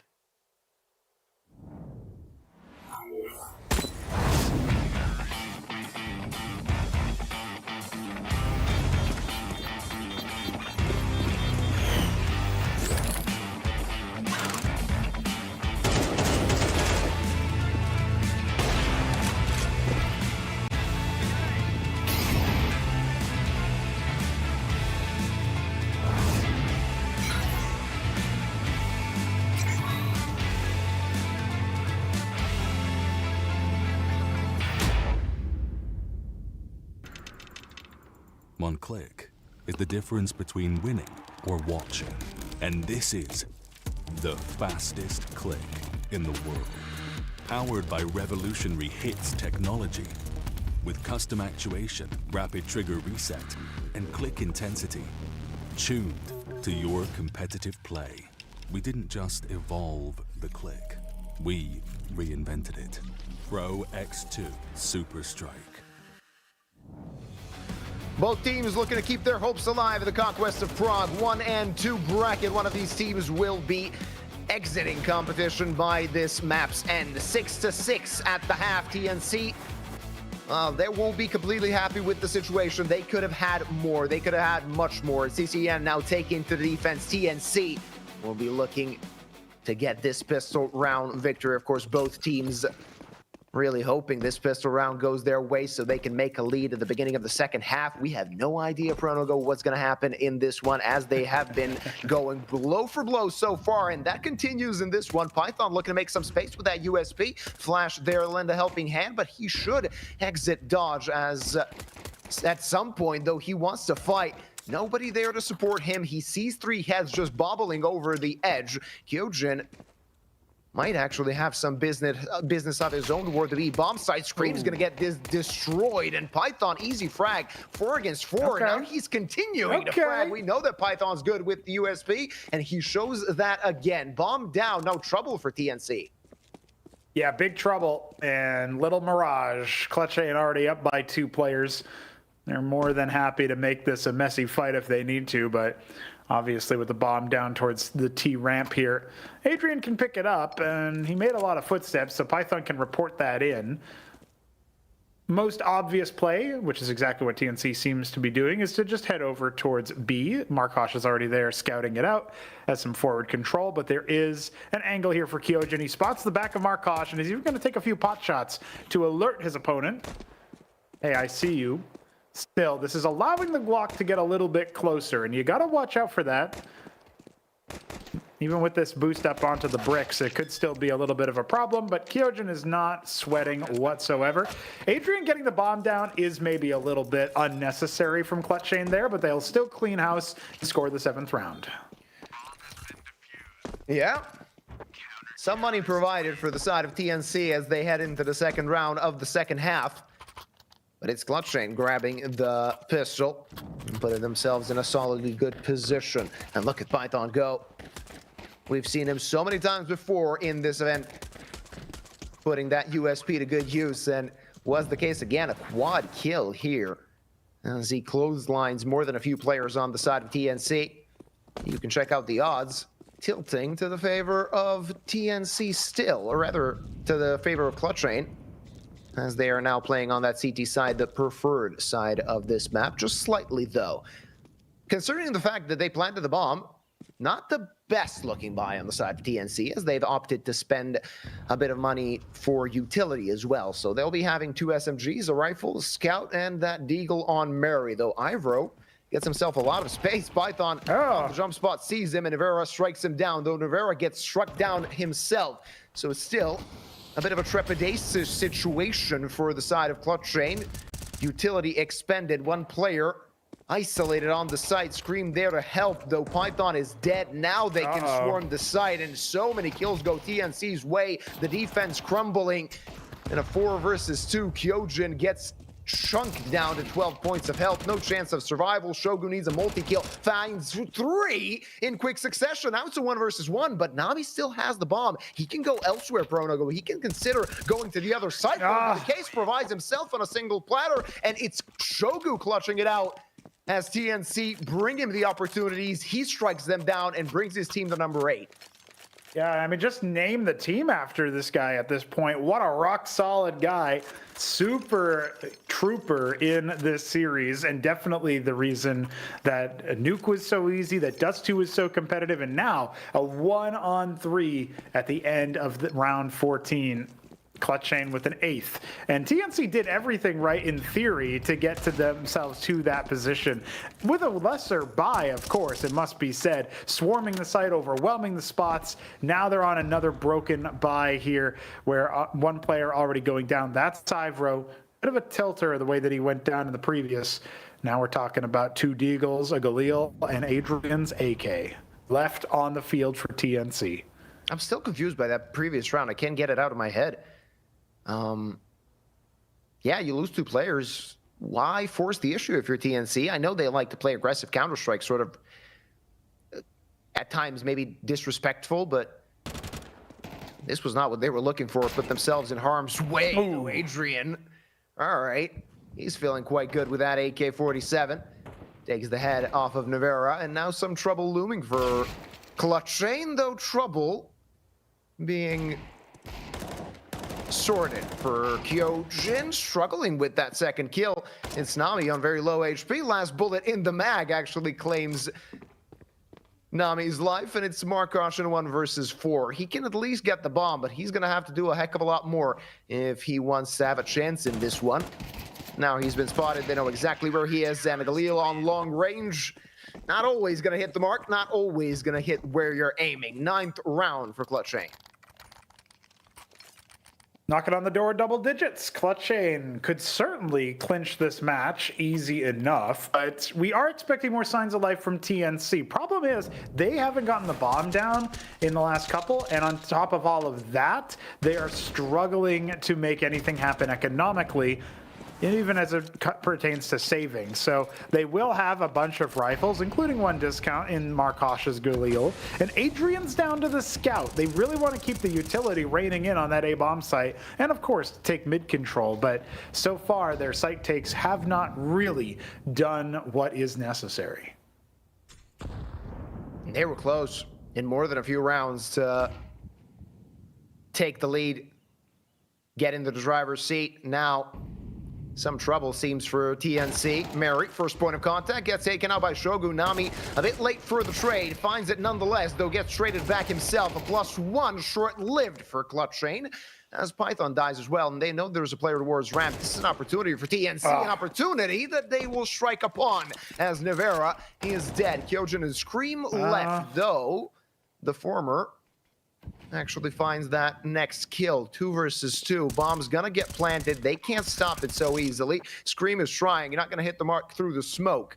Still, Adrian only on the scout, has a pistol to boot, but it's Markosh's AK that actually needs to come into play. Kyojin searching for the next frag. He will be finding that. Not able to convert on the second. Scream against Markosh. Let's see who's going to be better with the aim. A few years back, you would expect the other one, and he will actually strike the opposing player. It will be double digits for Clutchain, but another close-fought round that goes to their favor. Yeah, money not looking splendid for Clutchain. They will have some concessions unless Kyojin and Scream are the ones to drop. At the very least, they are still brittle despite so many in a row. A lot of that down to only having 1 or 2 men left alive after a failure on the side of TNC to convert a man advantage or a better position. A lot thanks to Scream in that last round, Kyojin a few rounds ago. We're talking about TNC struggling to chain anything together. They haven't won a round in this half yet, and 4 straight for Clutchain. And really, they show no signs of stopping. This one's a low utility, fast-paced, all rifle buy from TNC. I think Clutchain are ready for this. Yeah, Shogu, he has been heard. Mary wants to find the double, and he will do just that. It's 3 players from Clutchain falling down. It's a bomb planted, and finally TNC will get a round on the board in the second half. Through the smoke, Scream did find a frag. Gets destroyed. As retaliation, Kyojin will try to keep that AK in play for the next. Clutchain finally stopped by TNC. All's well that ends well, so it would seem Clutchain are having a pretty good time of it, but TNC will salvage a thing or 2 here. Smoke forced out from Kyojin as he gets hit in the leg on the way up from the van. Ivor should actually be easy pickings here, but hesitation against Adrian is going to be the one who scores the frag after all. Nothing doing in that end of the round for Clutchain writ large. And of course, one of the things you got to worry about as you start knocking on the doors of the series point, of the, penultimate points, you really don't want to take your eyes off the ball. And it did feel like Clutchain were playing towards middle with that defensive setup, only for TNC to just roll them over from A main. Something didn't quite go right, and that something appears to be pretty similar here. Just a couple of pistols into this buy. Talked about how brittle their economy was. Well, here is evidence of that. Long time coming, that round for TNC, and completely breaking the economy of the French side. And this should be a cleanup, even though they're walking into a stack. Though pistols have been dangerous by Clutchain so far in this series. Not going to be the case in this one, though. No trouble for Nami and Adrian to clean up the site. Scream on the dig. Not going to hit his mark. And it's a 2-round game again, Bronago. Of course, Clutchain will have a buy in the next, but far from perfect it will be. Lacking utility, lacking an op. This is an opportunity for TNC. Yeah, not only that, it's worth pointing out, Scream's actually gone off the boil here a little bit. Fountain of Youth seems to have withered away. Now it's back to Python being the tip of the spear. Nivera, doing all right with Shogu as well. Kyojin being that steady support that he needs to be on this squad. Let's see what our defenders can do as we once again have a very aggressive, very fast-paced mid-take. And Python, forced away from mid-window, isn't going to try to stick around in case there's some kind of secret boost. Look at how far forward they are already onto the site, technically. Ivro is going to wrap around jungle. Is he going to chance the murder hole? He is, and he'll take Navera's head for it. I don't think he's going to get much more than that, but time will tell as Python falls back to spawn and is going to eventually secure the trade. Yeah, but one player only defending that bomb site. So this is still going to be a very difficult situation for Clutchain should TNC decide to go for B, and it seems to be the case. The quick rotate would come in from Python, but on 30 HP, what can you hope to do if you're him? Now look at that, Shogu on T-spawn at the moment. Should TNC play it a bit slow, this could be an opportunity for Clutchain. Otherwise, Kyojin is on his lonesome, and it seems to be the case. He's going to have to find a multi-kill first. Found, not the second. Gets traded back right away. Python looking for just a tight angle to try and do some damage with, and that won't really yield anything for his team. A 3 versus 3. They do have a kit. They have a single flash to try and enter the site, but this is a very low percentage retake nonetheless, unless Shogu can actually expend Nami in this position. He won't even check, or will he? There you go. Frag found. Now they can actually put the pedal to the metal as they're trying to enter the site. That's a great spray from Markosh, and Shogu isolated. No chance. Markosh triple brings it into just a one-round game. 1 round separates these two teams. Clutchain already crossed the threshold to 10, but double digits not yet acquired by TNC. The Polish side working hard on this T-side comeback. Just being aggressive, throwing caution to the wind, and throwing out the playbook at the same time. Clutchain are not familiar with TNC's game, and it's kind of showing in these mid rounds. The fact that TNC managed to get in there obviously was a great idea, great play from Clutchain to wait on Shogu's flank, and he finds a frag. He's fine on that front, but they are not predicting where those TNC defenders, attackers turn defenders, are going to be. Now, pistols again for the French-Belgian mix, and despite Navera getting flashed in, it is not going to be good enough. Screams Deagle will fill the kill feed, and it'll only be good for a single frag. Make it a second from Python now, as it's just a pair of Deagles against 3, albeit one of which is wounded TNC members. Well, if you're screaming Python, you're probably just thinking to grab the rifles and go. Python took a sweet time to get that AK, and Adrian should be punishing. Yeah, that will be the case. Scream already tucking his tail and running. This is going to be a very confusing situation as Markosh is so far deep toward the A-bomb site. I don't know if Scream made a step. I think he did, because you could see Markosh turning around and looking for that frag, calming to his teammates that the AK is in Palace, and they'll be looking to take that AK out of the hands of Scream, which will be the case by just dunking on him with that HE grenade. 4 rounds was the lead of Clutchain. That lead has been completely annihilated. It's 10 each as we head into the dying embers of this third map. Really satisfying when you get a halftime situation, 6-6, everything's all tied up, and then later in the map, things start to pull away, only for one team to bring it back, and that's how TNC have done it. Tying things up nicely. They led the first half, only for it to be tied up by a clawback from Clutchain. So these two squads have a lot left in the tank for each other. Just as well, earlier we talked about TNC having a double booking situation where they went up against a different squad in another tournament. That match has been forfeited in favor of TNC's would-be opponents. They have gone all in on the Conquest of Prague, looking to try to make it to the 2-2 bracket over Clutchain. So if they end up failing here, it will be a very heartbreaking evening. Yeah, not the evening you want to have if you're TNC in this one. Then I would assume they were quite happy when they got away with thus too. Navera's up, hits its mark, and Shogu there to make it a +2. Navera might be in a bit of a pickle, but his teammates are there to support, and they will be cleaning up the attackers. Markosh on the AWP finds 1, 25 kills so far, but not one more he will find in this one. It's Clutchain back in the lead after a very quick round. Very quick indeed, and every round means so much more at this final moment. The final few rounds were left to play. 11 for Clutchain. They need 2 more, and we will be seeing TNC off. Saying sayonara. Nivera finding some op impact at a very important time. Obviously, Nami and Markosh trying their best to keep things going, but we need a tactical timeout yet again. I don't think that's really what Clutchain were talking about, by the way. I don't think they were considering they're just going to run at us up in A main. Let's just go ahead and get ready for it. But they did win off of the tack, so something worked out where they were at least drilling into it and they were prepared for a fast-paced play. A being the easiest one to do that with.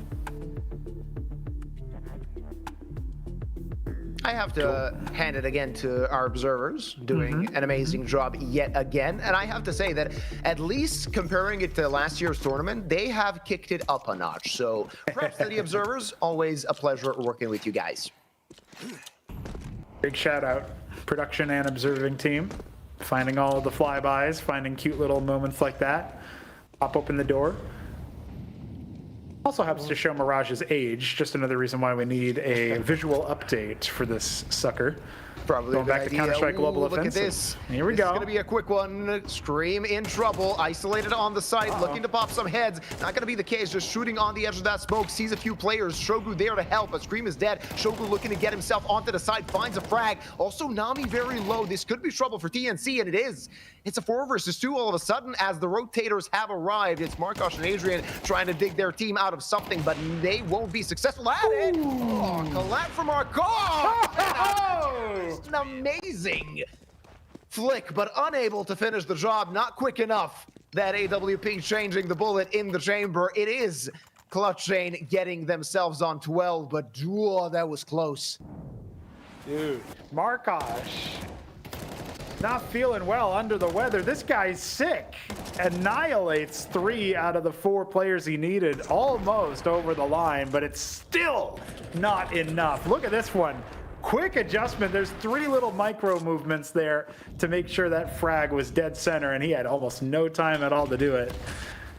That's going to be his swan song, it feels like, because Clutchain are on series point, and they've got 2 to play with.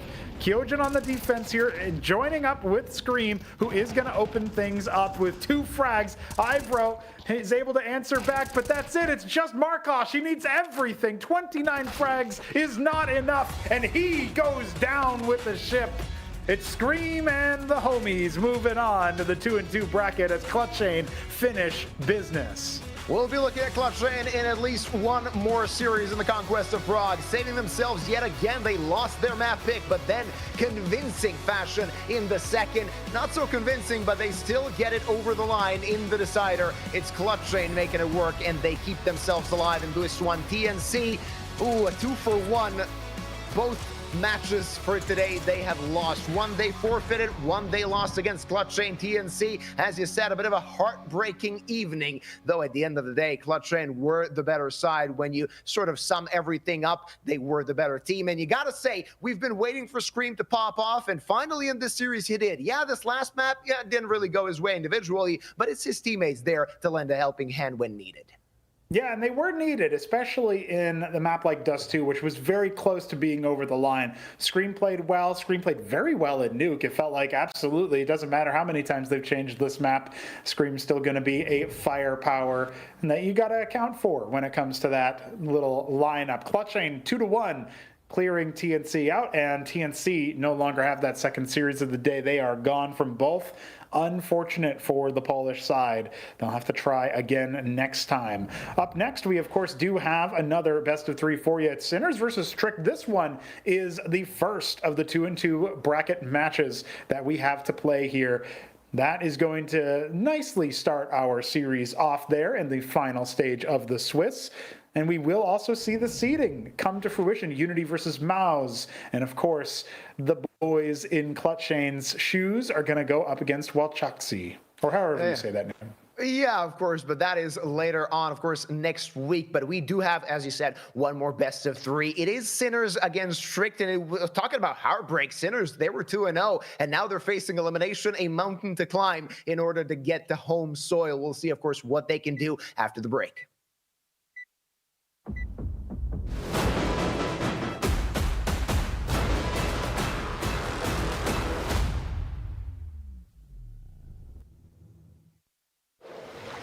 Tati? Tati, už jsem to vymyslel. Nemusíme tady mrznout, už vím, jak můžeme letat. No to půjde těžko bez křídel. Máš pravdu, ale proto tady mám Red Bull. A ten nám dá křídla. Stačí, když se napijeme. Aha, a jak asi? Ale tati, prostě se napij. Počkat. A co to je? Co to je? 40 pod nulou to je? Nebo jsi smyslel, že tady zůstáváme jen tak pro zábavu? Red Bull vám dává křídla, ale jen když ho piješ. Tipsport je tady i pro tebe, Chameleone X, který dokážeš bez mrknutí oka sledovat současně 6 hokejů, 3 fotbaly, 1 tenis, MMA, košandu, šipky a párek, co ti právě žere bez. Nejvíc exkluzivních streamů na jednom místě. Tipsport, největší komunita sázkařů.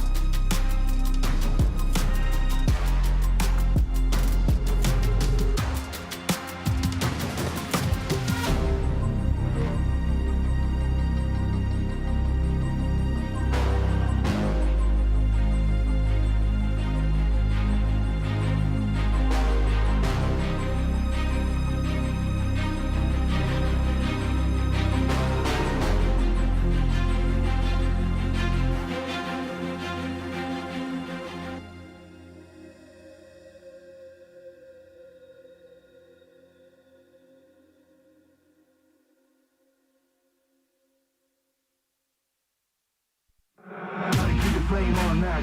I'ma keep it going till there ain't nothing left. Going till there ain't nothing. Keep the flame on max. I'ma keep it going till there ain't nothing left. Going till there ain't nothing. Keep the flame on max. I'ma keep it going till there ain't nothing left. Going till there ain't nothing. Keep the flame on. Nothing. Keep the flame on. Nothing. Keep the flame. Keep the flame. Keep the flame on.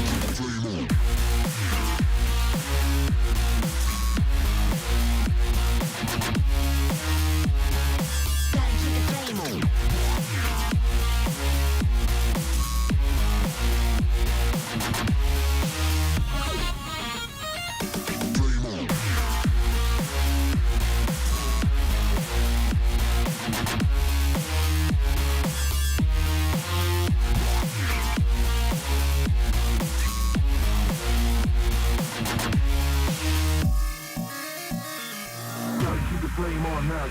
I'ma keep it going till there ain't nothing left. Going till there ain't nothing. Keep the flame on max. I'ma keep it going till there ain't nothing left. Going till there ain't nothing. Keep the flame on max. I'ma keep it going till there ain't nothing left. Going till there ain't nothing. Keep the flame on max. I'ma keep it going till there ain't nothing left. Going till there ain't nothing. Keep the flame on. Nothing. Keep the flame on. Nothing. Keep the flame on. Nothing. Keep the flame on. Nothing. Keep the flame on. Nothing. Keep the flame on. Nothing. Keep the flame.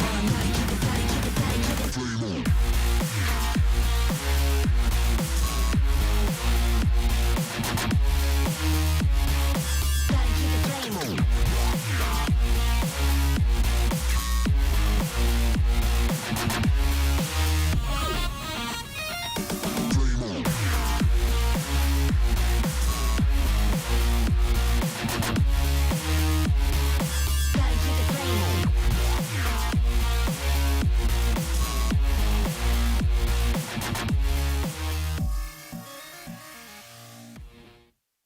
Salazar from Trick Sports, thank you so much for coming to the interview. So far, a pretty tough tournament for you, but you managed to pull off a great victory against Fnatic yesterday.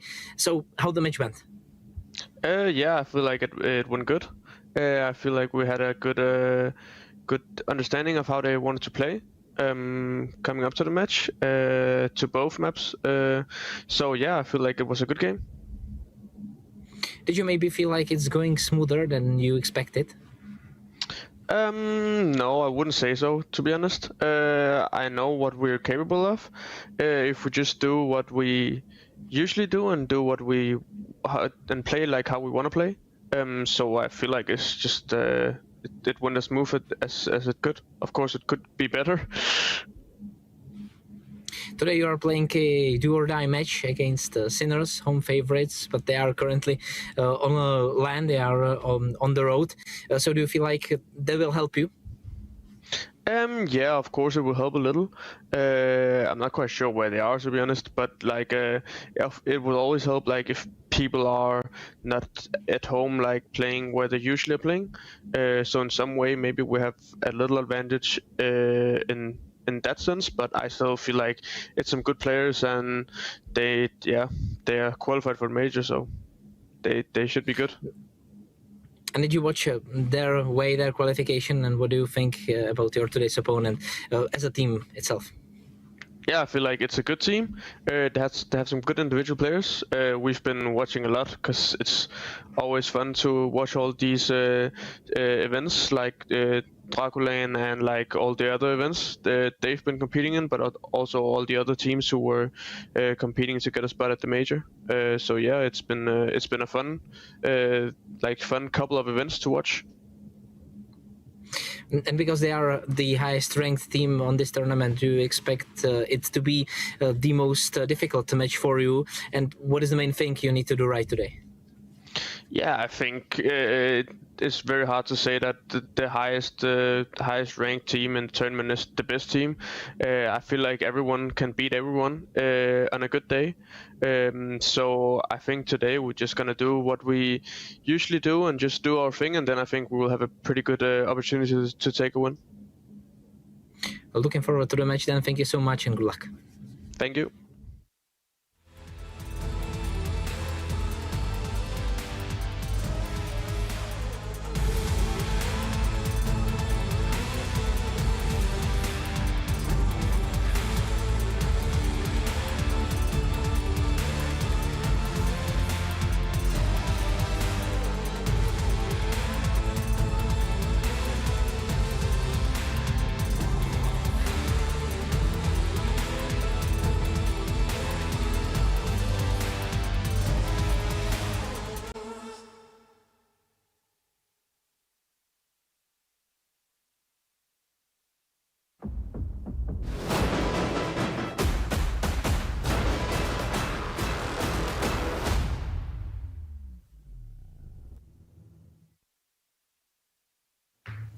Welcome back, ladies and gentlemen. The Sinners are in trouble. They missed 2 chances to go through, and now it's do or die as they face Strict coming from the opposite side of the Swiss. Added to the fact that the hometown heroes aren't actually at home. They're in Barcelona at another LAN, and I've already heard that they had some trouble setting everything up, but hopefully everything should be set up, and we should be good to go for our second best of 3 Pronogo.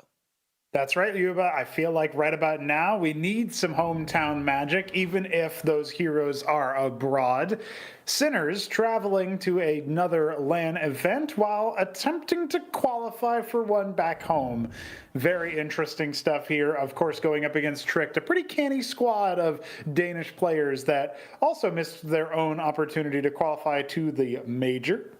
Yep. Find themselves in the 0-2 bracket, where they just barely took down Johnny Speeds. And of course, were able to take out the former champions last year. Only an organizational name, of course. Fnatic dropping to them without much of a fight. We move on to the final showdown. I am very much interested in how the Sinners are going to perform today. You'd look at them and think that they're favorites, but will all of those extenuating circumstances, being far away from home, being far afield, is that going to change how well it works out for the Sinners? Are we going to see Tricked finding a little bit of magic?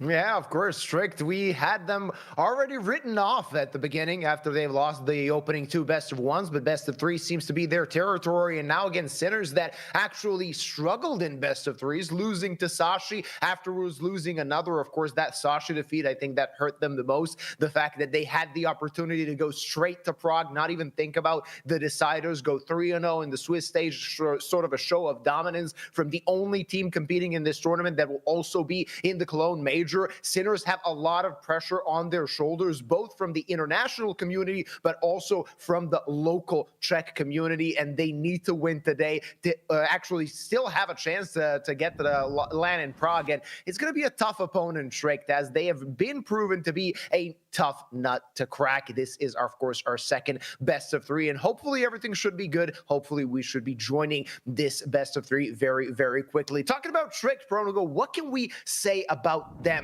A canny squad, as you said. A few familiar names, but also a few names we didn't hear up until a few months back. Yeah, that's right. Boy and Nikki B have really been the latest, newcomers, new kids on the block. You look at Iceberg, Salazar, even Leaks have a lot of room to look at their resumes, their past history. People will recognize Iceberg and Salazar from past Danish majority lineups, tier 2 squads, if you will, that made it to different majors, eventually being signed by Game & Gladiators before they decided to go Brazilian. That being said, we heard from Salazar in the interview, some revolutionary stuff we've never heard before. As long as they can play their game, they'll be fine. As long as they can make sure that their enemy doesn't play their game, then they'll be in the bag. They did, however, Salazar did mention, in all seriousness, that one of the things that they were considering is the fact that Sinners aren't at home right now. Sinners are, as we said, in Barcelona, setting up for a different event and have been able to connect to our server here remotely, so that is very good. But one of the things we got to watch out for there is if they aren't at home and they're just barely setting up scraping by to make sure that they don't have to forfeit this all-important do-or-die series, which, as you said, doesn't even qualify them to the LAN, qualifies them to the play-in where they can then qualify to the LAN after some series play.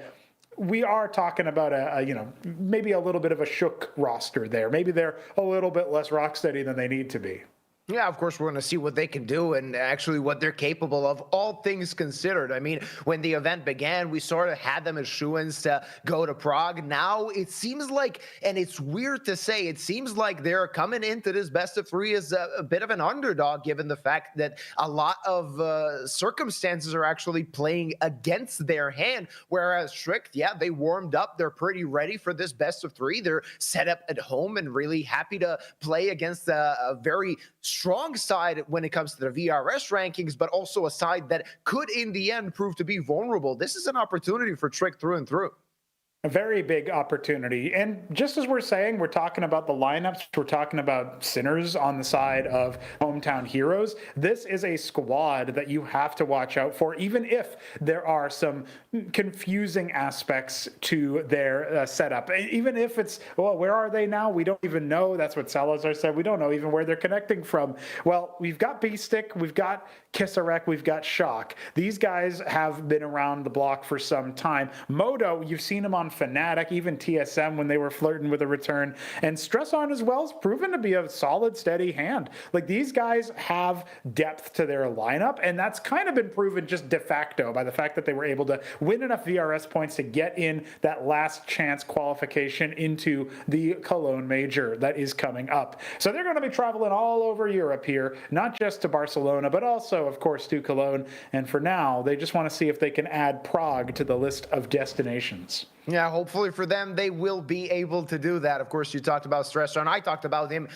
somewhere at the beginning of the event where I said, you know, I've seen this guy for years playing in Macedonian mixes or Balkan mixes, and he never really caught my attention up until the point where he signed for Sinners, where he's been playing lights out. If you look at the statistics, he's either their first or their second most prolific player, doing some very good things, actually doing his job in a very good sense. And it's sort of a case where even though he's mostly been playing with local talent here in this region, he's come accustomed to very quickly to play on an international roster, and that's something that really excites me for his future. Hopefully we get to see him play even better, of course, in the future. Hopefully we get to see him play quite well in today's best of three, because as we previously mentioned, Tricked are no slouches. They will be a tough opponent, especially given the circumstances, especially given the fact that Tricked have won 2 best of 3s in this event. They've gone from these elimination matches into a match that could send him into the play-ins. Of course, we will be looking at the picks and the bans, see what maps will be played in this best of 3. As we've mentioned, it's do or die.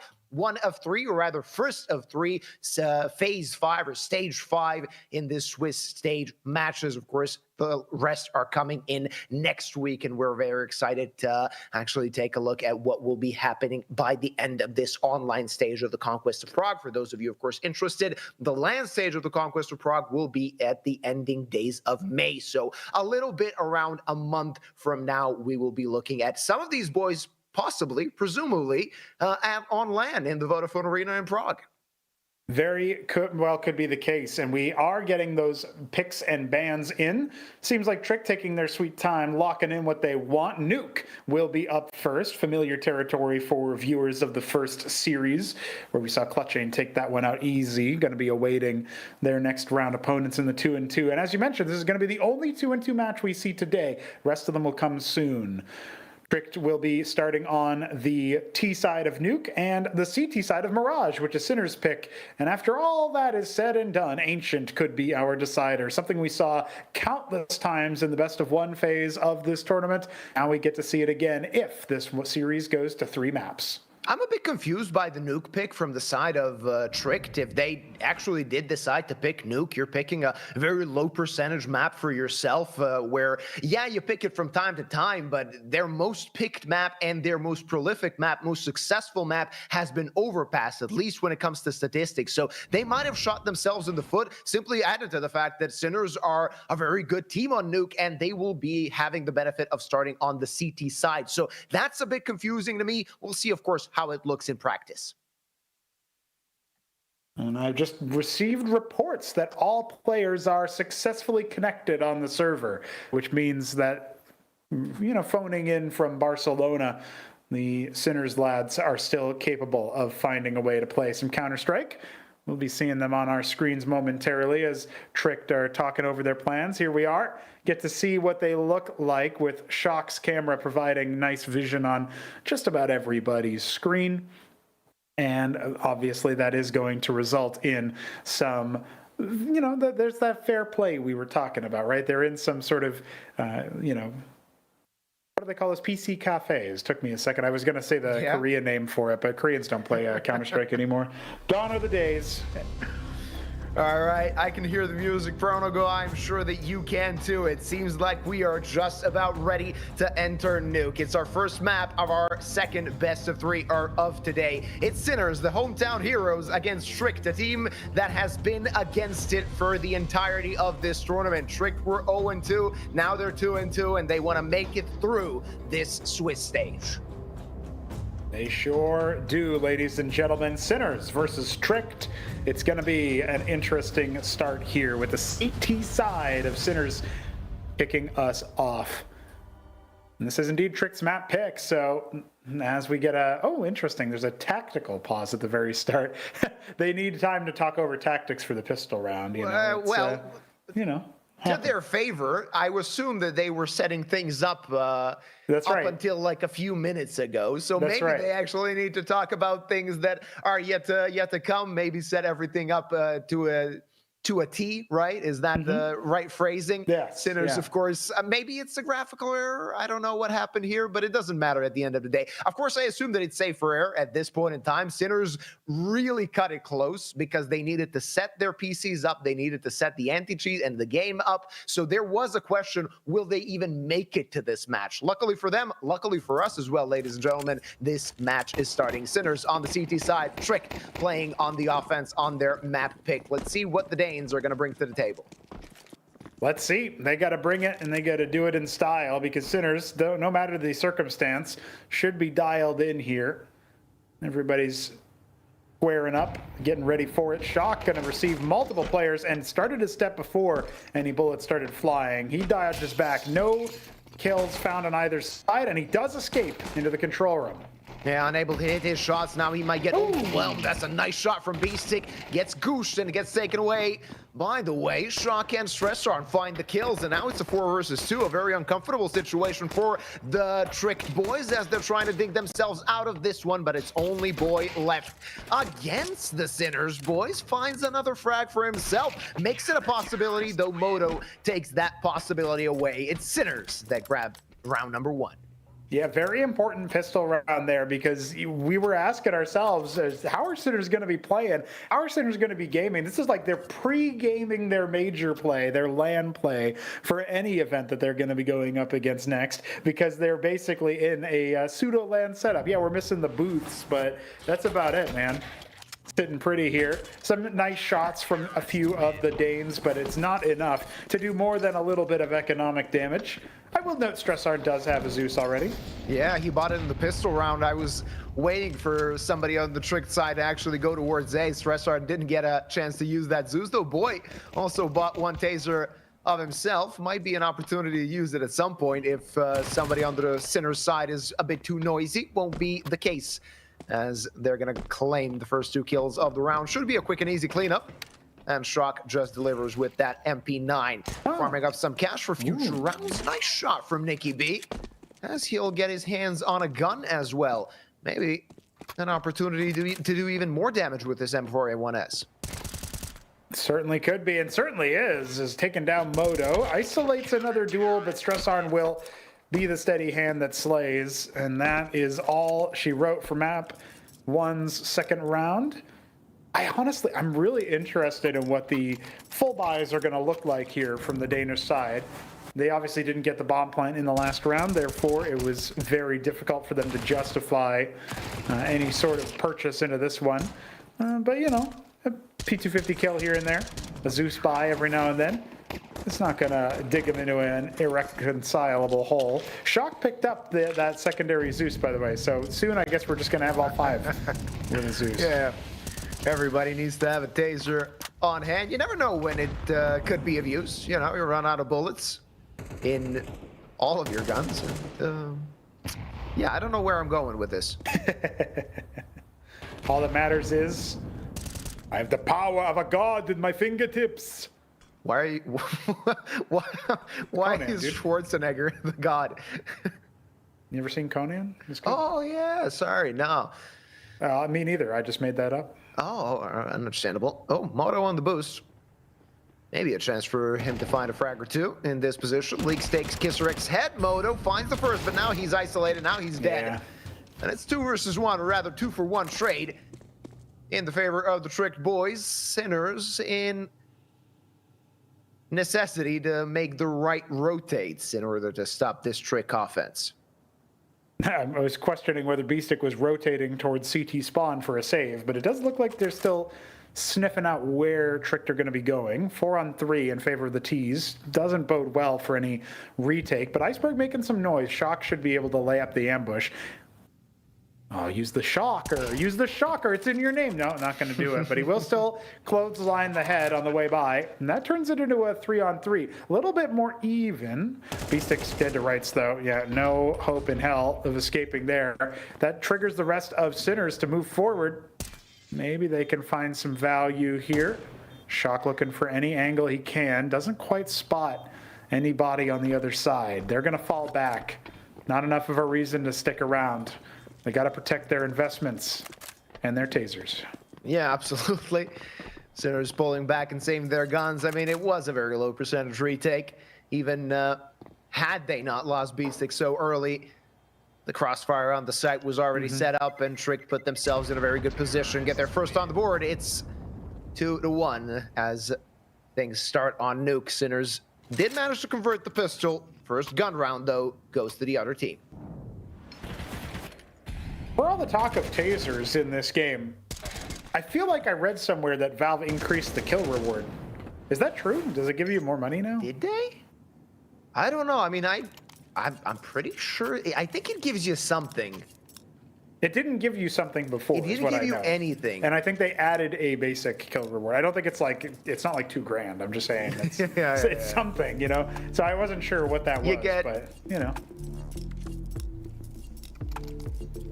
You get the guns. That the you guys get $100. Okay, pretty minimal then. Yeah, absolutely minimal. You get $100. Your team gets 200 to distribute. That is true. With themselves. You think about it. I mean, depending on how it goes. Right. We had that you get $50 per kill for every player. Oh yeah, so in total, yeah. Sorry, I was never good at math. And I was never good at broadcast math. That's an advanced one. Now, Sinners did end up taking a second tactical timeout, which gave us time to faff about talking about tasers. We could have been talking about the game. I'm pretty good at that, though. So we do have I would say a fairly well-equipped buy. Honestly, sometimes getting a MAC-10, any other sort of SMG as tip of the spear on an attack, feels really good. When you're trying to be a space maker, you can still drive by, get a couple of drills, and at least do some damage to have a layup for your second entry.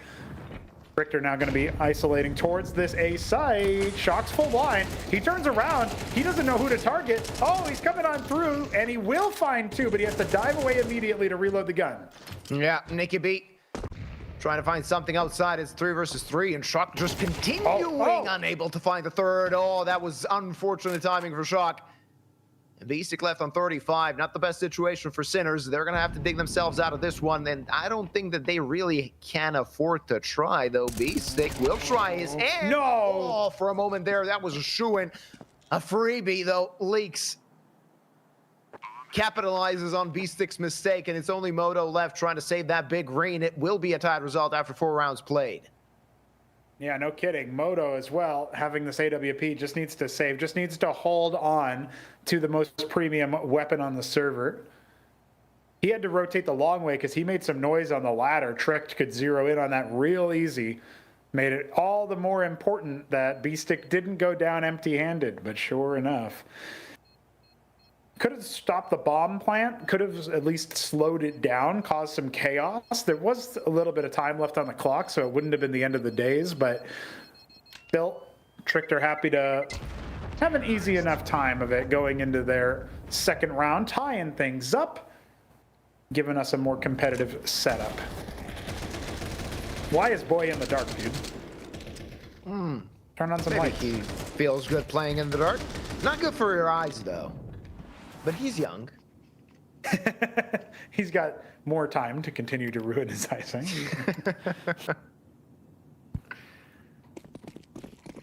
All tied up, and the only thing the Sinners got is that Moto AWP. Everybody else on starting pistols apart from Shock. He does have the dig. hoping to make a play with that. It will be a quick push toward the A-bomb side. Yeah. Spearheading the attack and no trouble cleaning up the site. A few easy kills go Trick's way as they will be taking the lead in this one. Moto just sitting in the same place where he saved the AWP in the previous one, and he will be saving it in this one as well. Simply nothing he can do. Tricked will be in the lead after this round. Yeah, a little bit of deja vu here for Moto. It's definitely hard to have Moto doing much in this situation with the AWP. I do also have to say I find it very funny that they were able to get the one camera to see all of the monitors down there, so you don't need to worry about, oh, I can't see that guy's monitor, is he up to something? But everybody is Shock technically because it's Shock's camera. It's pointed at him. So that's going to be a little bit funny on the way by. Speaking of Shock, he does go down. Deagle will be hitting the deck. Nothing doing there. And now we got Moto with that AWP again. At least this time his team can buy something around for him, but it's not perfect. About 4.3 on everybody. Yeah, not really a situation you want to be in, especially when the T's are rolling in the dough after winning 3 rounds consecutively. So it's going to take a bit of time for the side of Sinners to break the economy of the opposing team. What they do need to focus on is actually getting a few rounds under their belt on this CT side. Haven't waited 3 in a row to do something like that. Boy's still on the MAC-10. He doesn't really care. That SMG making a lot of space for his team in previous round. Let's see if that's going to happen again. Basic off angle, looking for a head to peek out from Silo, and I actually think that he saw just the tip of the opponent's head. Unable to connect. Gonna need to reposition though through the smoke, catches leaks. That's a +1 for Sinners, and now a +2 as Moto finally puts that up to use. Good. Yeah, he's a player who can get sort of anti-stratted, not in the sense of being killed a lot, but actually just avoided, and that prevents people from seeing how steady Moto can actually be. The difficult aspect of using him has always been figuring out where to place him for maximum value. Boy, speaking of, has somehow managed to score a MAC-10 kill on a rifled player. I gotta tell you, man, there's been a number of times where Sinners players are just a hair out of place with their aim. They just decided to go ahead and check something. The timing kills have been pretty bad for them.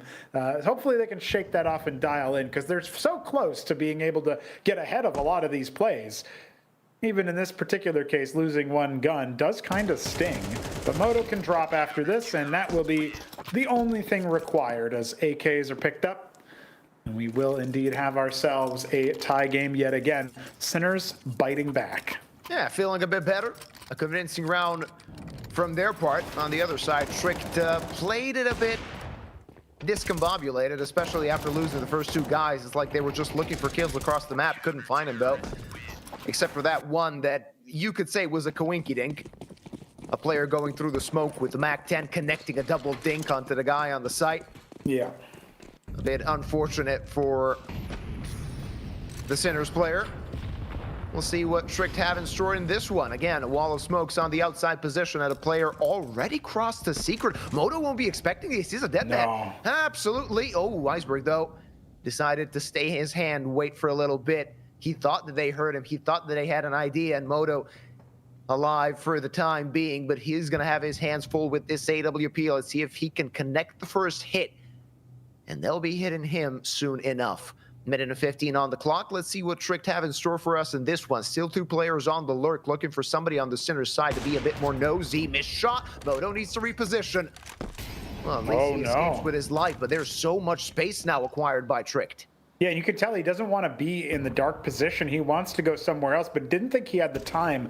Same as Iceberg. Iceberg didn't realize his timing when he went down to secret undetected. Felt like somebody must have had the angle.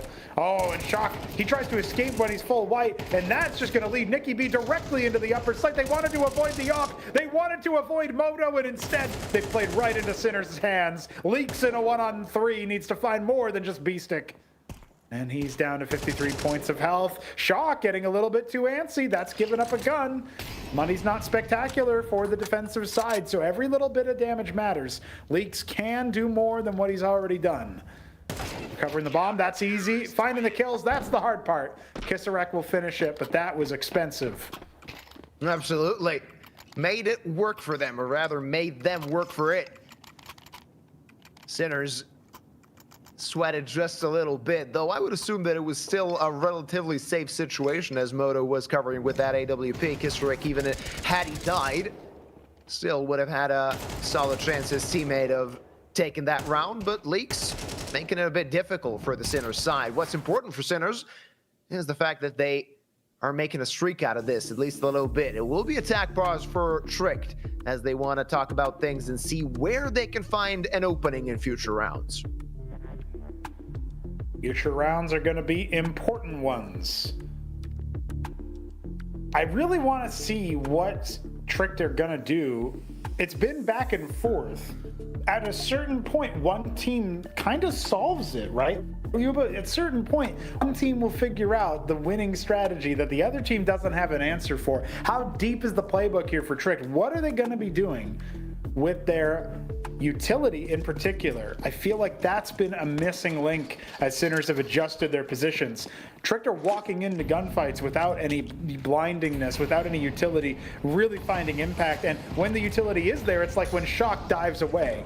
This time going down the vent, welcoming anyone, daring anyone to try to face him in that position. But it's not a vent play, at least not yet. Tricked instead slowing things down and maybe trying to figure out what they're going to be up against next. Oh, Dinked is Stressarn somehow surviving on 4 points of health. Have to doubt what he can do in this round. And Tricked, after they heard the dink, they don't want to pull the trigger just yet, but they have swarmed, or rather surrounded, this A-bomb site, still contemplating on pushing towards it. Moto waiting with the AWP, and they have to hand it for Moto, constantly in different positions. Timing, not the best, still connects, and actually can pull back to the site.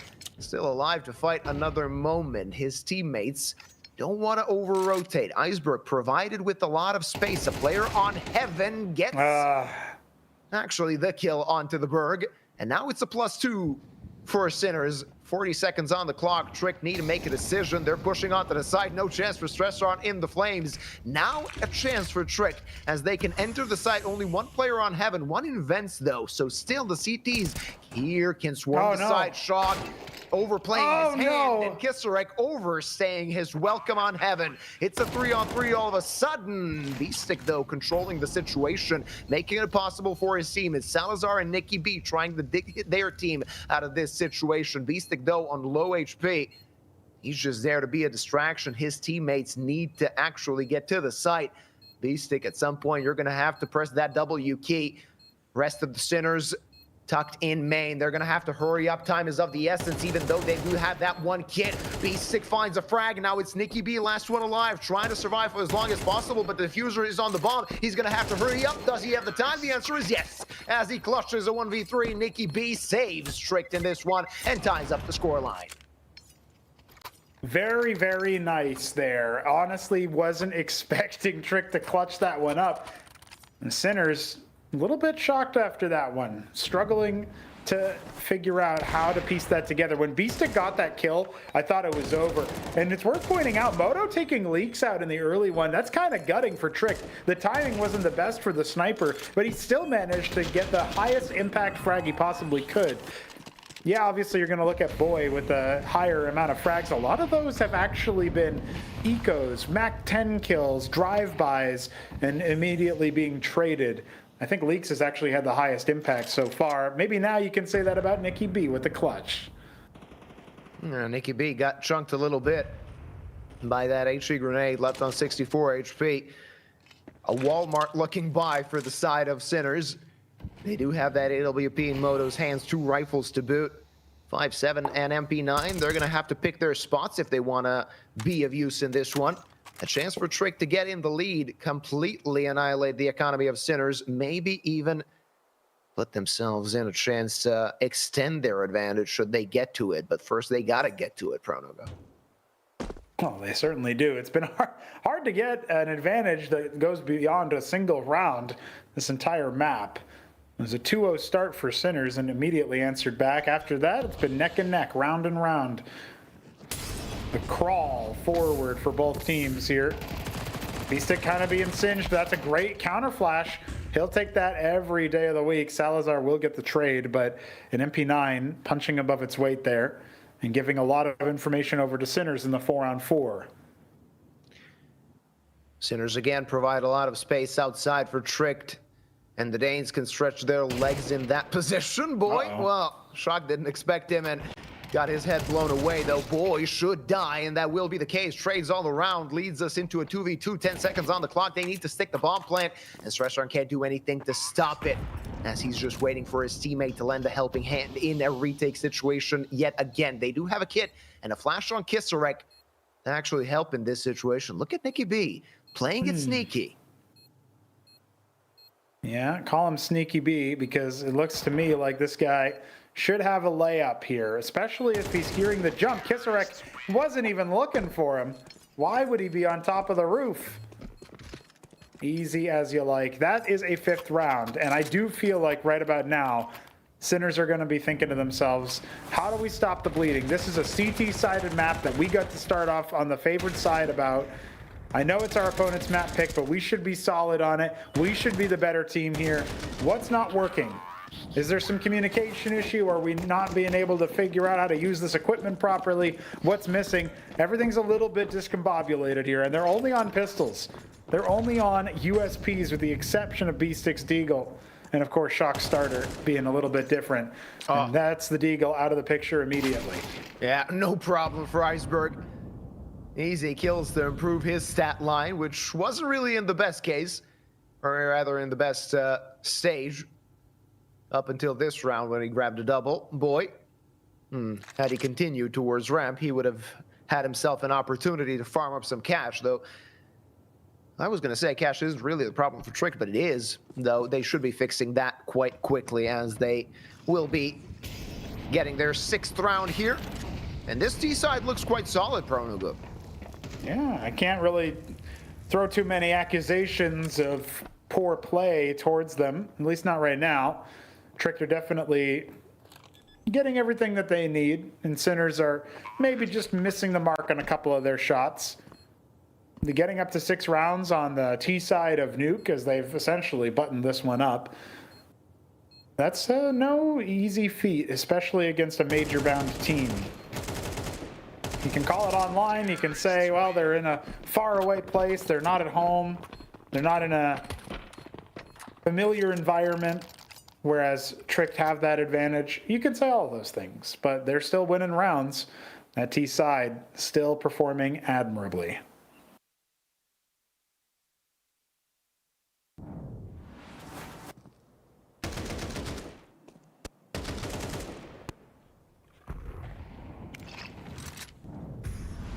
Two rounds to Tricked. Let's see if they can capitalize on this streak and actually put themselves in a situation already securing a lead at the halftime mark.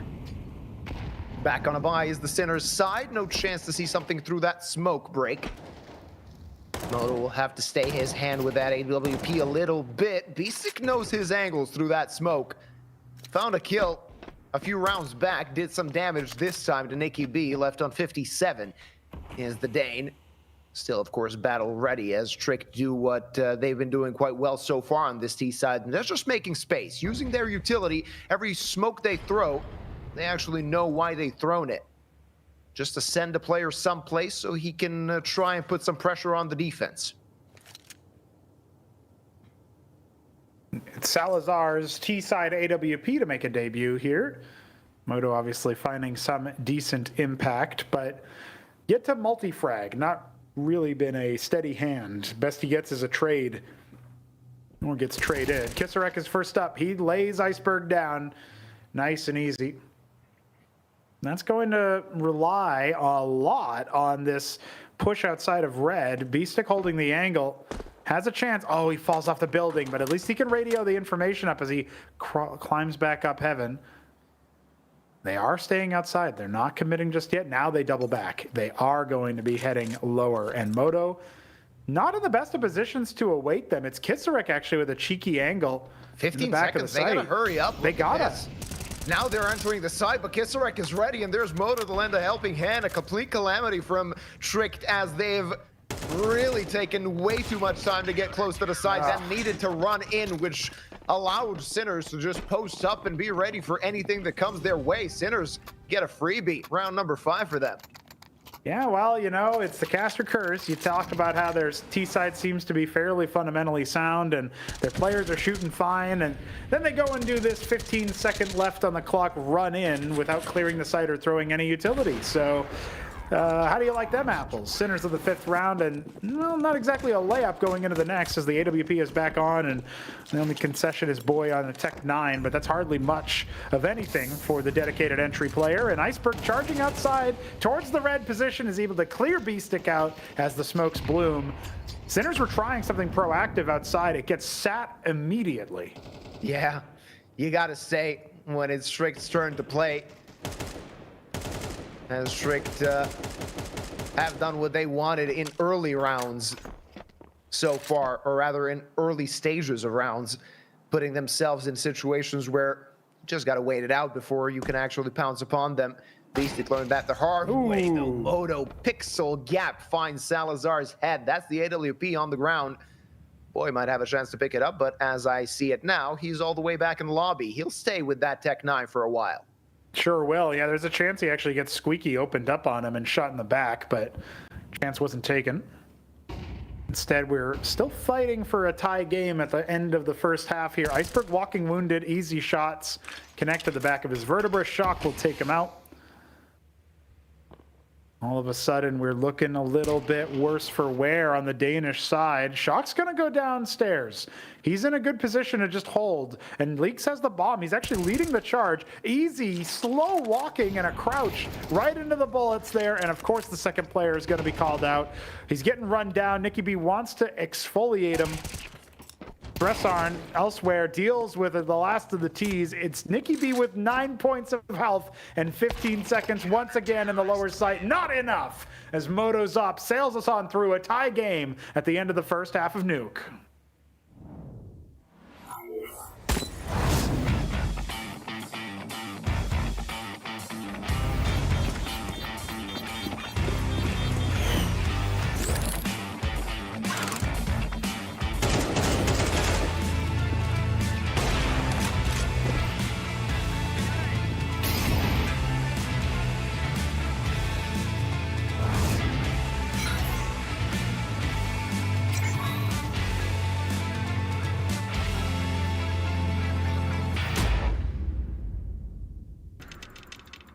One click is the difference between winning or watching.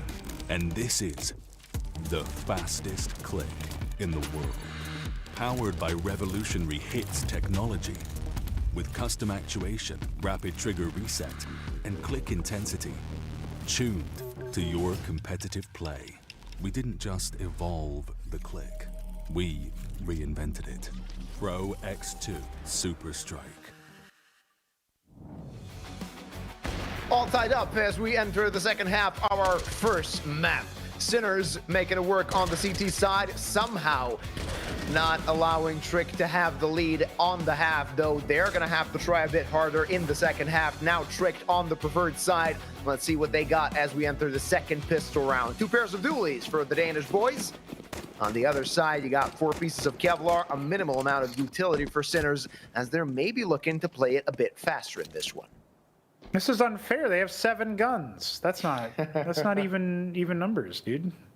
Now Tricked are going to be trying to lock down the A site, the ramp, etc. But outside is going to be open for business here. Sinners will be leaving Shock in lobby. In case anybody tries to flow through, it's actually going to be a vent drop. Heard twice by Shock's position. Salazar, oh, there you go. A kill apiece for each gun. And the dualies start singing their praises.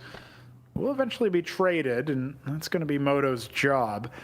Shock's gotten real deep. He doesn't spot the player behind vent. That's Iceberg. Old and calculated. Oh, yeah, he heard that. Moto making noise. Oh, he gets cleared. Somehow. It's down to Boy with the dualies, and he's immediately gushed from downtown. Shock making sure to push him away, and that guarantees the bomb plant in the 3-on-3. Yeah, what do you do if you're Tricked in this position? You got 1 player on a single point of health, 2 players looking to make their way, but no utility to enter the site. You got to hurry up because you have no kit. That's also something you need to keep in mind. You also got Beastic with that. Is it a flash or a decoy? Can't really tell. I think it's a flash, but it won't be of essence, it seems. Nikki B starts this retake off quite well. Shock retorts. Beastic there as well. Nikki B, the last one alive. 1 versus 1, but he needs to hurry up. No kit, so he might actually need to stick it. Not going to be the case. Looking for the frag and not going to find it, though. It is Sinners grabbing the pistol. Well, much needed. That's both pistols on Nuke going the way of Sinners. Prague's hometown heroes, should they be able to qualify. This is a do-or-die match. Winner of this series moves on into the play-in for chances ahead. Loser bows out at the last hurdle, the final round of the Swiss stage, where the series play has not been kind to Sinners so far. The series play for Tricked has been much nicer. They lost their opening best-of-ones, and they have been chaining series together ever since Johnny Speeds fell to them in the 0-2 bracket. It's Sinners who have lost all the series so far in this tournament, so they're going to need to avert disaster at the final hurdle, and Nikki B's Deagle is going to be potentially the first point of contact, first port of call. Drops the shot. Sinners have a minimal advantage now with that pistol round. There's not that much resistance coming into round 14. The Danes should be bowled over relatively quickly. Oh my god. Leaks has a sausage on his gun. Valorante child game. Please delete. Also, boy died. Yeah, to be expected.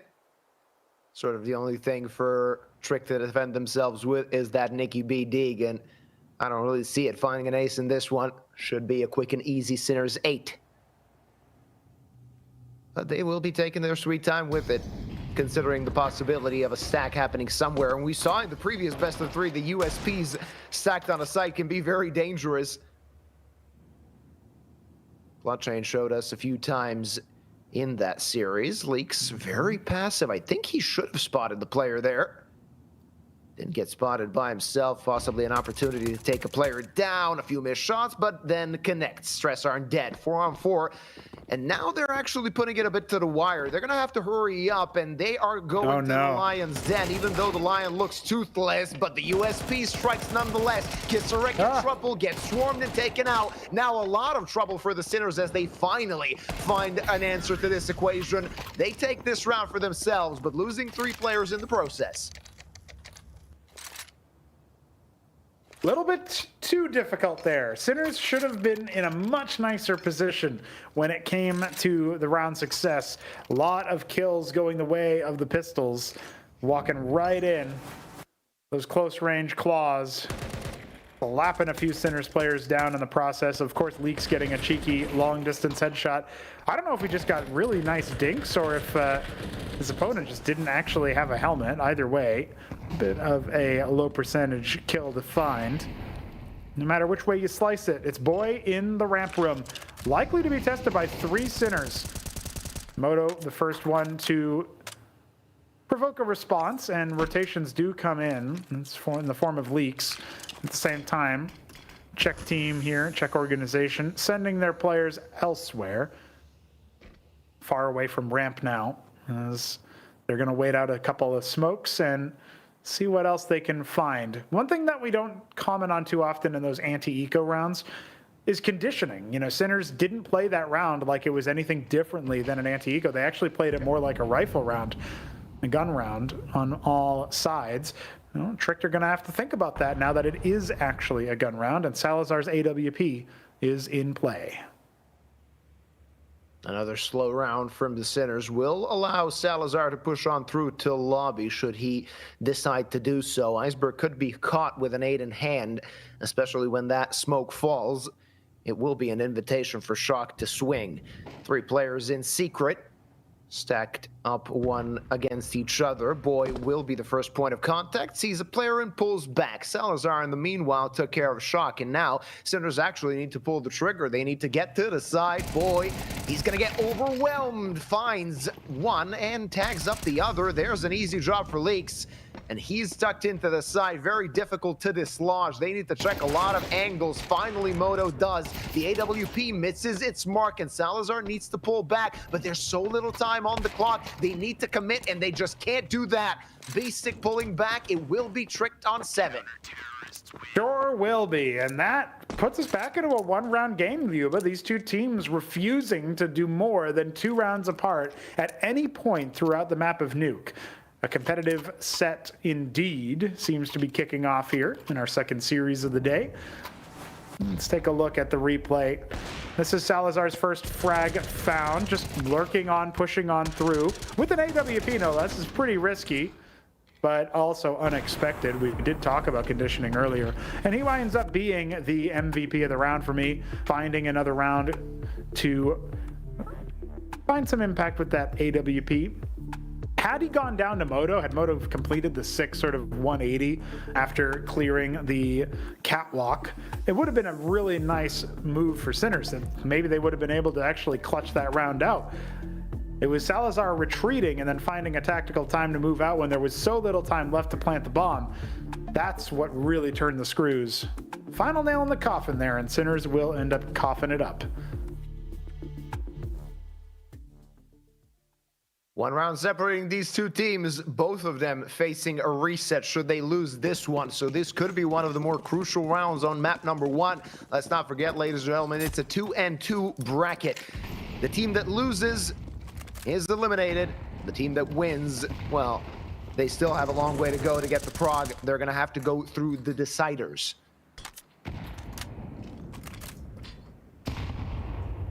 Yeah, it's a long road ahead for whoever wins this series.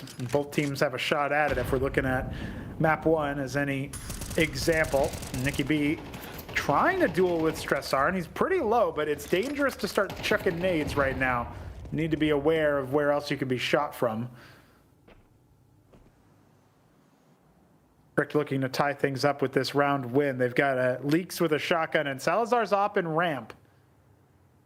He's solo right now. Nicky B close rotate. Not so close as he falls back towards CT spawn.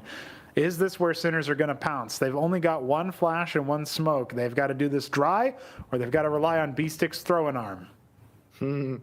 Let's see what they got on that part. Salazar is going to get tested with this big green. Let's see if he can hit the first shot. Nowhere to go. He somehow escapes, actually, after taking care of Stressar. And the good thing for Sinners' silver lining is the fact that Stressar was only on 2 HP. He would have died nonetheless, whomever. 2.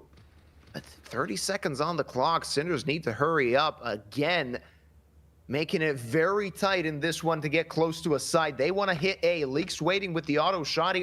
Iceberg there to support. 20 seconds. The Czech boys really need to get to the side, and it's not going to be easy with so many CTs. Iceberg, he wants to survive for as long as possible. 10 seconds. They're going to need to plant this bomb as soon as possible, and now the Berg strikes. Finds one, and there's Leaks stopping the bomb plant, and it will be a tied result. Sinners again overplaying their hand, maybe waiting too long.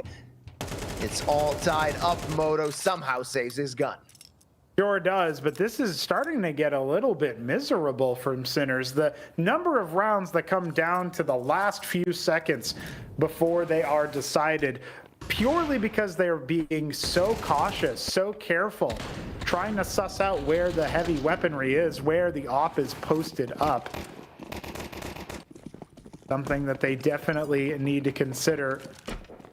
Maybe they try wrapping over towards heaven instead of going lower if they're worried about Salazar's retreat path. But it's Boy and ramp again. Keeping hyper mobile is this Opper. And Boy's going to take the headshot, clotheslining a few players on the way by. Good for a third man spray down. Leaks should finish us off here, and does. The full house between those two players. And Tricked take the lead again. Yeah, they do. And look at the money on the Sinners side. Not the best. They will have a buy, but it won't be optimal. Moto didn't get the loss bonus in the round before, which meant that now he needs to concede to that Deagle, needs to make some compromises in his buy. His teammates will have AKs, but I wouldn't say that's a perfect amount of utility. Far from it. 2 nades per player. You're going to have to play it a bit quicker, as the CT side has cashed the splash. Up in the hands of Salazar will have something to do. One player very close to red, two in fact. This is a very interesting setup from Trick as they're looking to bring the fight to Sinners. Maybe a bit overzealous. Nicky B wants to go through the smoke, considering the option, finds the frag, finds a double. Somehow the timing goes his way, and it's a +2 for Trick. Sinners don't have enough time to consider these possibilities in the later rounds. After this point, they're going to be paranoid about those kinds of pushes. The gall to move on through in that fashion, that's going to be conditioning for the rest of this map. Trick knocking on the door, double digits. They only need 3 more frags, and Nicky B could find 2 more right here if he's just a little bit more on the ball. Looks like he was spotted. The fadeaway nade doesn't quite do the damage he was hoping for it. Unconfirmed no matter what. Salazar's op holding outside. If B-Stick tries to go towards Mini, he's toast. Seems like a possibility. 45 seconds on the clock, so you know that the Sinners will be staying put for another 30 comfortably. Yeah. Just waiting for a mistake on the Trick side to be made, but when you're on a +2, there's absolutely no reason to rush, no reason to push. And Trick are exactly avoiding just that. Missed shot from Salazar, but still info gathered. Shock opening things up. That might be a chance, a window of opportunity for Sinners. But with 20 seconds on the clock, they're going to need to hurry up. B-Stick looking to take care of Salazar. B-Stick actually finds a frag, though gets taken out. Shock dies as well, and it's Moto, the last one alive. He won't be even saving his gun this time around. It's Tricked on double digits. Double digits for the Danish squad, and it's looking a little bit too easy at this point. They just sit down, wait it out. I looked at their utility belt when there was 40 seconds on the clock. They still have most of their utility on the CT side. How rare is that in a map like Nuke? A lot of it afforded by Nicky B's push out here, but they just don't feel pressure to throw their utility. They know Sinners aren't making their choice until later. And this shot is sick from Salazar, but even without it, I don't know how much more you need. Sinners just getting layup after layup and not closing them, and Iceberg opens things up, but eventually melts in the flames. Global warming as Salazar and Nicky B add a couple more kills to the tally, and it looks like the Danes are running away with Nuke in the dying embers. Oh, Salazar, he's been hurt. Doesn't know about the update, the fact that you can no longer just tap your keys and be silent on the ladder, or maybe it's just mind games being played, though Moto and Kisarek, is there a chance in the world for these Tech-9s to open a sight? Only if Salazar misses a shot, but I would say that his teammates will be there to lend a helping hand. Down the vent, the bomb goes. Kisarek looking to get himself into position to plant it, but there's already a player towards B. Wherever they go, a Dane waits. Yeah, too difficult to navigate out of a 2v4 with only Tech-9s. Moto spotted by Leaks up top. Salazar holding in case Kisarek comes up through the vent. Or in case Moto decides to go towards Squeaky. Yeah, they can't really link up right now. It's a little bit too difficult, a little bit too arduous. There it is. A shot on to Moto. This puts us into a 1-on-4. The bomb plant will start, but Boy opens the door. This time 30 seconds, so the timing isn't really the issue. It's more so the player count. Kisarek gets 1 frag and a rifle, and everything gets torn out of his grasp by Nicky B. Feels like Trickter at this point kind of playing with their food, enjoying the long rounds, knowing that eventually things start to add back up. And it's kind of what we were talking about earlier. Eventually one team finds a playbook that the other team doesn't have a response to. It looked like Sinners had that unanswerable proposition. It seems instead Trickter figured it out on the defensive side. Yeah, but Sinners desperately need a change of pace. You know that the CTs are not going to spend all of their utility in the early stages of a round. Just try and break the defense while they're not using their grenades. Smokes on the outside positions. 3 players looking to get close to Secret. Let's see if it goes their way. 1 player on Silo moving back down. And it's like everybody on the Sinners side wants to go through Secret. Find some luck for themselves in that part of the map. Kisarek re-smokes so his teammates can cross. But boy, oh boy, he's already in Secret. Kisarek might be isolated in this situation. Boy holding an off angle. Let's see if it pays off. Minute 5 on the clock. as Sinners still consider their options. Ooh, I expected that to be an easy frag for Boy, but it's Kisarek opening things up in this round. And Nicky B might be isolated. Even if he finds a player, there's a lot of Sinners boys there ready to receive, ready to trade, and that will be the case. Not even trade necessary as they make it a +2. Best Sinners have looked so far on the T side, having a 2-man advantage. Now, can they convert it? Salazar pushing through Secret. Should have some action to face. Yeah, Kisarek's going to finish him off. That was a little bit too easy. So it falls to Leaks, who spots out Beatstick and sees the feet of Stressarn, but it's not quite enough for him. And wow, are they really going to go perfect? In round 21 of all things, there it is, 9 for Sinners. Not a single man out of place. All right, Sinners still have some fight left in them on map number 1. Not letting Trick get to number 12, at least not until now. Let's see what's going to happen in the future. Still, of course, Sinners have a long way to go, even though it's only a 2-round lead for Trick. The way they look so far on this T side, they're going to need to think of something, some fresh new ideas to bring to the table, something to discombobulate this Trick defense that, of course, financially still looks very solid. And it's Trick actually calling a tactical pause. Do they want to make some adjustments? Do they want to bring the fight to them, Pronogo? It's entirely possible that what they're going for here is something more on the offensive side, or laying a trap based on the things that they've thought about, the things that they've heard so far. Ah, yes, of course. We just caught Leaks listening to Fat and Juicy. I guess he really likes fruit. I like that. Well, last tactical pause for Tricked. This is where they talk about the most important things, like their musical taste. Their favorite fruit flavor. Guava. I don't even know what that is. The fruit. I know it's a fruit. I've heard of it. I can't picture it in my head. Like an avocado, but sweet. Oh, seriously? Well, that sounds really, really nice. Because avocados are disgusting. Oh. Well, I just had avocado toast yesterday, so... They're not disgusting when they're paired with something that actually has taste, right? I always describe avocado as like eating buttered grass. That's my favorite. Put some salt and pepper on that bad boy. What about the environment? I've heard that avocados lead to like global warming and stuff. Do you care about iceberg? Not really, but I do care about the environment. So hopefully that's not true. That's my answer. Still, waiting on Boy to reconnect as we speak. Yeah, all right. Should be quite quick and simple. It is online. Of course, Sinners basically playing offline, given the fact that they're all grouped up together in Barcelona. And I mean, if you're going to go somewhere to a LAN, it's a pretty good place to go, alongside with Prague, though different reasons. Barcelona because of the weather, Prague because of it's pretty.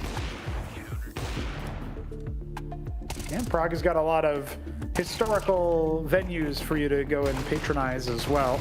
If you're into travel for the scenes and the imagery and the architecture. Or the Europe's most important cities. That's right.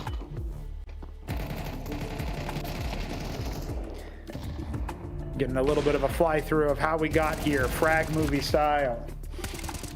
As Boy's internet attempts to reset. We get to see how we got to the point where Tricked are on 11 and Sinners looking for double digits.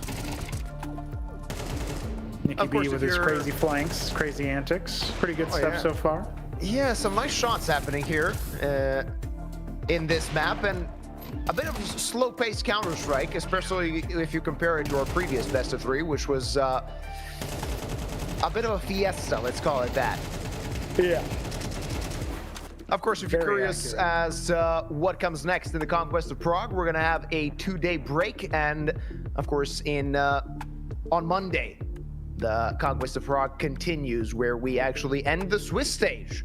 It will be Mouse's NXT against Unity, while Saki against Clutchain. Thank you, production. We get to see, of course, everything that comes next.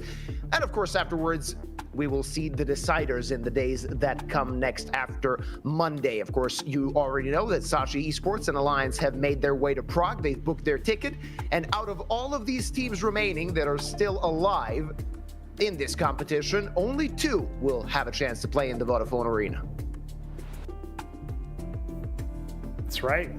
The decider stage being filled out in the first couple rounds here. You see Young Ninjas, Eyeballers, and Kalesi have already started to assemble.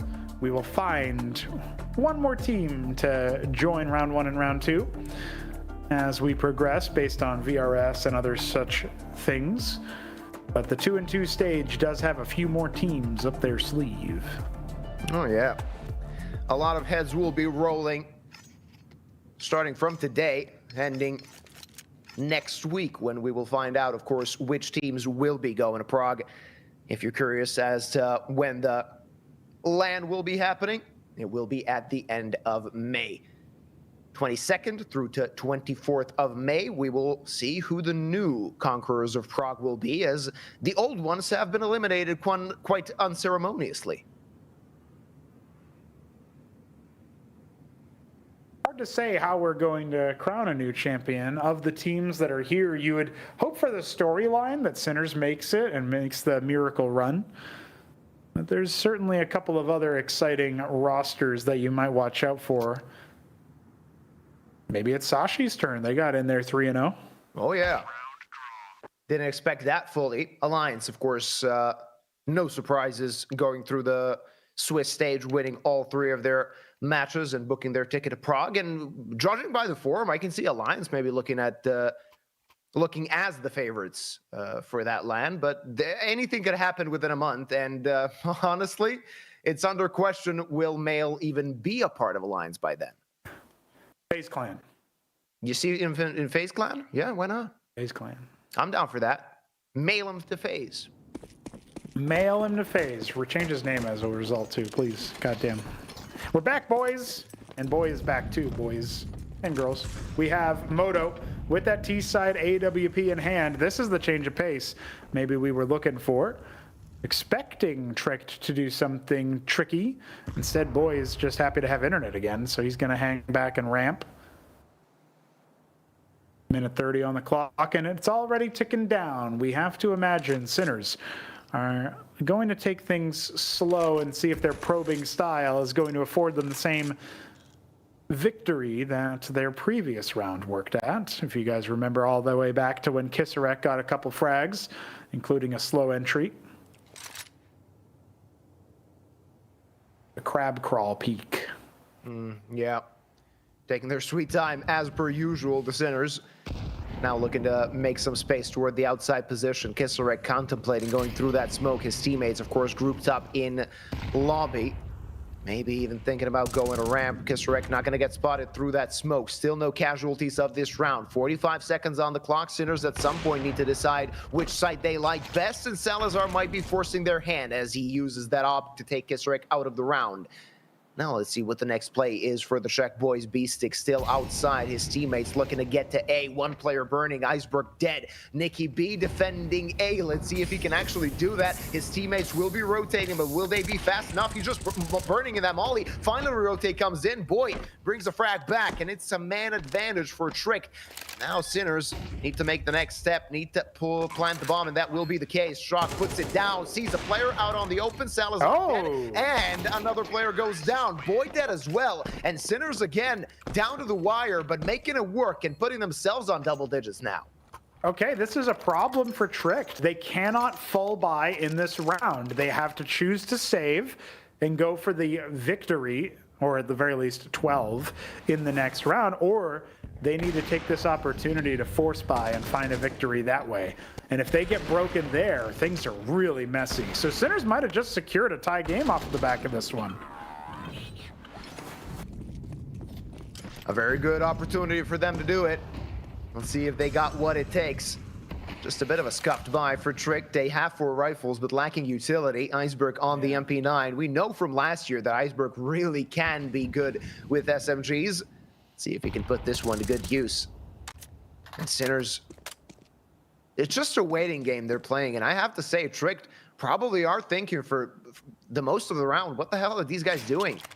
Because at some point, you got to ask yourself, we found no information, we found absolutely nothing, though boy will be finding something. That's the initial pick that they were looking for. Beastick, rather Moto taking Iceberg out of the round. That might be a moment for Sinners to pull the trigger and go towards A. Maybe it's just a fake, and it does put Nicky B down to the bomb site. Starting to get committed here.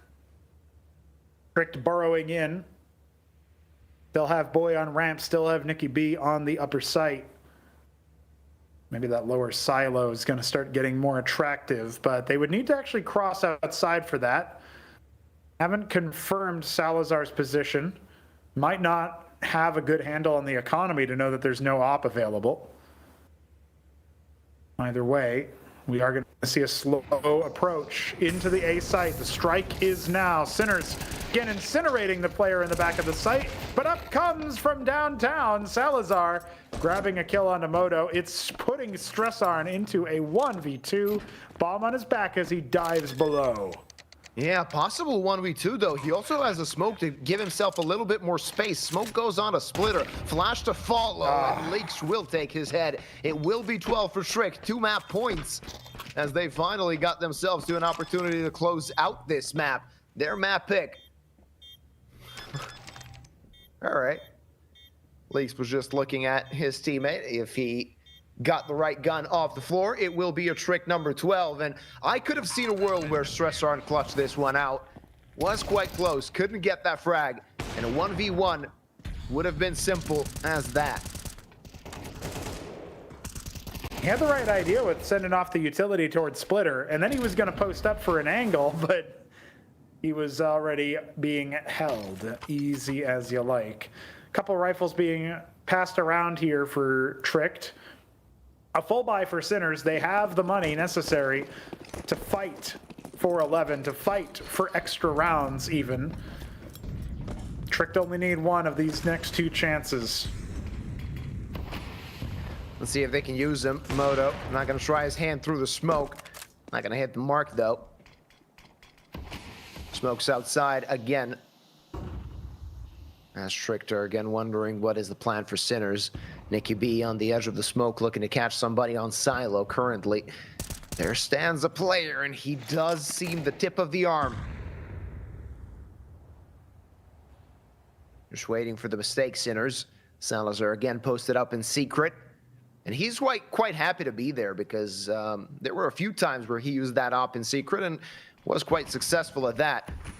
Simply due to the fact that Sinners mostly send just one player to lurk toward that part of the map. Salazar is always happy to receive in such a tight angle, tight choke point.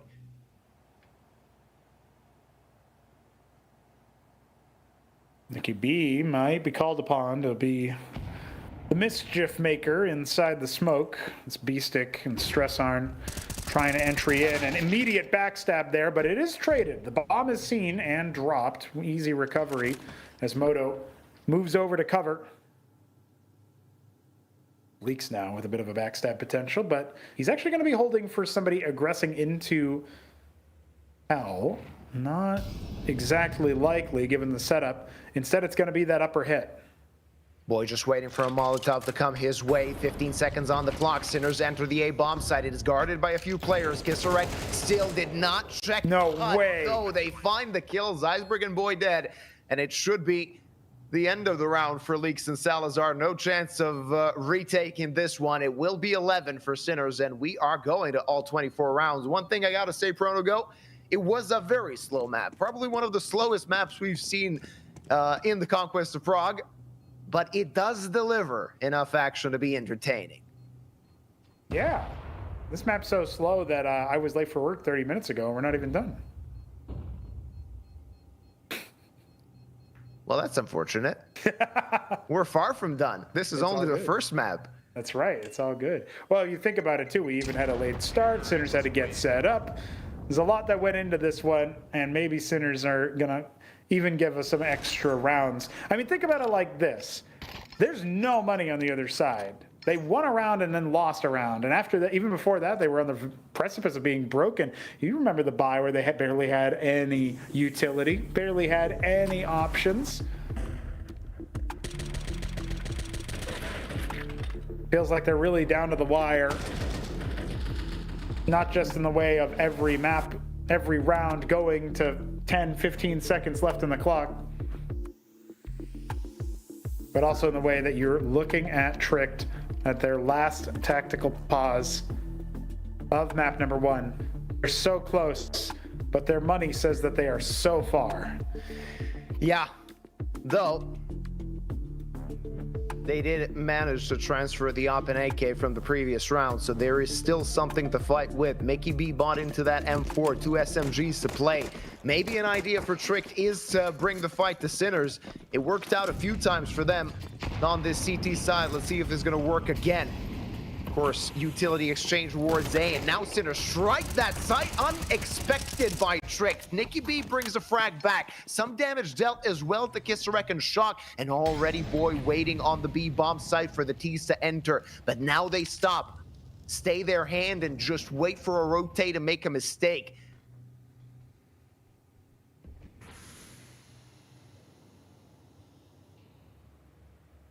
Is the mistake coming?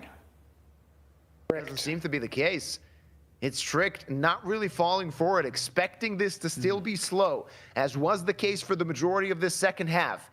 And it will be the case in this one as well. Nobody over-rotating, nobody playing, well, to the jaws of Sinners.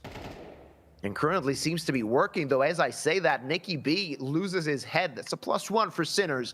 They're looking to find overtime and might be successful at it.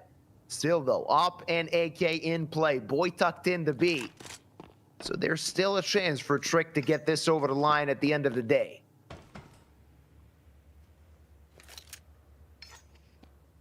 A chance might be all they need. Salazar committing to the upper site. Sinners taking a sweet, sweet time. 30 seconds have already gone by. And that's the Op lining up the first shot. He doubles back with a smoke towards Mini. Gives himself cover. Moto can't punish that, but he will kill Leaks, and that is gutting. That might be the last chance. 10 seconds. They need to get the bomb plant. Boy can ruin everything, but Shock denies, and he gets the bomb down. This basically puts us into overtime confirmed. It was all on Boy. He just needed to hide away. Now it's all on Salazar. Nothing left to play for. He clears the top of Silo. 71 points of health. His last flash, his last bit of utility. Player splitter. Oh, he looked away at the wrong time, and it's an easy shot from B-Stick. We go to a brief intermission for the sake of the players, but overtime is here, ladies and gentlemen. Overtime is here indeed. 24 rounds were not enough to separate these two teams. And it seems like Tricked, or rather Sinners, still have fight left in them, even though Tricked had 2 opportunities to get this map over the line. Salazar hitting that shot. This second one was so important. Had he hit it, would have been a completely different story. And then he was just served on a silver platter. As we head into extra rounds, let's see what these two teams have got. A double op setup already whipped out by Trick. Boy and Salazar looking to use those big greens to their team's advantage.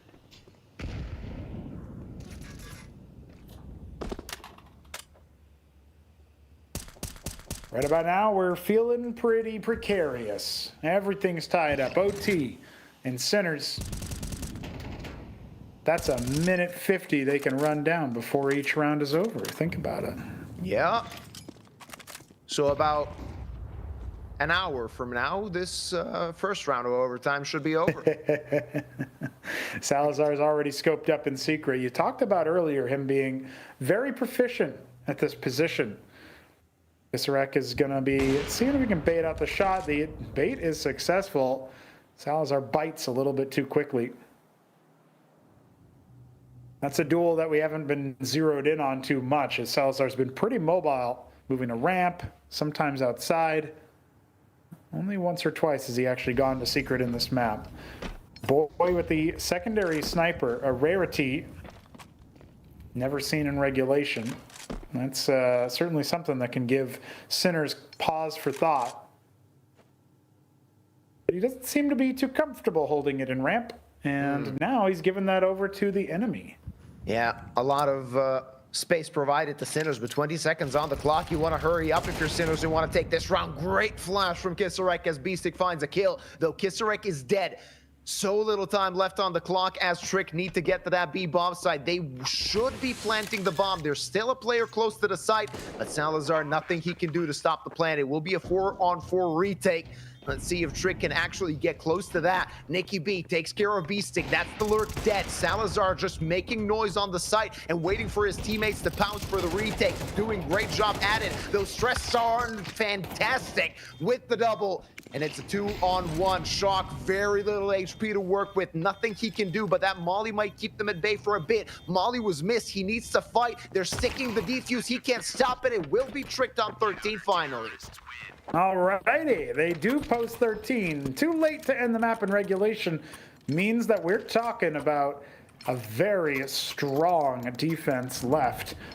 If they can hold it.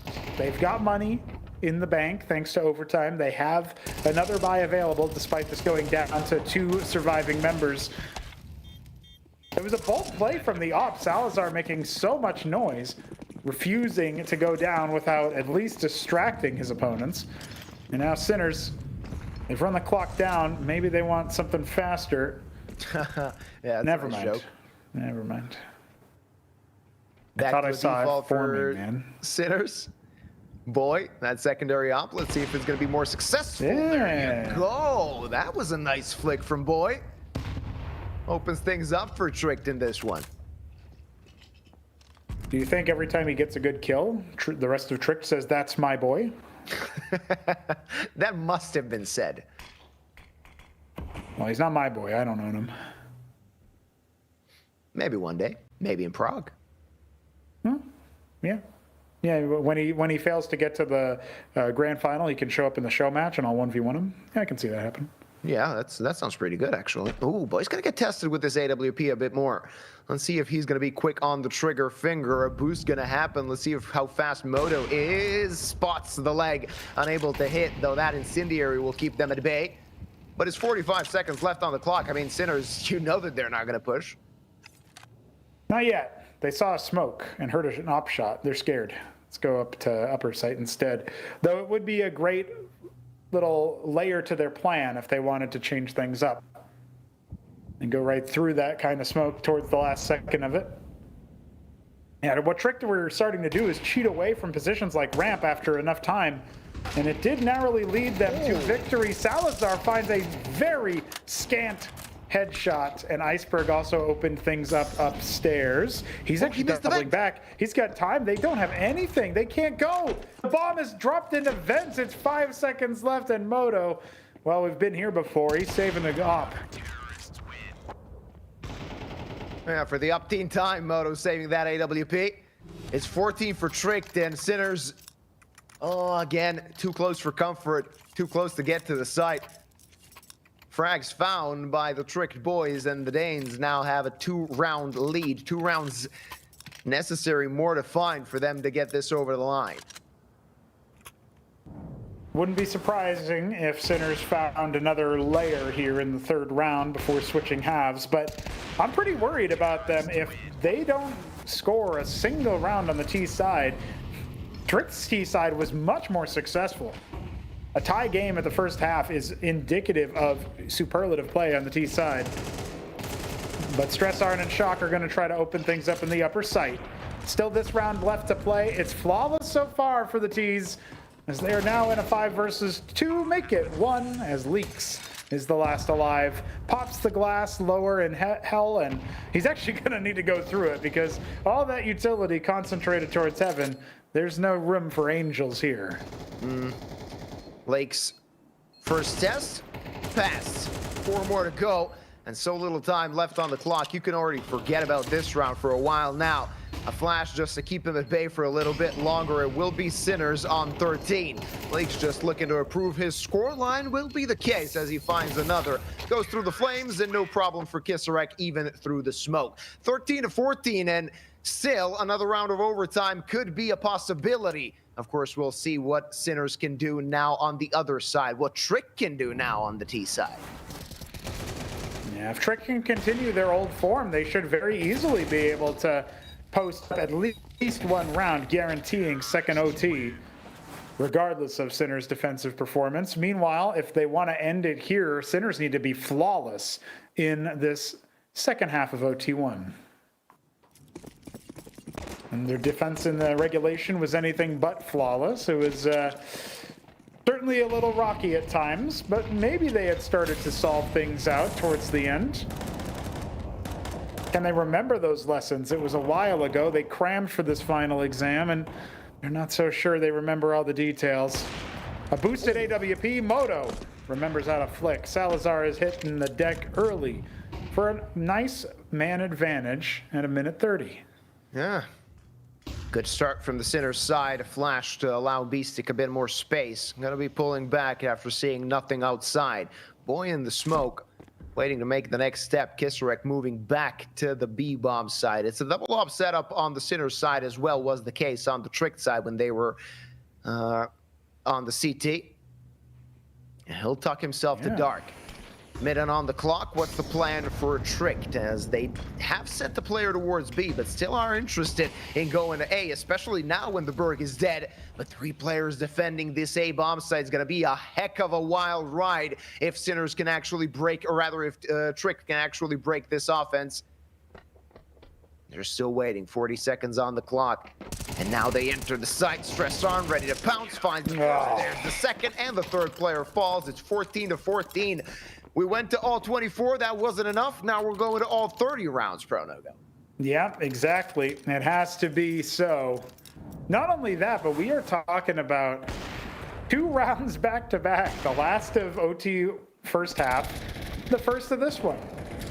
In both cases, Sinners don't lose a single player. It's kind of outrageous. They go from looking quite pitiful in certain situations to almost getting it over the line, but just close but no cigar. And then sometimes they just look like gods. What's make the difference? Forward positioning from the Sinners players towards ramp. 2 players defending the A bomb site. Tricked already contemplating of going through the smoke, and they're doing just that. It's in a take. Completely blind are the defenders as they get annihilated. Stressarm finds a frag back, but he's going to have to do a heck of a lot more for this round to go his team's way. Sinners again on the back foot. They got enough money to commit to this one. That's not really a problem. What is the fact that you're a man down and you need a way to enter the site with hardly any utility to boot. Kits are there, some damage dealt. Kisarek down to 61. Stressarm spearheading the retake. Spots the player and takes him down. 3 versus 3. But they still have to hurry up. Smoke, did it miss or did it land where they expected it to? I would say that it's the first one. Iceberg isolated on the site. Completely blind he is, but his teammates are there to support. Kisarek dead, and one by one the CTs are falling, and Tricked with another opportunity to take Nuke by themselves. Yeah, looking pretty good so far. The full buy is going to come in, and once again, it's a double up setup in that, just as it was in the first round of this Sinners OT defense. Round 30 coming up here. Tricked have an opportunity to finish, as you said. Sinners, they need to dial in what they're doing. That was a few times they tripped over themselves, not just in terms of throwing utility, but also their pathing. Nobody considering back of sight, despite the flash hitting great. The utility was perfect when it came to actually flashing their opponents off or denying sight lines. The biggest problem was actually getting them onto the site and looking in the right direction.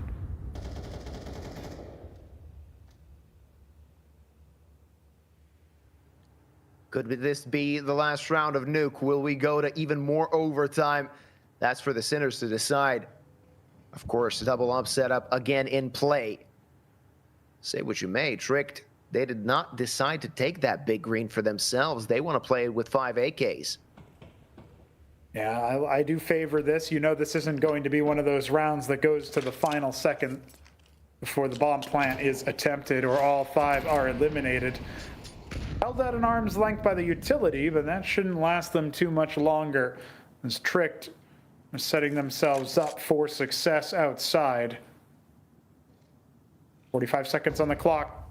They're 5 AKs, 5 rifles.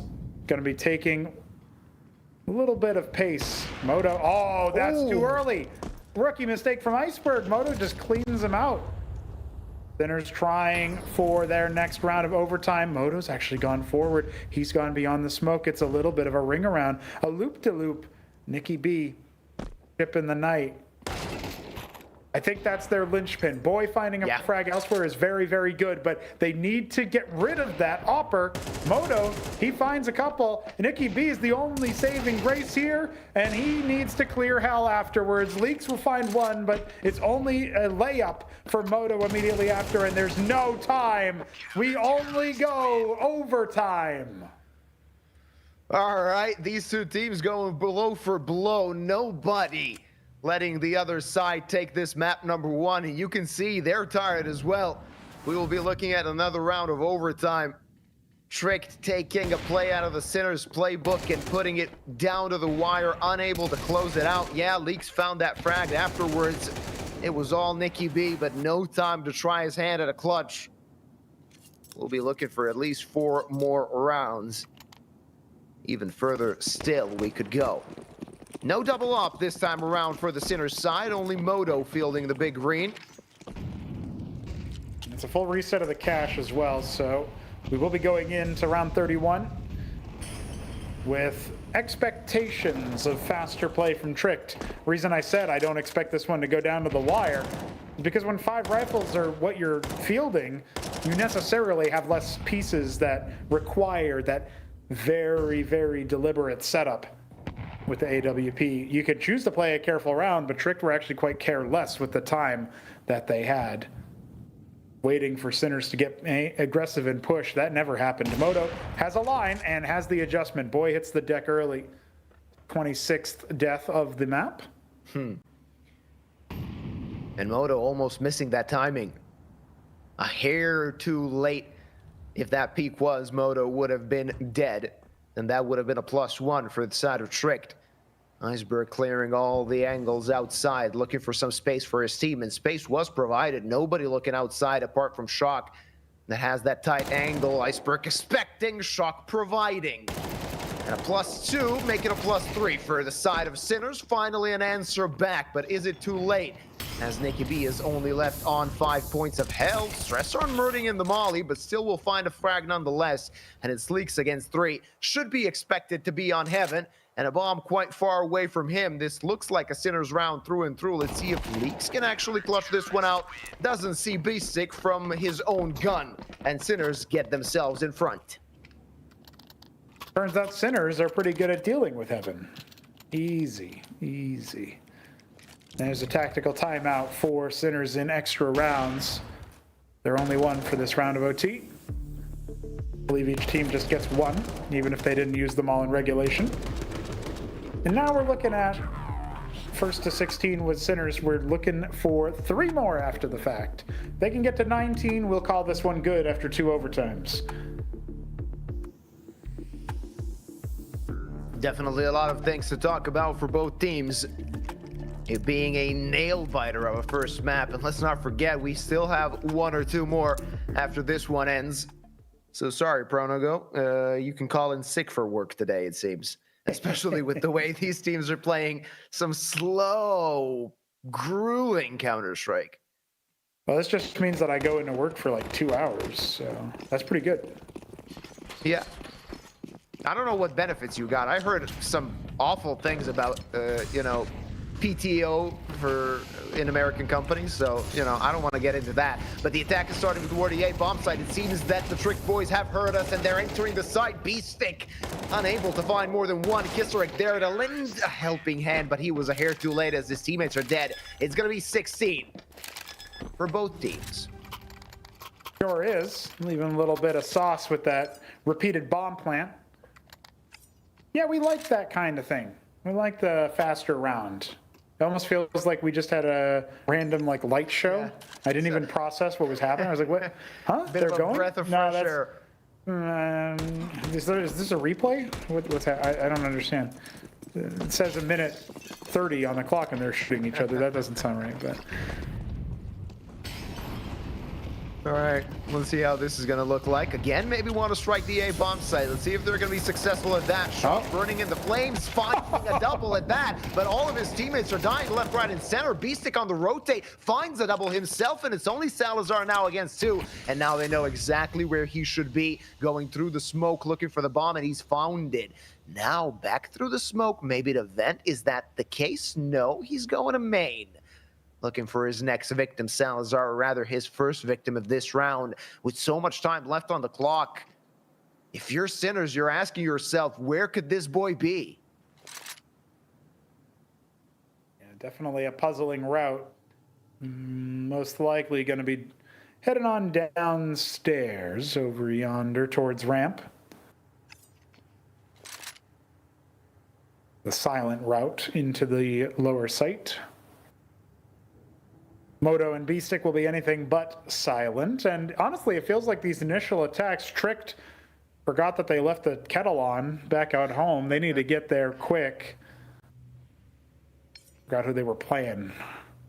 Forgot the gentleman's agreement to have the longest map in history. Sinners, they're going to need to come on around and start dealing with this pesky opper turned rifler. Salazar pops the window from a distance, mind games. He's going to burrow in and wait for someone to come in through single. But listen to this. They got 4 nades left. It could be tricky for Salazar to clutch this one out, because you can use a couple of these nades to clear an angle, and they're doing just that. Moto and Beastic entering the site. They want to clear Salazar as soon as possible, and they will be successful at that. It will be Sinners getting back in front. All right, now that they have done that, we just need to wait for them to suss out their strategy on the CT side. Tricked, can you defend Sinners and their glacial pace? Should favor Iceberg if you're thinking about themes, but this has been a little bit more of a scattershot, neck and neck game. Each team refusing to go out in front too far. I think the most we may have had at one point was a 3-round differential, but even then, it was fleeting. Yeah.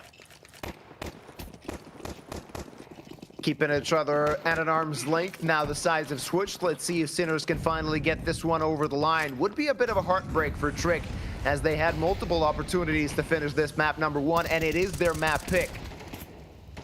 Sinners going back to their old ways, just taking space and not really interested in pulling the trigger, though. Moto takes care of Nicky B. That's a +1, and Boy is on half HP. So is Iceberg. That's a lot of damage dealt by Sinners already.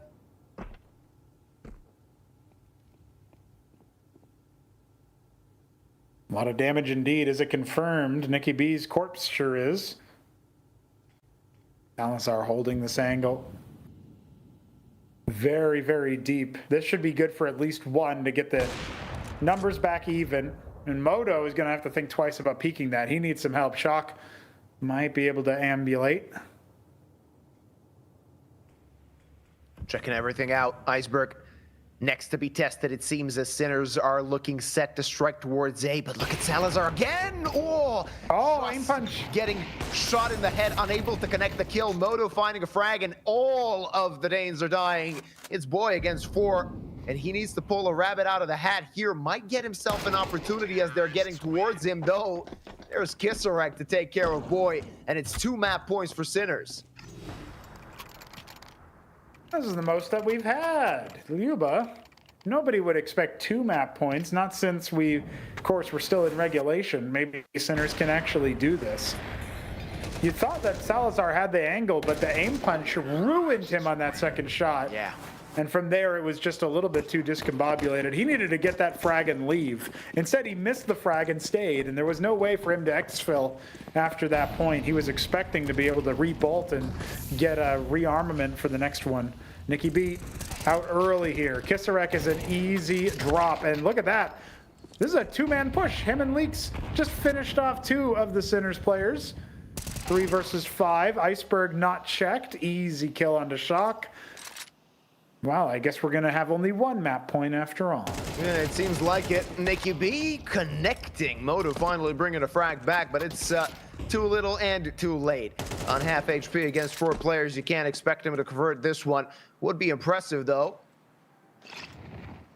Would be one of those stories. Remember when Moto clutched it out to end the map after an hour and a half? Won't be the case though. Boy on the backstab as Tricked hit 17.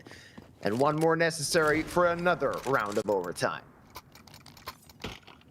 Can these two teams truly be so inseparable? We're going to find out in just a moment as Sinners take to the offensive side again. What could be one final round, what will be a long one. You can see here that their slow plays are starting to come with lazy clears or lackadaisical movements. Nobody checking Iceberg on top of Hut. Now have to worry about this very proactive outside play. It's not the same this time around. Moto posted up in case somebody decides to go peeking from credit. Salazar may oblige from inside the hut, or the garage rather. Smoke start to bloom. The HE opens things up, but doesn't go very far. Gotta ask yourself how that missed through the legs of Kisselrek when that Salazar bullet, as he repositions. Nicky B wants to be Sneaky B around that smoke. Might get an opportunity to find a frag. Stress aren't in danger, and Nicky B will take his head. We are looking at more overtime, Pronogo, as Sinners struggling to get it over the line, starting another round with a two-man disadvantage. Yeah, sure are. I highly doubt they can convert a 3-on-5 back-to-back. It'd be pretty challenging. Moto, though, has the AWP, currently rotating away from outside. No active angles for him to really be taking, but he wants to be slow about it. 35 seconds on the clock, and Shock will take a wide swing, exposing Salazar's position. He has backup. Leaks is in the sight with him. They're going to peel off and maybe try testing Boy with the rifle. No secondary op this time around. He's stick probing outside, and Moto did find a player. Now, hold on, maybe we can talk about something. Low HP for Nicky B after he ends up clearing B-stick, and Shock will clothesline Salazar. The Tech 9 is out, but it's all Shock. Clear Boy all of a sudden. They can't play. Oh no, they don't have the time. Boo! Boo! Sinners can't control the clock and are going to overtime 3. All right, Tricked can't more believe Counter-Strike. Yay! Yay!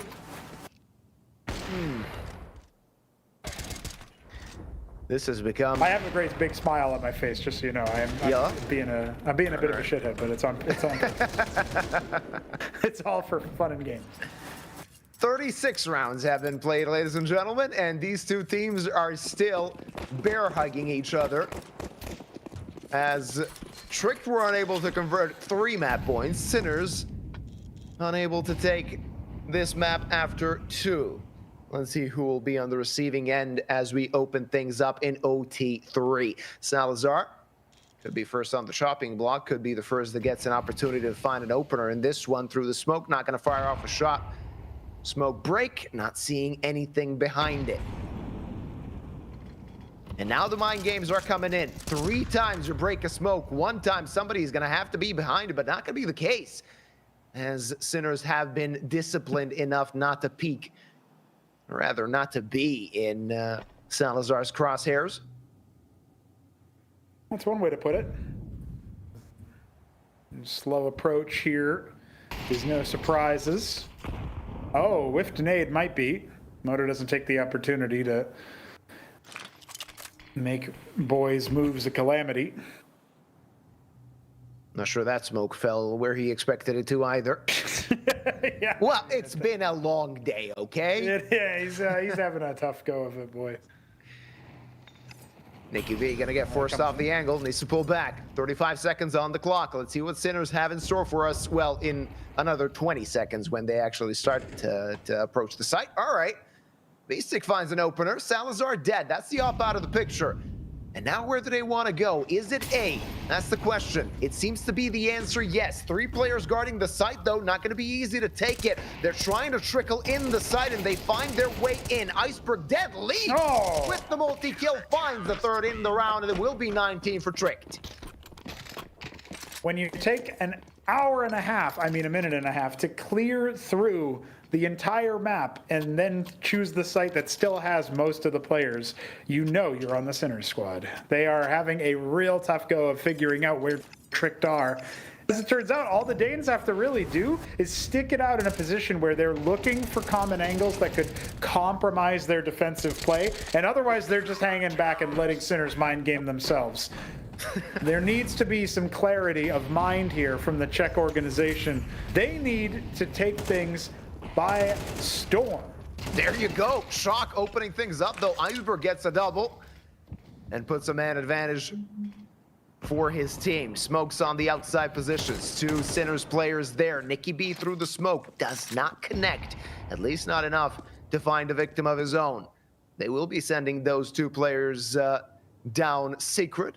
And Beast is just waiting for a moment, maybe for a mistake to be made. All right, there you go. The Berg can do anything. And one step too far, Beastic is dead. It's only stress round left, 1 versus 4. And the bomb on the other side of the map. It looks like Tricked will be hitting 20. Indeed they shall. Now, if they are able to score this next round, that puts them on the precipice of 22, which is our next magic number. It just keeps increasing. It just keeps getting better and better, guys. At some point, I lose count how many rounds you need in overtime. We didn't get there yet, but I would assume the way this is going that we could be in that situation soon enough, especially if Sinners get their stuff together. And they need this one. This is a very important round for Sinners, otherwise they might be in a pickle. Allowing Tricked 3 map points. Fast attack towards ramp, stopped by Boy, but only finding 1. That's not enough if you want to keep that part of the map for yourself. And they're trickling into B. Iceberg not expecting. Now he's overwhelmed and taken down by Stressar. Nicky B following his captain to the grave. It's Leaks and Salazar looking to scramble something in this one. And it seems very low percentage. It will be just 1 round separating these two teams with side switch yet again, unless Leaks and Salazar can make some magic happen. It would have to be more than magic. It would have to be absolute sorcery on the lower site of Nuke. Which one of you two is a warlock? Turns out Leaks has already cast his fire spell.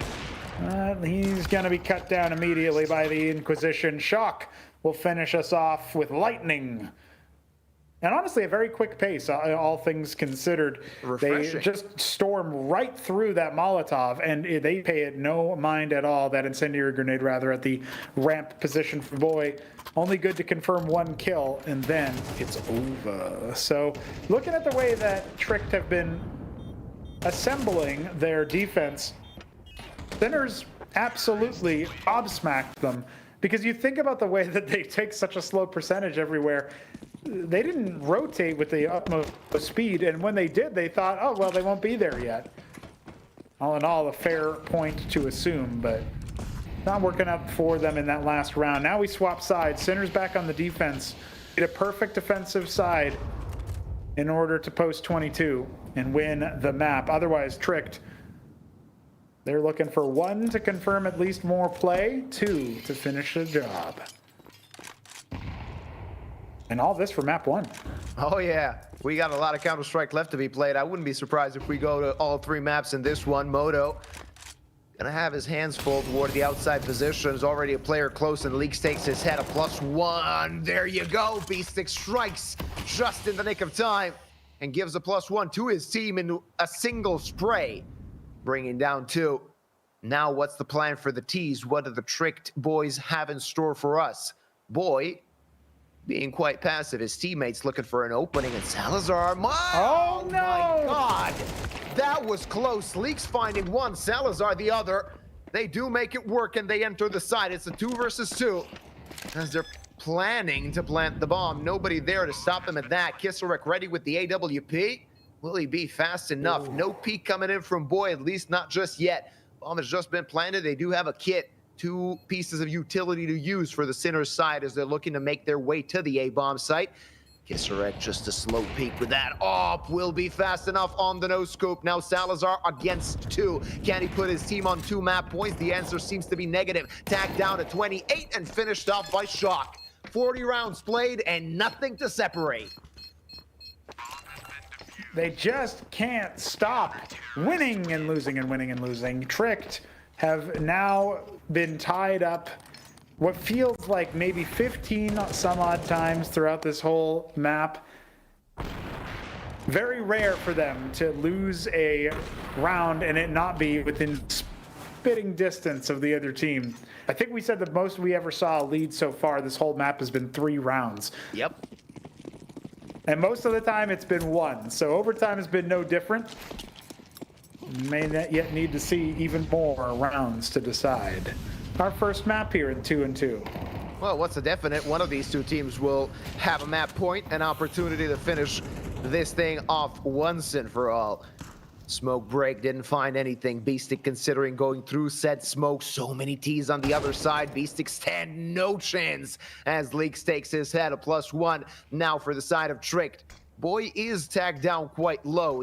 This lurk position might yield something, but as soon as somebody peeks his angle, you can expect him to die. Moto answering back, bringing it back into a 4v4. They enter the site. Shot good for 1. Stressarn unable to find Salazar, and it's a 3 versus 2. An opportunity for Tricked for 1 more map point.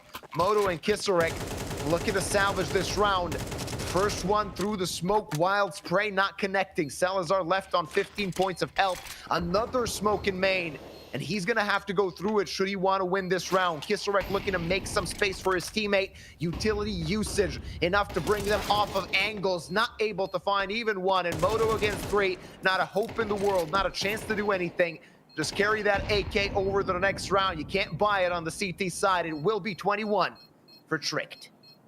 And Sinners are making the decision here. Slow push that upper bomb site and concede 21. Concede another map point for Tricked. It's putting them in a hole. They're opting into needing OT4 in order to win this map. And it goes on and on and on unless Sinners save another map point. Question is, do they got what it takes after 41 rounds of play?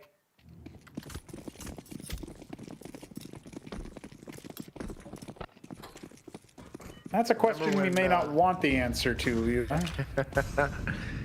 All right. We'll see where the coin lands. Some utility expended, traded, especially towards the outside position. Beastic taking it quite passively. His teammates looking to make some space in secret, and this will be an all-out brawl towards this part of the map. Look at Boy. All right, this could be quite difficult, though. Beastic found a kill, but he's gonna have to do a heck of a lot more as the A-bomb side completely belongs to the side of Trick. Kisserek, timing just missing. Oh no, he doesn't see. They have no idea, Pronogo. Already the T's are on the site, and just now Sinners are aware of that. Yeah, they're going to boost up into the rafters here in a second. Shock has to retake the site, but the utility is still good for Tricked. They kept a lot. They've still got flashbangs. They're going to chuck over towards Mini. Beastic over towards Heaven. Not expecting somebody holding the angle. Leaks will clothesline him on the way by. And all of a sudden, a 4-on-4. The bomb halfway ticked. Sinners are taking their sweet time yet again, but they need to get on that bomb soon. Yeah, Shock. Not going to happen. No chance of doing that, and it seems finally this map is over. No chance for Sinners to get to the site, but they found the frags. Do they have the time? They need to jump on the defuse, and that's not going to happen. It will be Trick taking Nuke. After 42 rounds of play, they finally get their map pick over the line. And Pronogo, we have a heck of a good show for us today, as we will move on to the Sinners map pick. The hometown heroes being in trouble. They had 2 qualification matches, couldn't get it through, and now they're playing against elimination. They are playing against elimination, Yuba. It will be some time before we find out what happens on map 2 of Mirage, but Sinners, they're going to need to go back to the drawing board on that attack. Sometimes the low, slow plays play it out for him just fine, but Tricked, They were able to clutch up at the end of the day. It only took 42 rounds of Counter-Strike, but yeah, that's easy as you like, and we will be seeing, I'm guessing at the very least, a 13-10 or something on Mirage. Yeah, well, we'll see, of course, where that brings us, what Mirage actually brings to the table. Hopefully some faster-paced Counter-Strike, because even though this was 42 rounds in a situation where it was neck and neck, it was very tight fought, I don't think that anybody can say that this was completely enjoyable to watch from a perspective of what you can expect from two teams battling it out. It was very slow-paced Counter-Strike, and it is to be expected. I don't want the teams, or rather anybody, to think that I'm flaming on them. When you're fighting against elimination, of course you're going to take your sweet time and think about every decision you make, but it was Tricked at the end of the day that did actually opt to play faster at some points, and that's what ultimately led him to win this map. I mean, you got to say, Sinner's a bit of a lack of approach, a bit of a lack of ideas at times. A lot of rounds lost simply due to time running out, but whatever happens, or rather whatever happened. Que sera, sera. Of course, we will be going on a short break, and we'll be back with the second map of this best of three.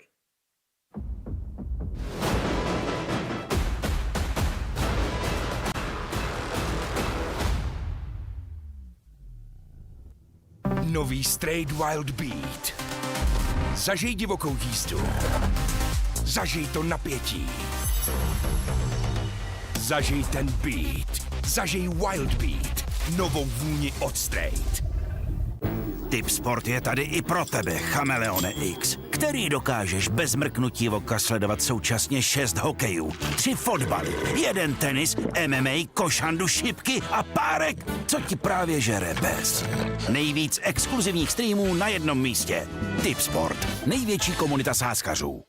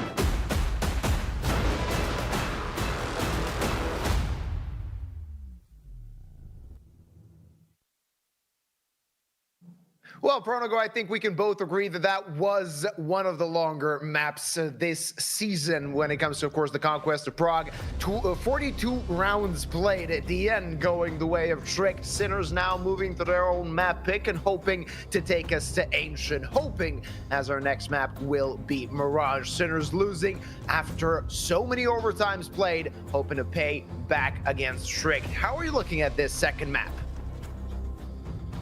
Well, Mirage is definitely a map where you're not going to get away with those slow plays as much. The CT aggression, a lot more common on a map like Mirage, and Tricked are starting on that defensive side. So we're going to get a very early answer here. As Sinners kick off their T-side campaign, how fast are they actually going to play it?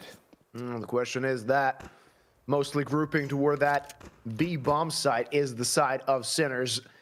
A few pieces of utility available to them. They will be executing towards B. A lot of flashes raining in, but so many players defending through the flash. Iceberg finds a frag. Salazar there to help. And one more player still yet to be uncovered by Sinners as one by one, the Sinners are falling to the ground. Shock, last one alive, pulling back, tucking his tail, and really nothing he can do against 5 angry Danes. So far, we are looking at Sinners, obviously trying to take the B site by storm, but you can't really draw too many conclusions, trend lines from a pistol round. This one is not going to be one for the history books either. Shock clears leaks out nice and easy, but everybody else is already well figuring out this situation. They'll wait for Shock to take to the low ground, and 45 seconds remain. Eventually, Tricked were going to find the good way forward. There it is.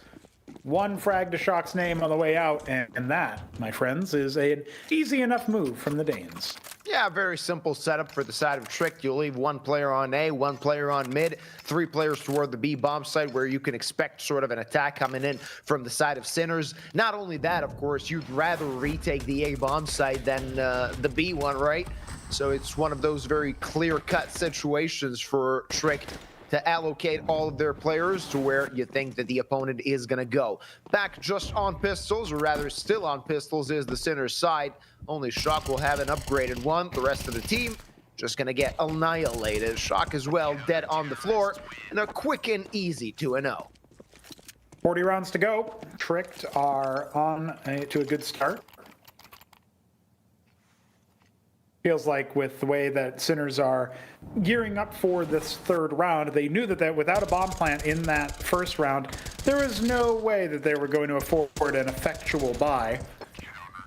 They get a little bit of information about how the anti-ecos are going to come out from Tricked, but if Sinners play their cards right, they won't have to worry about that too much at all. 5 rifles on the side of the defense. Danish CTs working wonders with those A1Ss. That's certainly what they want to do here, but it's 5 AKs for Sinners. Yeah, we'll see if they can strike back early enough. Avoid losing that first gun round. HE grenade, not going to deal as much damage as I expected, falling to the feet of 3 players. At least judging by the x-ray. Iceberg just waiting for somebody to cross, and he'll expend that smoke as soon as possible. Good timing on the smoke from the Berg, as he bought himself a little bit more time before the Sinners players actually decide to go towards the site. And look at the T-spawn. Look at that. One player, that's Salazar, already heading towards top mid. Boy, checking out Palace, reporting that there's nothing going on over there, and that's the bomb. Salazar can just finish off this round here and now, and there you go. He has the bomb. Also throws down that incendiary. That will expend so much time from the Sinners side, and they need to scramble to get to that C4. And if you're Sinners, you're completely stupefied at this point. That's a really early rotation for Salazar to be moving. You really don't expect them to go so quickly, so far, so fast. Boy, following in Salazar's footsteps, throws the flash nicely to Blind Beestick. It shouldn't be an easy way forward for him. Adjustment there with the rifle, easy enough on an odd elevation level. You don't train in aim training for anything like that. At least Kisarek and Shock will clear the deck of CTs in T areas. And they're going to be bowling forward towards the B site where there are already a pair of defenders waiting. It's done. Yeah. Nothing here, especially as Leaks kills Shock. So call it a save, tricked, get up to 3 rounds, and of course, Sinners have to run the clock down one more time for us. Yeah, Salazar doing quite well, starting this off with 6 kills to his name, and this one that he got in this round was probably the most important. You could see the Sinners players shake their heads and think about what happened wrong in this one, not leaving a player not even close to A allowed so much space from the CTs and Trick. They're not a team that'll just be waiting for you to come to them. Exactly what happened here. Tactical timeout for the Sinners boys as they need to regroup and think about what went wrong in this one. With 2 saved rifles, they could still be dangerous heading into the next.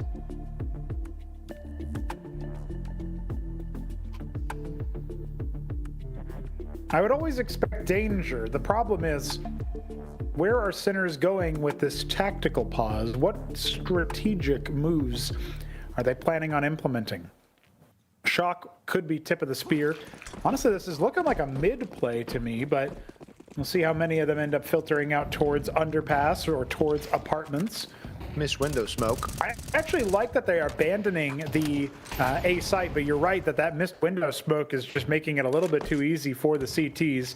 Some questionable movement happening over here on B site, but Salazar will get his op posted up nonetheless, and well, his mistake isn't punished. One of Sinners is definitely going to sting as B-Stick has fallen. Salazar waiting to pounce, but Nicky B already on top mid, taking that C4 for himself. Moto only on the scout and taken away by that incendiary. That's nice from Cesar as he brings a frag back, but needs to do a lot more. Nicky B down on the deck, and not so comfortable are Tricked in this one now as the defense has been spread thin. Got their hands on 2 rifles as well. Kisarek and Stressar on the AKs. Moto grabbing that M4. Salazar still tucked in those B apartments, waiting for somebody to poke his head, and there's the opportunity.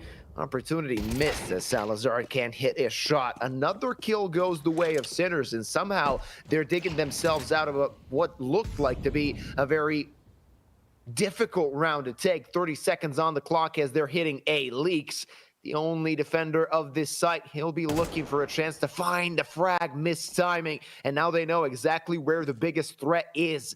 Can't stop the bomb plant, needs to wait for Salazar to rotate with that AWP. Needs to find the next kill, but that won't be the case as the double swing comes in from the Sinners as they're looking to get their first on the board. Salazar, nothing you can do in this one, I'm afraid.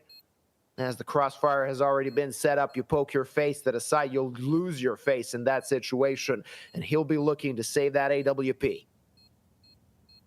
Yeah, this is pretty much a wrap, a rout. I don't expect Salazar to be hunted down at the very least, but you know, I guess he could, if he decided to step a few steps forward, yeah, I was going to say, back up a little bit from that bomb, just for your own safety.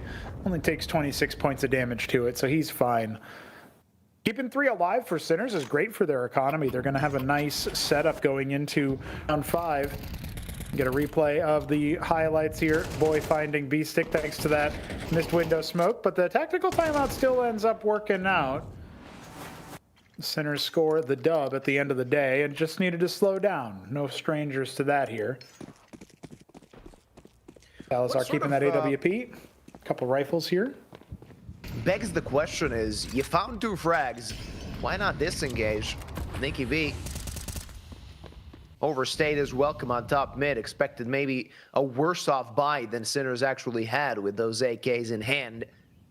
And now it's Trick that might be on the receiving end of some financial difficulties. You can already see Boy just on the SMG, utility lacking. They do have kids, and that was what could be important in this one. Salazar looking towards underpass. Now Sinners will be taking their sweet time to keep control of mid, be sure that there won't be a crunch happening from short and connector, which isn't the case, but 4 players situated on the A-bomb site makes it very difficult for Sinners to dislodge this defense.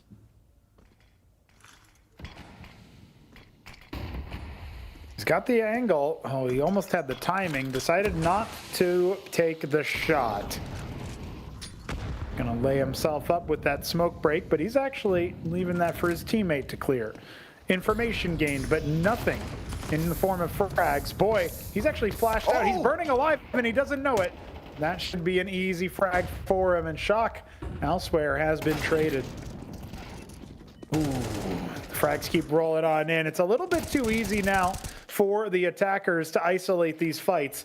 It's Iceberg in a 1-on-3 with the first found. He could try to go higher, but he needed to actually clear Stress Arn out to have a chance against the bomb planter. That's a full wipe. The money no longer looking insurmountable here. Sinners are happy to have broken the bank of their opponents. Yeah, Trick might be in trouble, and that frag was crucial. Stress Arn going through that smoke unexpected by Salazar.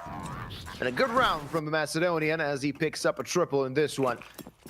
Makes him feel really good, top of the charts when it comes to his team. Oh, wanted to go through, didn't manage to go through the murder hole, and Nicky B gets taken out by Moto. Of course, this should be a cleanup, unless it comes to some individual prowess from the Tricked side to stop Sinners from equalizing the scoreline. Beastic shouldn't have trouble taking care of Leaks, though just a shot to the shoulder means Leaks will be battle ready. Of course, these teams are fighting to go through the Swiss stage. The one that loses will be eliminated. The one that wins will have to fight 2 more best of 3s in order to make their way to LAN.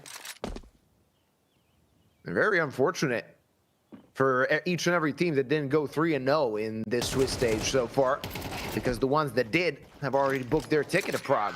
Some damage dealt, but at the end of the day, only losing Stress Arn, no harm done to the Sinners economy, which is blooming. Back on a bye, Tricked will go in round number 7.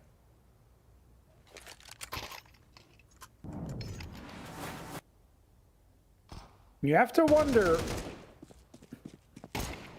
what Tricked are doing in some of these angles that's given them any sort of shot in these rounds. Obviously, they have been in a broken position before and found success. Thankfully, we're early enough days into Mirage that it doesn't feel like they absolutely need those force buys or weird buys, but a round like this sure would be nice. Salazar taking care of Moto. That's a good start. Open things up in favor of the defenders. Nicky B does one better. That feels like it should have been a beastic kill, but the flashbang sent him all kinds of crazy ways. Shotgun showing presence on the B site. It's a good duo. The pair of Sinners towards A might be able to find a timing to slink in, maybe catch Leaks unaware. Hoping to do just that. Leaks, though, passive angle, playing just for intel and an opportunity for his teammates to actually have time to rotate. Boy doing the same. T's unspotted yet, and you can already see that one of the players is in sandwich. Might be an opportunity for Sinners to strike towards A. Nicky B, that's a dirty angle to hold with the AWP on CT side. No chance for Shock to poke his head out, though the 2 players on the site might actually cause some trouble. Leaks didn't see the player, now he finally spots him. Shock dead on mid, and Stress Arn last one to die as Trick get back in front.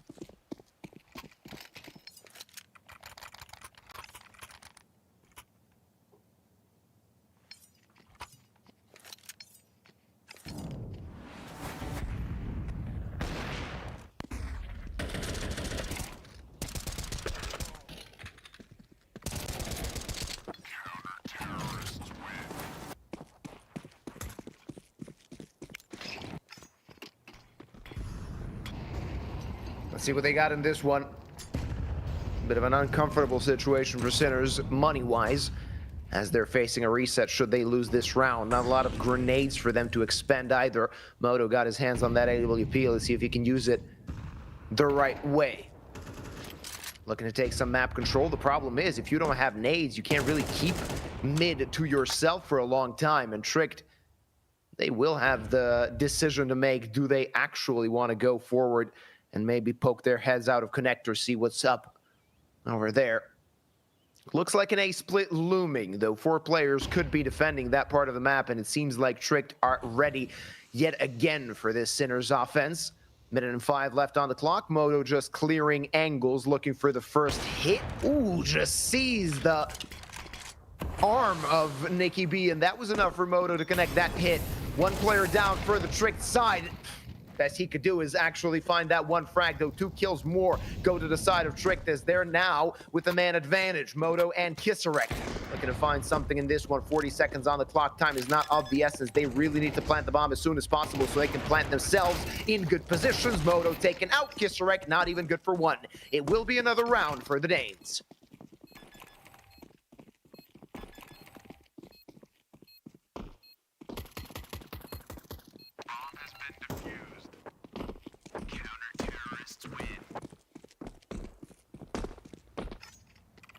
Tricked back to feeling solid, building up their economy as well. That Moto hit was impressive, but again, a missed shot punished instantaneously as he could not connect on a player on ticket.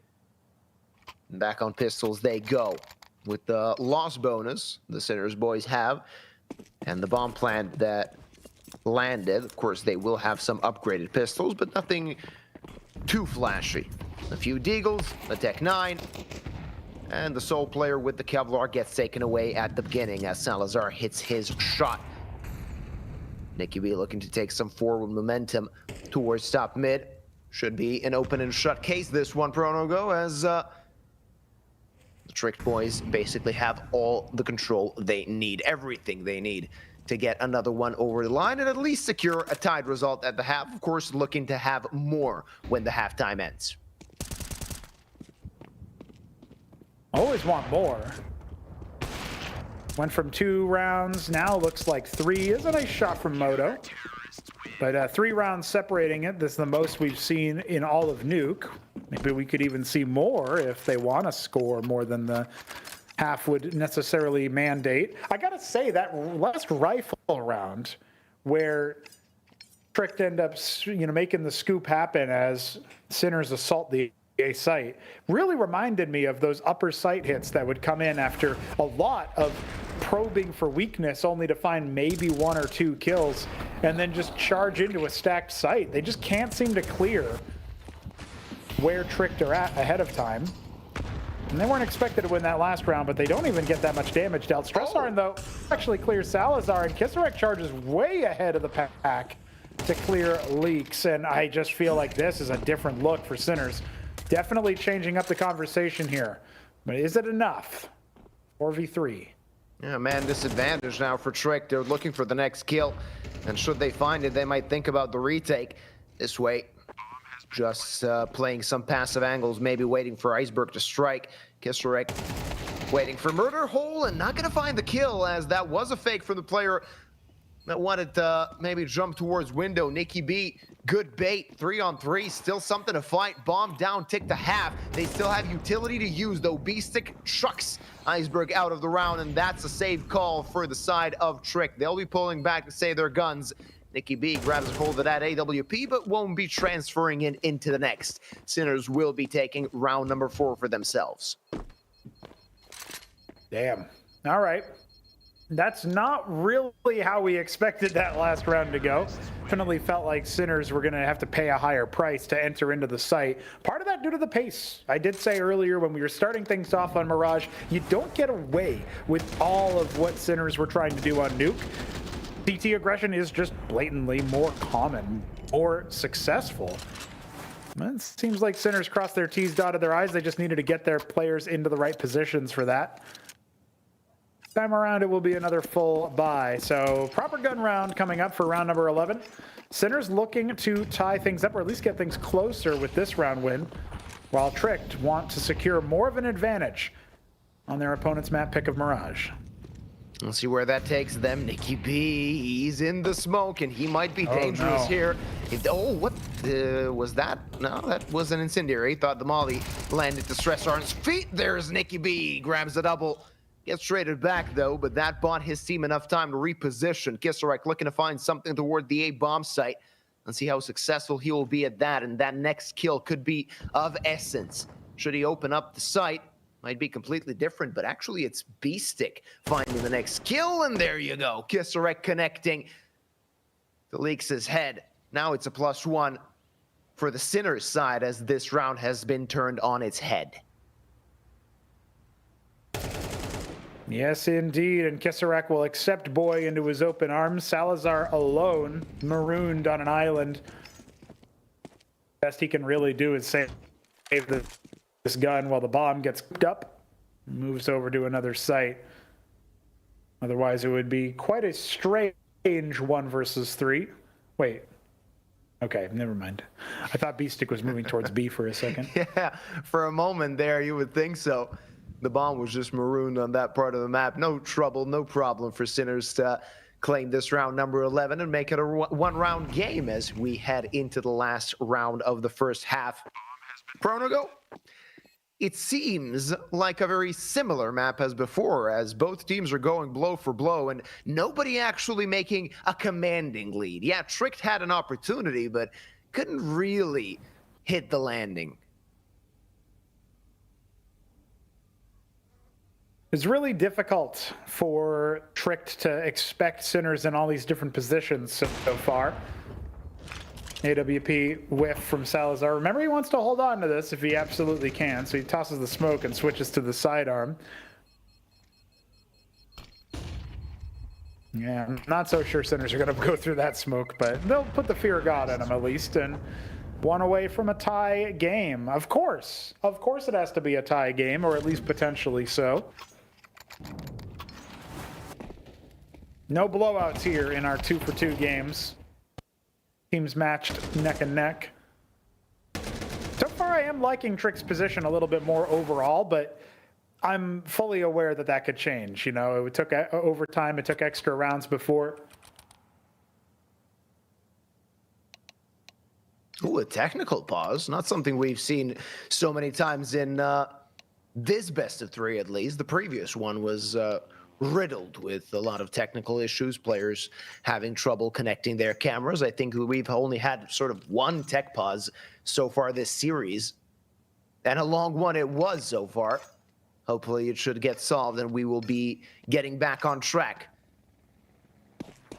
And it did, as the players are back on the server, and we're heading into round number 12. Can Sinners tying up at the half do the same as they did on Nuke? Let's find out. Of course, in this one. Oh, no. Ooh. Yeah, rather yes, as Moto and Stressarn take 2 frags to themselves. 2-man of an advantage. That will mean the CT defense will be spread thin. Salazar down on 18 HP. Ballsy. That's gutsy. Okay. He takes down Stressarn, brings the frag back, but has gonna have to do a heck of a lot more with that AWP. How quick are you? Not quick enough to catch the player on top mid. You're gonna have to pull back. You don't know what's coming your way.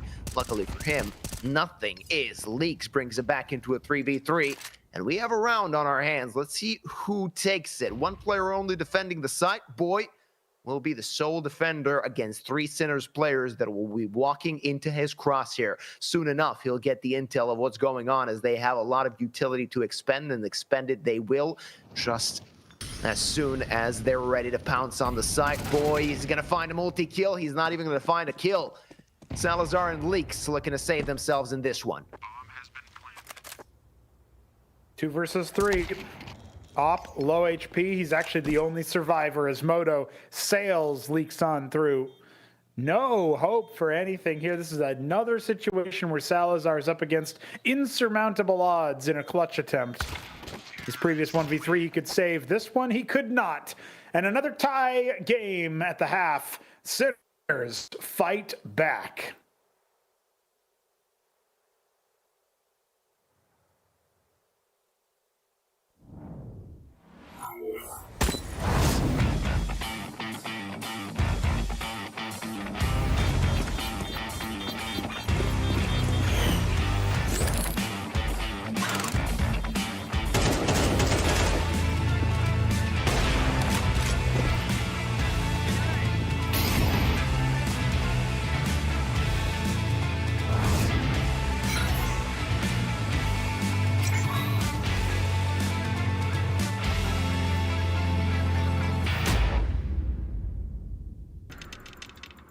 One click is the difference between winning or watching.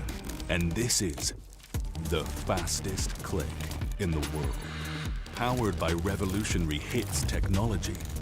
With custom actuation, rapid trigger reset, and click intensity. tuned to your competitive play. We didn't just evolve the click, we reinvented it. Pro X2 Super Strike.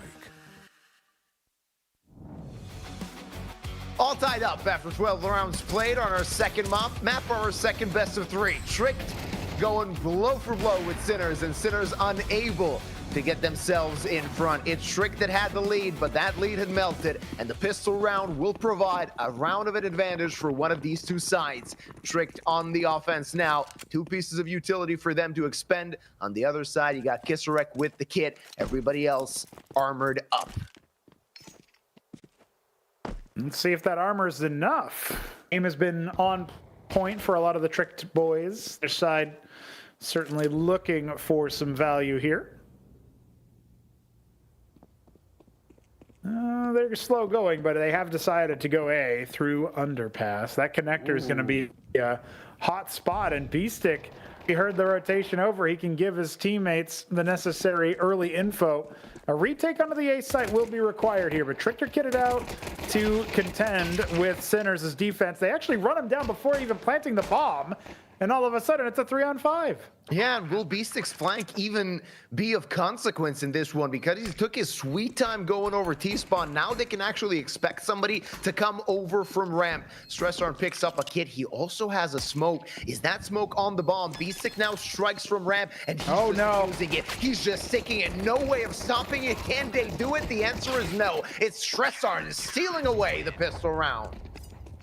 Well, there you have it. Sinners chaining now 3 together in a row in order to first tie things up in that first half. Now we go into the second pistol, and it is that of the Sinners. Things going very well for the Czech organization, the European mix. This is definitely one of those tricky enemies to deal with. You know, the Danes have their own set of strengths, but Sinners, you can't really put them away cleanly. It's just not the style of this team to go out without a fight.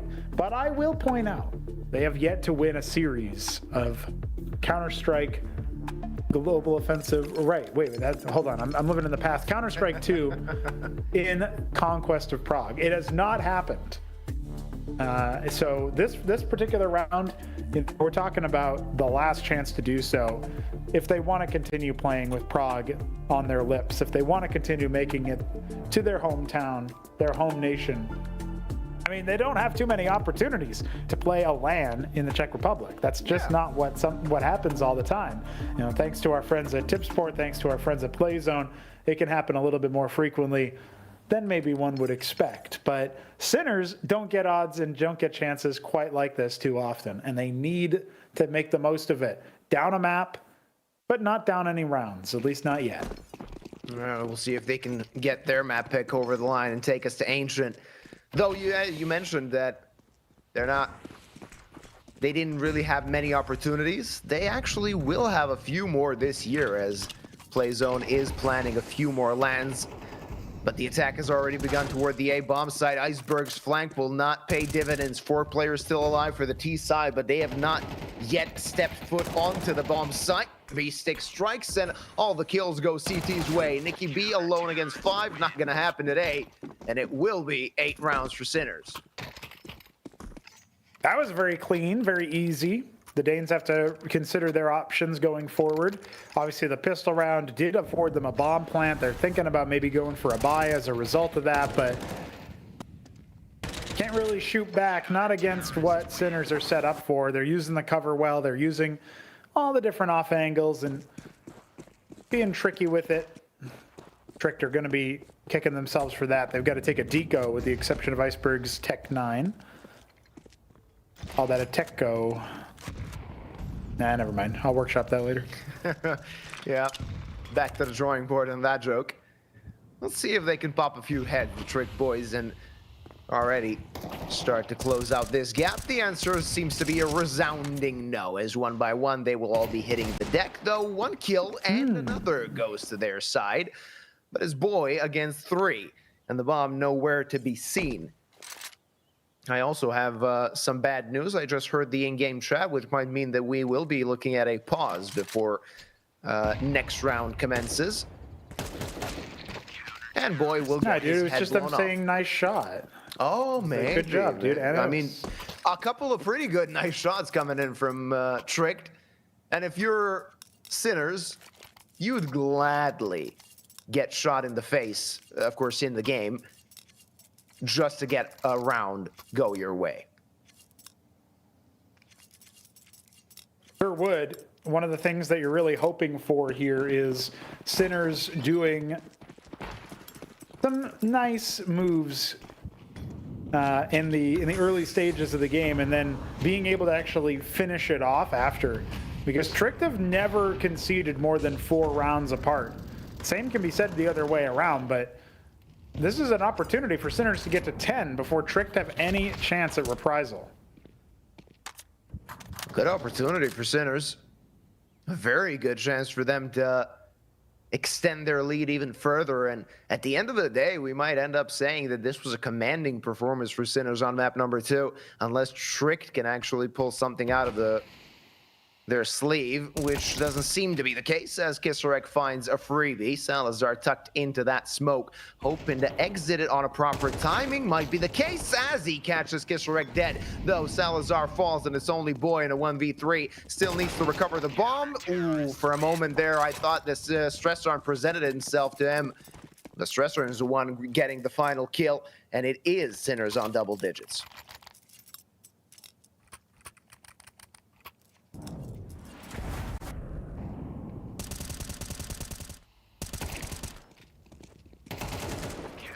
Very miraculous for Sinners to score double digits so quickly, especially when you compare it to the first half, especially when you compare it to the first map.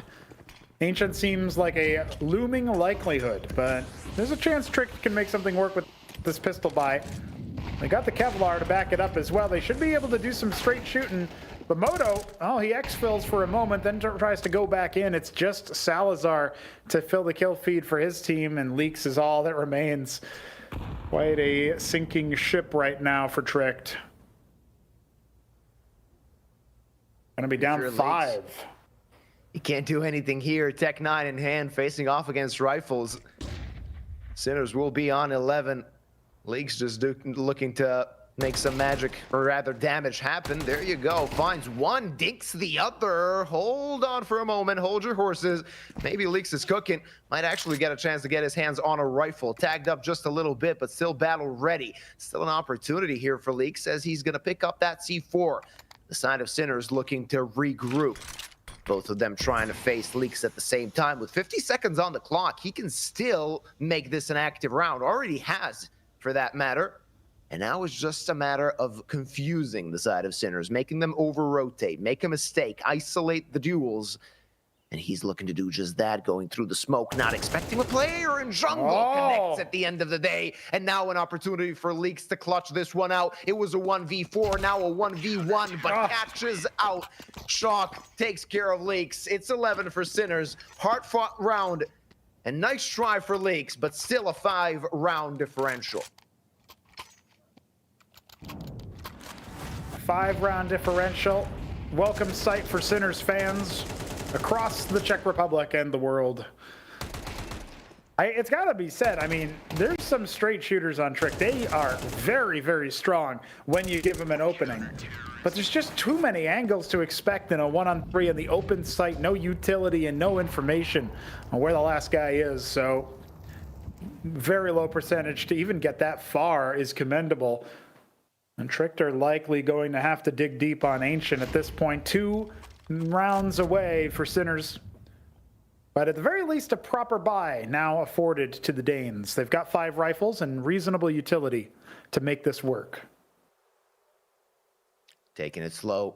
They know how important this is. You win this one, you might be at the start of a comeback. You lose this one, you're already thinking about Ancient and what can happen there. Mid control gathered by the Tricked players. A lean towards B. 1 player defending and 1 in market as well. Moto Solid angle with that AWP, should be able to catch at least one before the attack begins and also claim intel, though Nicky B grabs a frag. Now this defense might be spread thin a little bit. Moto caught with an 8 in hand, needs to reposition. The re-peek hits, brings it back into a 4v4, and he's still standing his ground strong with the sniper. Shock finds a double, and Sinners somehow managed to claim another. Boy, looking to save his team. Lakes tried it last time out. 1v4 didn't go his way, even though it was close. Boy looking to isolate duels, but now they can know exactly where he is. They can surround him. The noose is tightening, and Sinners on 12. Well, there you have it. We actually have a map point, and it's way far away from being an even game. The first half was completely different, neck and neck. Tricked haven't gotten anything going on the T side. Sinners are just too mobile. Oh, Shock too. Some highlight moves as well. We get to see from his POV. Even cleans up at the end there. Looking at a 12-7 score line. If Trick can score this one over. Think of the uphill battle they're facing with almost no money in their pocket. A couple of concessions with Iceberg and Salazar rocking the Galeals. B-Stick opening up. It's just going from bad to worse. We might be wrapping up here soon, folks. Ancient on the horizon. Yeah. On the precipice of map number 3, it seems. Tricked. They seemed solid in the first half, had a lead and had a chance to extend it. It added all even. But now 6 rounds need to be chained together, and doesn't seem like they'll catch even that number 7. Moto ready with the AWP, looking to double peek him. But there's B-Stick to find the trade. Positive trade now for the side of Sinners. Short-lived though, but still a man advantage for their team. Still a player defending the B bomb site, but they're sticking to A as Salazar opens things up. Boy, though, wants to strike B, and that's a freebie as Shock hits the deck, and we're down to a 1 versus 1, but Stressarn, he's going to have to take a long time to rotate. That will allow Boy to get a very good post-plant position. And where do you want to play this from if you're Boy? Well, that's one question to ask. The other is, where are these utility pieces Stressarn just collected from Connector earmarked for? Is this going to be what sells Boy down the river? Man's got 11 kills, 11 deaths. One of them's got to turn 12. And Sinners, just all eyes on Stressarn here. He's going to be lacking time to defuse. He's going to walk right in, and Boy stands right in front of the bomb and knows exactly where to aim. A 7th round for Tricked, the slimmest of margins, it feels like. But they'll take it nonetheless. Yeah, their first round of the second half, it was a long time coming, but finally they get it. And they really needed to fight tooth and nail for it. Unlucky timing for the B defender, and Boy, at the end of the day, had an easy time claiming this round for himself. Another clutch added to his statistic. 5 rounds left to go. A long way left to go for Trick to get to overtime. It is a very long road indeed if Trick want extra rounds in both maps and maybe even scoring a 2-0 that way. But we'll talk about that likelihood if it ever ends up showing its face. Iceberg boosting right in view of Stressarn, who was ready for that but wasn't. He's not going to be liking his own chances after that, feeling maybe a little bit worse for wear. 1 point of health on the Berg, but the opening kill is his, and that's what matters. The opener found. Defense spread at least a little bit. 1 player on each side, 2 players trying to, well, at least have still some presence on mid. It's going to be a risky play of Sinners as they move 2 more players towards B. Just Kisarek and Jungle isolated. But that risk will not pay off, Pronogo. It's Trick going straight towards A, and they still have a few pieces of utility to use. 2 smokes to cut off this defense, and we could already see Tricked on number 8. As Sinners probably won't even be considering this retake. We'll have to see, because with almost no utility, Moto the only one to have it, as you mentioned. Pretty slim odds. I mean, Kisarek would need a multi-kill, and he's not going to get anything, just damage to Salazar. This will be a 3-man save as Trick improved to 8. even if you don't end up scoring a victory, even if you don't end up getting to overtime, you can still think of it as a way to improve your own self-confidence. Say, we did shoot back, we did get a little bit of action. If they didn't win a single round in the second half, it would look pretty poor for the side of Tricked, and they'd have to do a bit of a deeper mental reset. There's, of course, the counter-argument of saving your energy, but Tricked are young guns. They'll be fine. Yeah, they're still green. They're still fresh. It will be number 8 for the Danes. And 2 guns will be saved for the Sinners' side. 2 guns they desperately need, as their bye will be looking worse for wear heading into round number 21. Will we see Ancient? Or is overtime looming over us like a bad dream? Wake me up inside. This is the boost that started it all. I can't believe Iceberg gets away with that kill. He should go home empty-handed. Instead, he goes home almost empty-headed. 1 point of health is all he had. Kisrek wielding a CZ or CZ. That's not something you see every day. Easy CZ lemon squeezy. Ooh, Mono missed shot. He needed to connect that, though Shock is there to help. That Molly will take him out of position. And Shock necessity to reposition now as he looks for another angle. These rifles searching for kills, and they know that they need to do just that.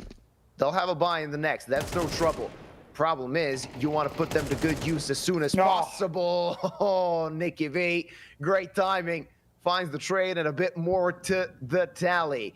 As Sinners lose all their guns, only pistols remaining, and this shouldn't be much more than a cleanup for Tricked, as they will be grabbing number 9 as well. Yeah, B-Stick just with the USP.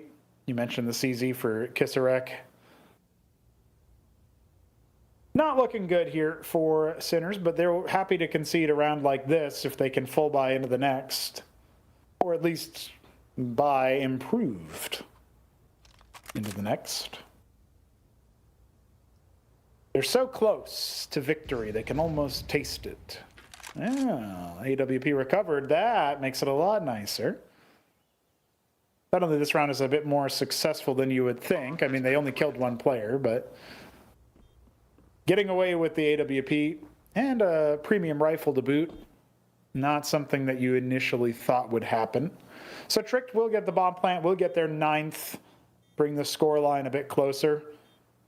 Sometimes it gets to a point of crazy momentum where you just have that forward push, have what you need, the wind at your back and in your sails. We called Tricked a sinking ship earlier, as Mirage was not going their way whatsoever. Well, maybe they've plugged the holes, knocking on the door of double digits. It's still a ways off. 3 rounds required. A total of 6 consecutive in order to finish it off. You're halfway done. That's right. Take it round at a time, and slow and steady might actually win the race, or at least get that tied result.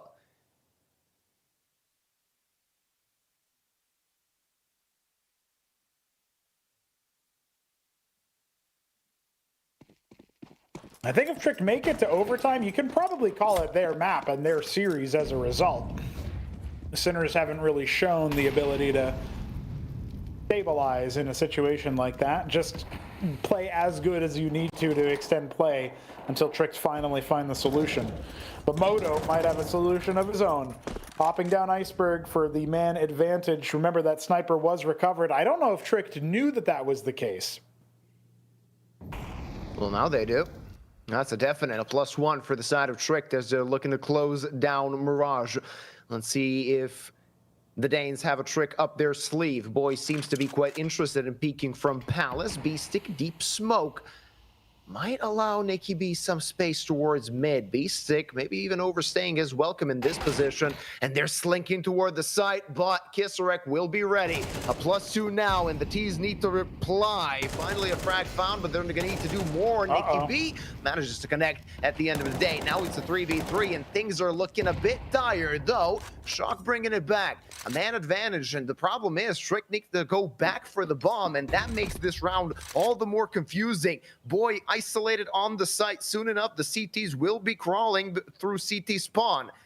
And boy, should he survive, that would be fantastic, but it's slim picking, slim chances. Op shot missed. Boy still on 100 HP, and now they'll be looking to plant the bomb as soon as they can get to the site. 20 seconds on the clock. Boy, he's not going to get taken out just yet. Bomb planted. Salazar looking to escape and put himself in a good post-plant situation. Boy does not connect, and it's all down to Salazar. 1 versus 3. That's a nice flick to begin with, but he still needs to find 2 more. Looks for the first. He knows about where they could be, but does he have the full idea, the full picture painted? Finds another and knows the last guy is on stairs. He can hear the footsteps. The Tech 9 whipped out on short distance. He finds the kill, and Salazar keeps Trick alive in this one.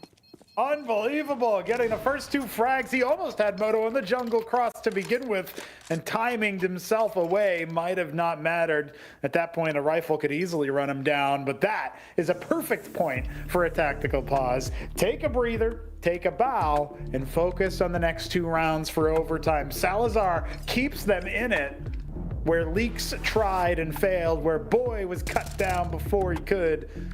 Not a 1 versus 4, but a 1 versus 3. Working wonders.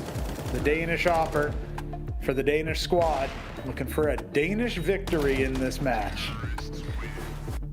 Well, now we know their limit. 1 versus 4, a tad too much. 1 versus 3, easy as you like. Well, if it's going to be like that, they have a new win condition to play towards. And look at this buy. Win condition here has got to be something scrappy, something sketch. That or Trick making some serious mistakes as we enter into round 23. Not much behind this. Sinners may choose to save early, depending on how things go. Yeah. 2 rifles here to fight with. Let's see if they can put them to good use. Ramp going to be smoked off. Just a default played by Trick to lean towards A. As at the end of this round, they might be looking for a way to split the site. Waiting for some forward push from the Sinners boys. Not going to be the case just yet. They're staying put. Kisarek still on the boost. Moto holding from short. Just wanting to find that first kill, but Sinners saw even finding the first frag might not always yield the result you're looking for. The Moto will get tested as 4 tricked players are going towards top mid. Let's see what he can do in this one. Solid positioning, but he's still a bit under duress. Has support from a teammate in connector, but he's just left that position, and so does Moto need to reposition. 45 seconds on the clock as Sinners are looking to defend this shot. Kisarek managed to find the kill. It's a 4v4, but look at the HP. Beastic on 24 and Stress aren't dead. Tricked. Still don't want to bow out of Mirage. They have no intention of dying, of going to that map number 3. It's Beastic falling Shock. Only thing he can do is save this, save WP. They'll have the sniper in round number 24, but we're going to the entirety of the regulation. Overtime is a possibility. And you know what, Luba? I was thinking about how when we went to that halftime break and I said, give it to me straight, Luba, are we seeing overtime? You didn't want to burst my bubble, but you told me it was a possibility. You thought it was going to happen. And I was so looking forward to saying, well, I hope you say that again in map 3 because we're going there. We might not go there, and we might still go there, but we might also go to overtime. Basically flip a coin more often than not. It's been coming up tricked. Shock will get that AWP into Moto's hands one final time in regulation. Maybe one final time on Mirage. No, he won't! Salazar hunts him down. The money is not good enough. Shock will have to drop him and barely buy a thing. That's the only way Moto's gonna keep it. And he'll have the op. We already saw that in the freeze time. Sinners opting for a tactical pause. Is this true that they have 2 left? All right, this makes a little bit more sense. You would have expected them to expend at least one of the tac pauses so far during this tricked comeback. 5 in a row, 5 on the trot, looking for number 6 to take us to overtime. Extra rounds could be upon us. Let's see if Tricked have what it takes to do just that. Can Sinners actually keep a cool head to finally bring this one over the line and take us to map number 3? That's the question that beckons. Insta smokes ready for the side. All right. Come on, boy. Get a better internet provider, dude. What are you doing? Goober. Wait for it. Oh, yep. Fully out. I think we could have expected him to be disconnected when he left the server, but yeah, the production needed to show his camera just so we can confirm that he's not here. Oh, Could have been on his phone, you know. It could have been one of them situations. Still got data, you know. Yeah, why not? I have a lot of data. If I were in a similar situation, I wouldn't even think of Wi-Fi. My Wi-Fi is crappy. 23 rounds played. We had 42 in map number 1, so we're looking to crush some records, at least when it comes to the Conquest of Prague. Those overall Counter-Strike records for most rounds played, I don't think anybody's going to come close to that. No, probably not. I guess that the tier 1 record is probably that Ents versus FaZe Clan semifinal, I believe it was, in one of the ESL events back in Go. But crazy ancient match delivered pretty nicely. Boy will return. No need for an emergency sub of the coach. This internet's coming on back. Sometimes you just have to reset the router. Have you tried turning it off and back on again? Works every time. 60% of the time. Great minds and whatnot. Get to see some highlights while we wait for Boy to reconnect. And just looking at the highlights, you can tell that Tricked in the first half, they were the better team, but Sinners managed to put it into an even scoreline. Sinners in the second half completely annihilated Tricked in the first 6 rounds and then losing 5 on the trot. Will it be blow for blow yet again to take us to OT? Well, we're going to find out soon enough. Tactical pause for Tricked. Maybe they want to pull something out of their sleeve. Yeah, maybe they couldn't actually spend the previous tactical taken by Sinners. With Boy specifically, might have been disconnecting all the way back then, but he's back. He's on your screen for a second there. You see him all. You see what's going on. Animations here from Shock. Seems like some confusion, maybe some unhappiness. That T-side started to string quite a few rounds together here on the precipice of overtime. It's overtime or bust for Tricked. For Sinners, it would be their 6th and final map point taken away from them.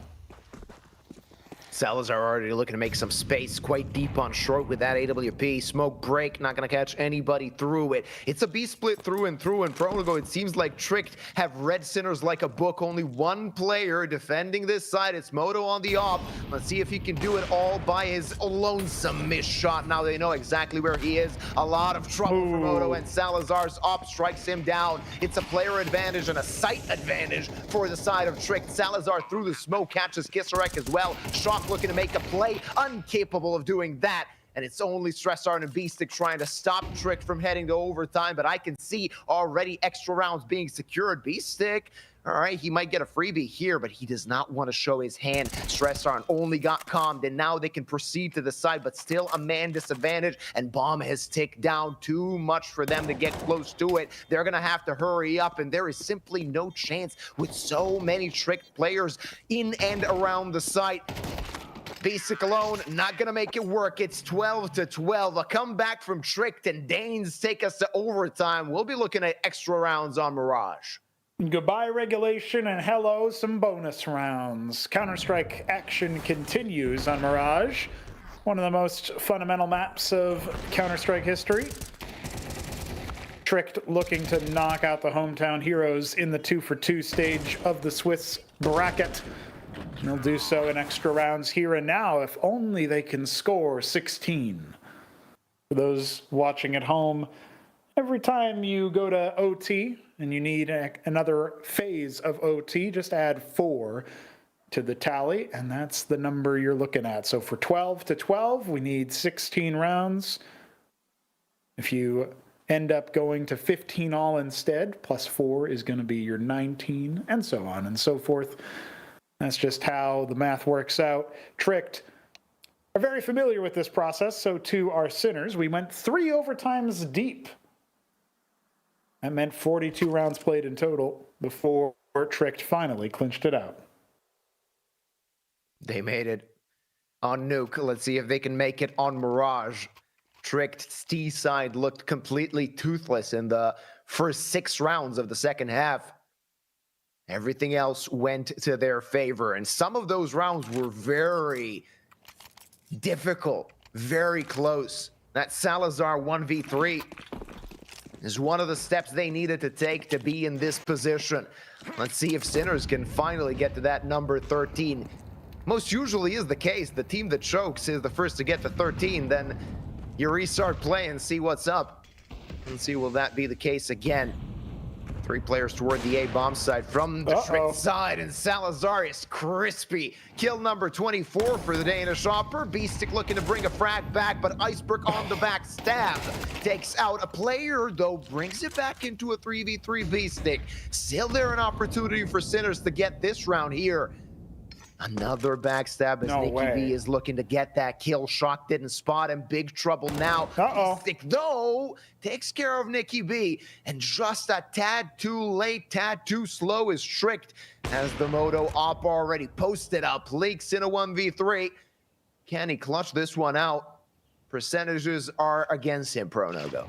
Well, even though the bomb is down, everybody's fanning out, looking for another player. You can see Beastic's choosing to flank all the way around a ramp. This play has a timing. Shock on the secondary sniper is going to finish the job, and you're right. The team who choked scores 13 first. But now it's anybody's game. That's just the law. I'm sorry. I didn't make it. I just noticed it. I was trying to make a complicated joke in my head about like how whoever gets paid by the round most is going to be whose game it really is. And then I was thinking about how like maybe Valve gets money the more you play the game, but then I realized that's not really true. It's based on skins. Anyway, the Server Master. It's the Server Master's game. Burning server time, server hours. And Shock will take the first shot with that secondary sniper yet again. It's Beastic now. Up mid, he's going to clear Salazar out. That's kind of all the teeth that Tricked are working with right now. Rest of the squad definitely performing under expectation to some degree. Nicky B's been pretty good about multi-frags and lurks and stuff, but I mean, there's only so much one man can do. Boy and Iceberg having a bit more of a struggle session. Boy just waiting for a mistake to be made. Nicky B finds a frag elsewhere. That'll spread out the defense a little bit, but the bomb has been left on T-spawn. Whatever they do, they need to go back for it. Stress on dodging bullets through the smoke. Somehow surviving, not even getting tagged. Well, maybe once. And he knows that a player is in apartments. There you go. Spidey senses tingling as he takes another kill for his team in this one. Sinners on the precipice of 14 rounds won. Iceberg looking to make some space through connector. Nicky B will follow suit quite quickly. But this CT setup seems to be very dangerous, and Moto already posted up, unable to get that kill. Iceberg left on 26, but now they can get into the A-bomb site. They don't expect a player in ramp, though Kisarek is way too deep to stop that plant. Though on such little HP, what can you do if you're tricked here? Iceberg hoping that this lurk can yield a multi-kill, and he might give himself an opportunity. But even if he does, Nicky B will have to stand his ground, hold his ground for as long as possible. That's a freebie for the Berg. But does he expect another player on short? I don't think that that's the case. But the bomb, it's been ticking for such a long time. Somebody on the Sinners side needs to start defusing. One player left alive. Moto wants to get to that C4. Missed shot will cost him the round. Oh, Nicky B clutching it out and equalizing the scoreline. Oh, wow. That was probably the round. If Tricked win this whole series here on Mirage, that might be the round to go back and look at. Of course, you can also think about Salazar's clutch, the 1 versus 3 to find it all and continue proceedings. But that round might have been it, man. 13-13, those are the stakes. And look at what Nicky B does. A huge read onto the second player there to clear Shock. And now we got a little bit of a boost for Leaks. Because, of course, Leaks is the AWP, not Salazar. Bond-based, most likely, but either way. Yeah. Going to be looking around for where they're going to take the bomb next. All the money's on Tricked here, you know, if we're thinking about how they're going to break out of the T side. Yeah, their streak was interrupted. It was 6 rounds to the better, all in a row is what they did. Ate up every single one of those map points. They just want one more T round here. They can do that. They can find their way to victory on the defense a little bit separately. All the pressure starts to mount on the Sinners. And after losing that unlikely round, they're probably feeling a whole lot of pressure. Ooh, Moto misses a sitter. Yeah. You would expect him to hit that each day of the week, though. I have to say, Sinners, they've been traveling. It's been a very tough day for them, and it was under the question, will they even play? Though, Be Sick over the smoke sees Nicky B. That's a big threat taken out, and a +1 for Sinners, an opportunity that when the sides switch, they have a 1-round advantage. Some damage dealt by that utility. Streshon taken down to 17, and Kisarek completely blind. He leashes him of his life. Salazar just a tad too late, but it doesn't matter as Tricked still have a man advantage, but they need to get the bomb down as soon as possible. Shock, missed shot with that AWP. And Iceberg still playing the lurk just as in the previous round. If you're Sinners here, you need to watch your back. Iceberg at the ready. As Shock is dead. Moto last one alive. Boy will take care of him. It's a Tricked lead for the first time since the first half. Unreal. The Danes are actually close to doing it. They need 2 more rounds to score 16. 1 more round to guarantee more overtimes, even if Sinners have a rally at the end. It's been so long since the Sinners have actually watched up against their opponents here on the T side. How can they piece this one together? What is their plan of action? Money wasn't always the best on their lineup. Moto didn't always have the T-side offer. That's going to be pretty big change of pace already. Let's see how it ferments. B-Stick with the opener, Nicky B with the trade. Ooh, through the smoke, Kisarek wants to go. This is very interesting. Nicky B did not spot him breaking the smoke. But nade in hand will cost him his head. It's a man advantage. Rather, it's a 3v3 as all the trades are now happening. Again, a 2 versus 2. A rotate coming in. Iceberg looking to strike and strike down both of them. He will. As Tricked are now on 2 match points. Sinners kicking themselves, and you can see that they are very unimpressed as to what happened here. They already saw themselves on Ancient when it was 12-6. Ever since then, they've only claimed a single round, and Tricked have an opportunity to take down the hometown heroes. Before they ever reach hometown, Luba, they're not even there yet. They're over away in Spain. Thinking about the sun, but everything's going to be lacking in color if they lose all the joy and this match gets sucked away from them, especially in such heartbreaking fashion, where it's 6 map points in a row. Now it's 2 series points for Tricked, and Nicky B gets back up to his old shenanigans, cut down in top of middle. It's going to mean the man advantage goes to the way of the Sinners. Is that a lifeline or is that a bait? Well, Sinners looking for every straw they can grasp.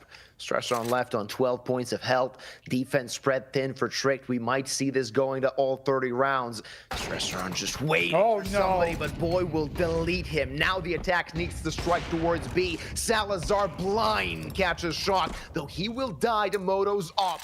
3 versus 3, and now they're just waiting for the dust to settle. They're waiting for the Kisarek lurk. And he's coming in close, maybe even waiting for somebody to poke his head out, but his boy taking the kill. And could this be it? Prono go 1 man of advantage for Trick, and now Sinners need to strike B, but the CTs are already there. Iceberg just waiting to pounce, waiting for his moment. There you go. There's the Berg, and only Moto left in a 1v3. He needs a miracle to happen, and it's not gonna happen. The hometown heroes being eliminated. They were 2-0 in this Swiss stage, but that was not enough for them. 0-2 was Tricked, and they'll be facing the deciding matches in order to go to the Prague land. Tricked have done it. And that match was tantric, Luba. There was so much going on there.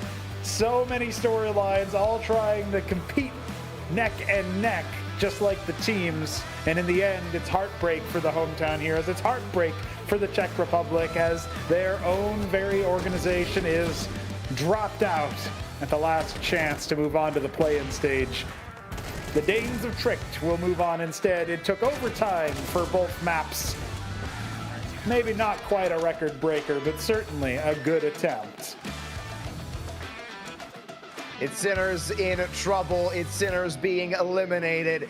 It's actually Trick, the ones that are really punching well above their weight. Sinners, what can you say about them? They had their opportunities. They faced 3 best of 3s in order to go through this Swiss stage, in order to actually put themselves in the land. They lost against Sashi. Afterwards, they lost 2 more best of 3s, and they're out of the competition. But it's really not a lot of harm done to them. Yeah, this defeat is definitely going to sting. It's definitely going to hurt. But let's not forget, PLAYzone is working on 3 more lands this year. So Sinners are going to have their opportunity to get themselves on a Prague land eventually. Tricked, the heroes of this Swiss stage, they were facing elimination basically every step of the way. And now they'll have an opportunity to play in those deciding matches as to who goes to the land. An opportunity indeed, and one that doesn't come around too often for the boys of Tricked. The Danes are going to be going far here, it seems, or at the very least, they're going to make a meal out of it. When you look at how the Swiss stage unfolded for them, yeah, the best of ones were not their cup of tea. But a 2-1 over Johnny Speeds, a 2-0 over Fnatic, and now in overtime, a 2-0 over Sinners. They have just punched their ticket to that play-in stage. We'll need a little bit of time, a couple of days here, to finalize our roster for the play-ins. Unity versus Mouse NXT, of course, facing some roster flux based on some recent headlines. And of course, Clutchain, the boys of Scream, going up against some Polish upstarts. It's going to be a good time indeed. Yeah, it was a fun day when you take it all things considered. I mean, we got to see 6 maps of some very interesting close-knit Counter-Strike, and I would expect that the same should be happening on Monday as well, given the fact that that's when Conquest of Prague continues. We will have 2 more best of 3s then, and then afterwards, in the days following, we'll, of course, have a chance to see who will be booking their ticket to the Prague LAN. Of course, if you're not informed, the LAN in the PLAYzone Vodafone Arena will be at the end of May. So it's going to be a very fun time. If you're in Prague or around it, be sure to drop by and say hi. It's going to be a very fun time, at least judging from the previous LAN we got to see. Pronogo, we had a rough and tough day, so I think we can call it a day. Everybody, thank you for watching. We'll be back on Monday.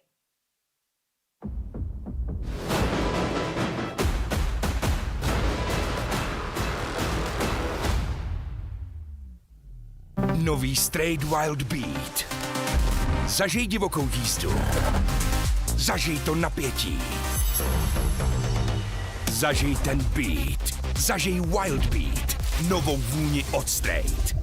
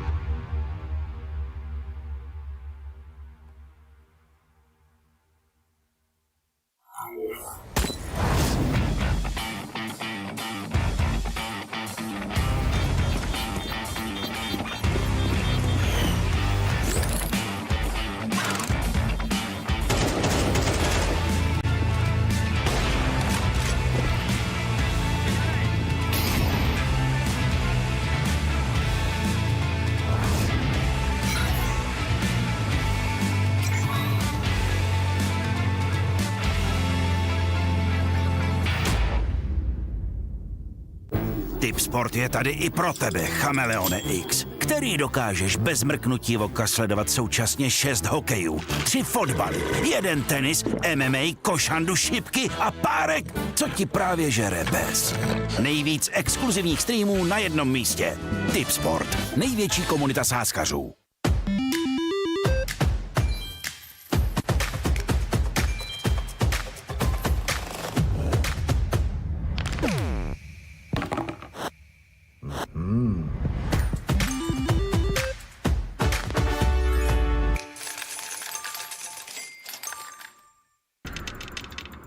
One click is the difference between winning or watching. And this is the fastest click in the world. Powered by revolutionary hits technology. With custom actuation, rapid trigger reset, and click intensity. Tuned to your competitive play. We didn't just evolve the click. We reinvented it. Pro X2 Super Strike. Tati, už jsem to vymyslel. Nemusíme tady mrznout, už vím, jak můžeme letat. No to půjde těžko bez křídel. Máš pravdu, ale proto tady mám Red Bull. A ten nám dá křídla. Stačí, když se napijeme. Aha, a jak asi? Ale tati, prostě se napij. Počkat. A co to je? Co to je? 40 pod nulou to je. Nebo jsi smyslel, že tady zůstáváme jen tak pro zábavu? Red Bull vám dává křídla, ale jen když ho piješ.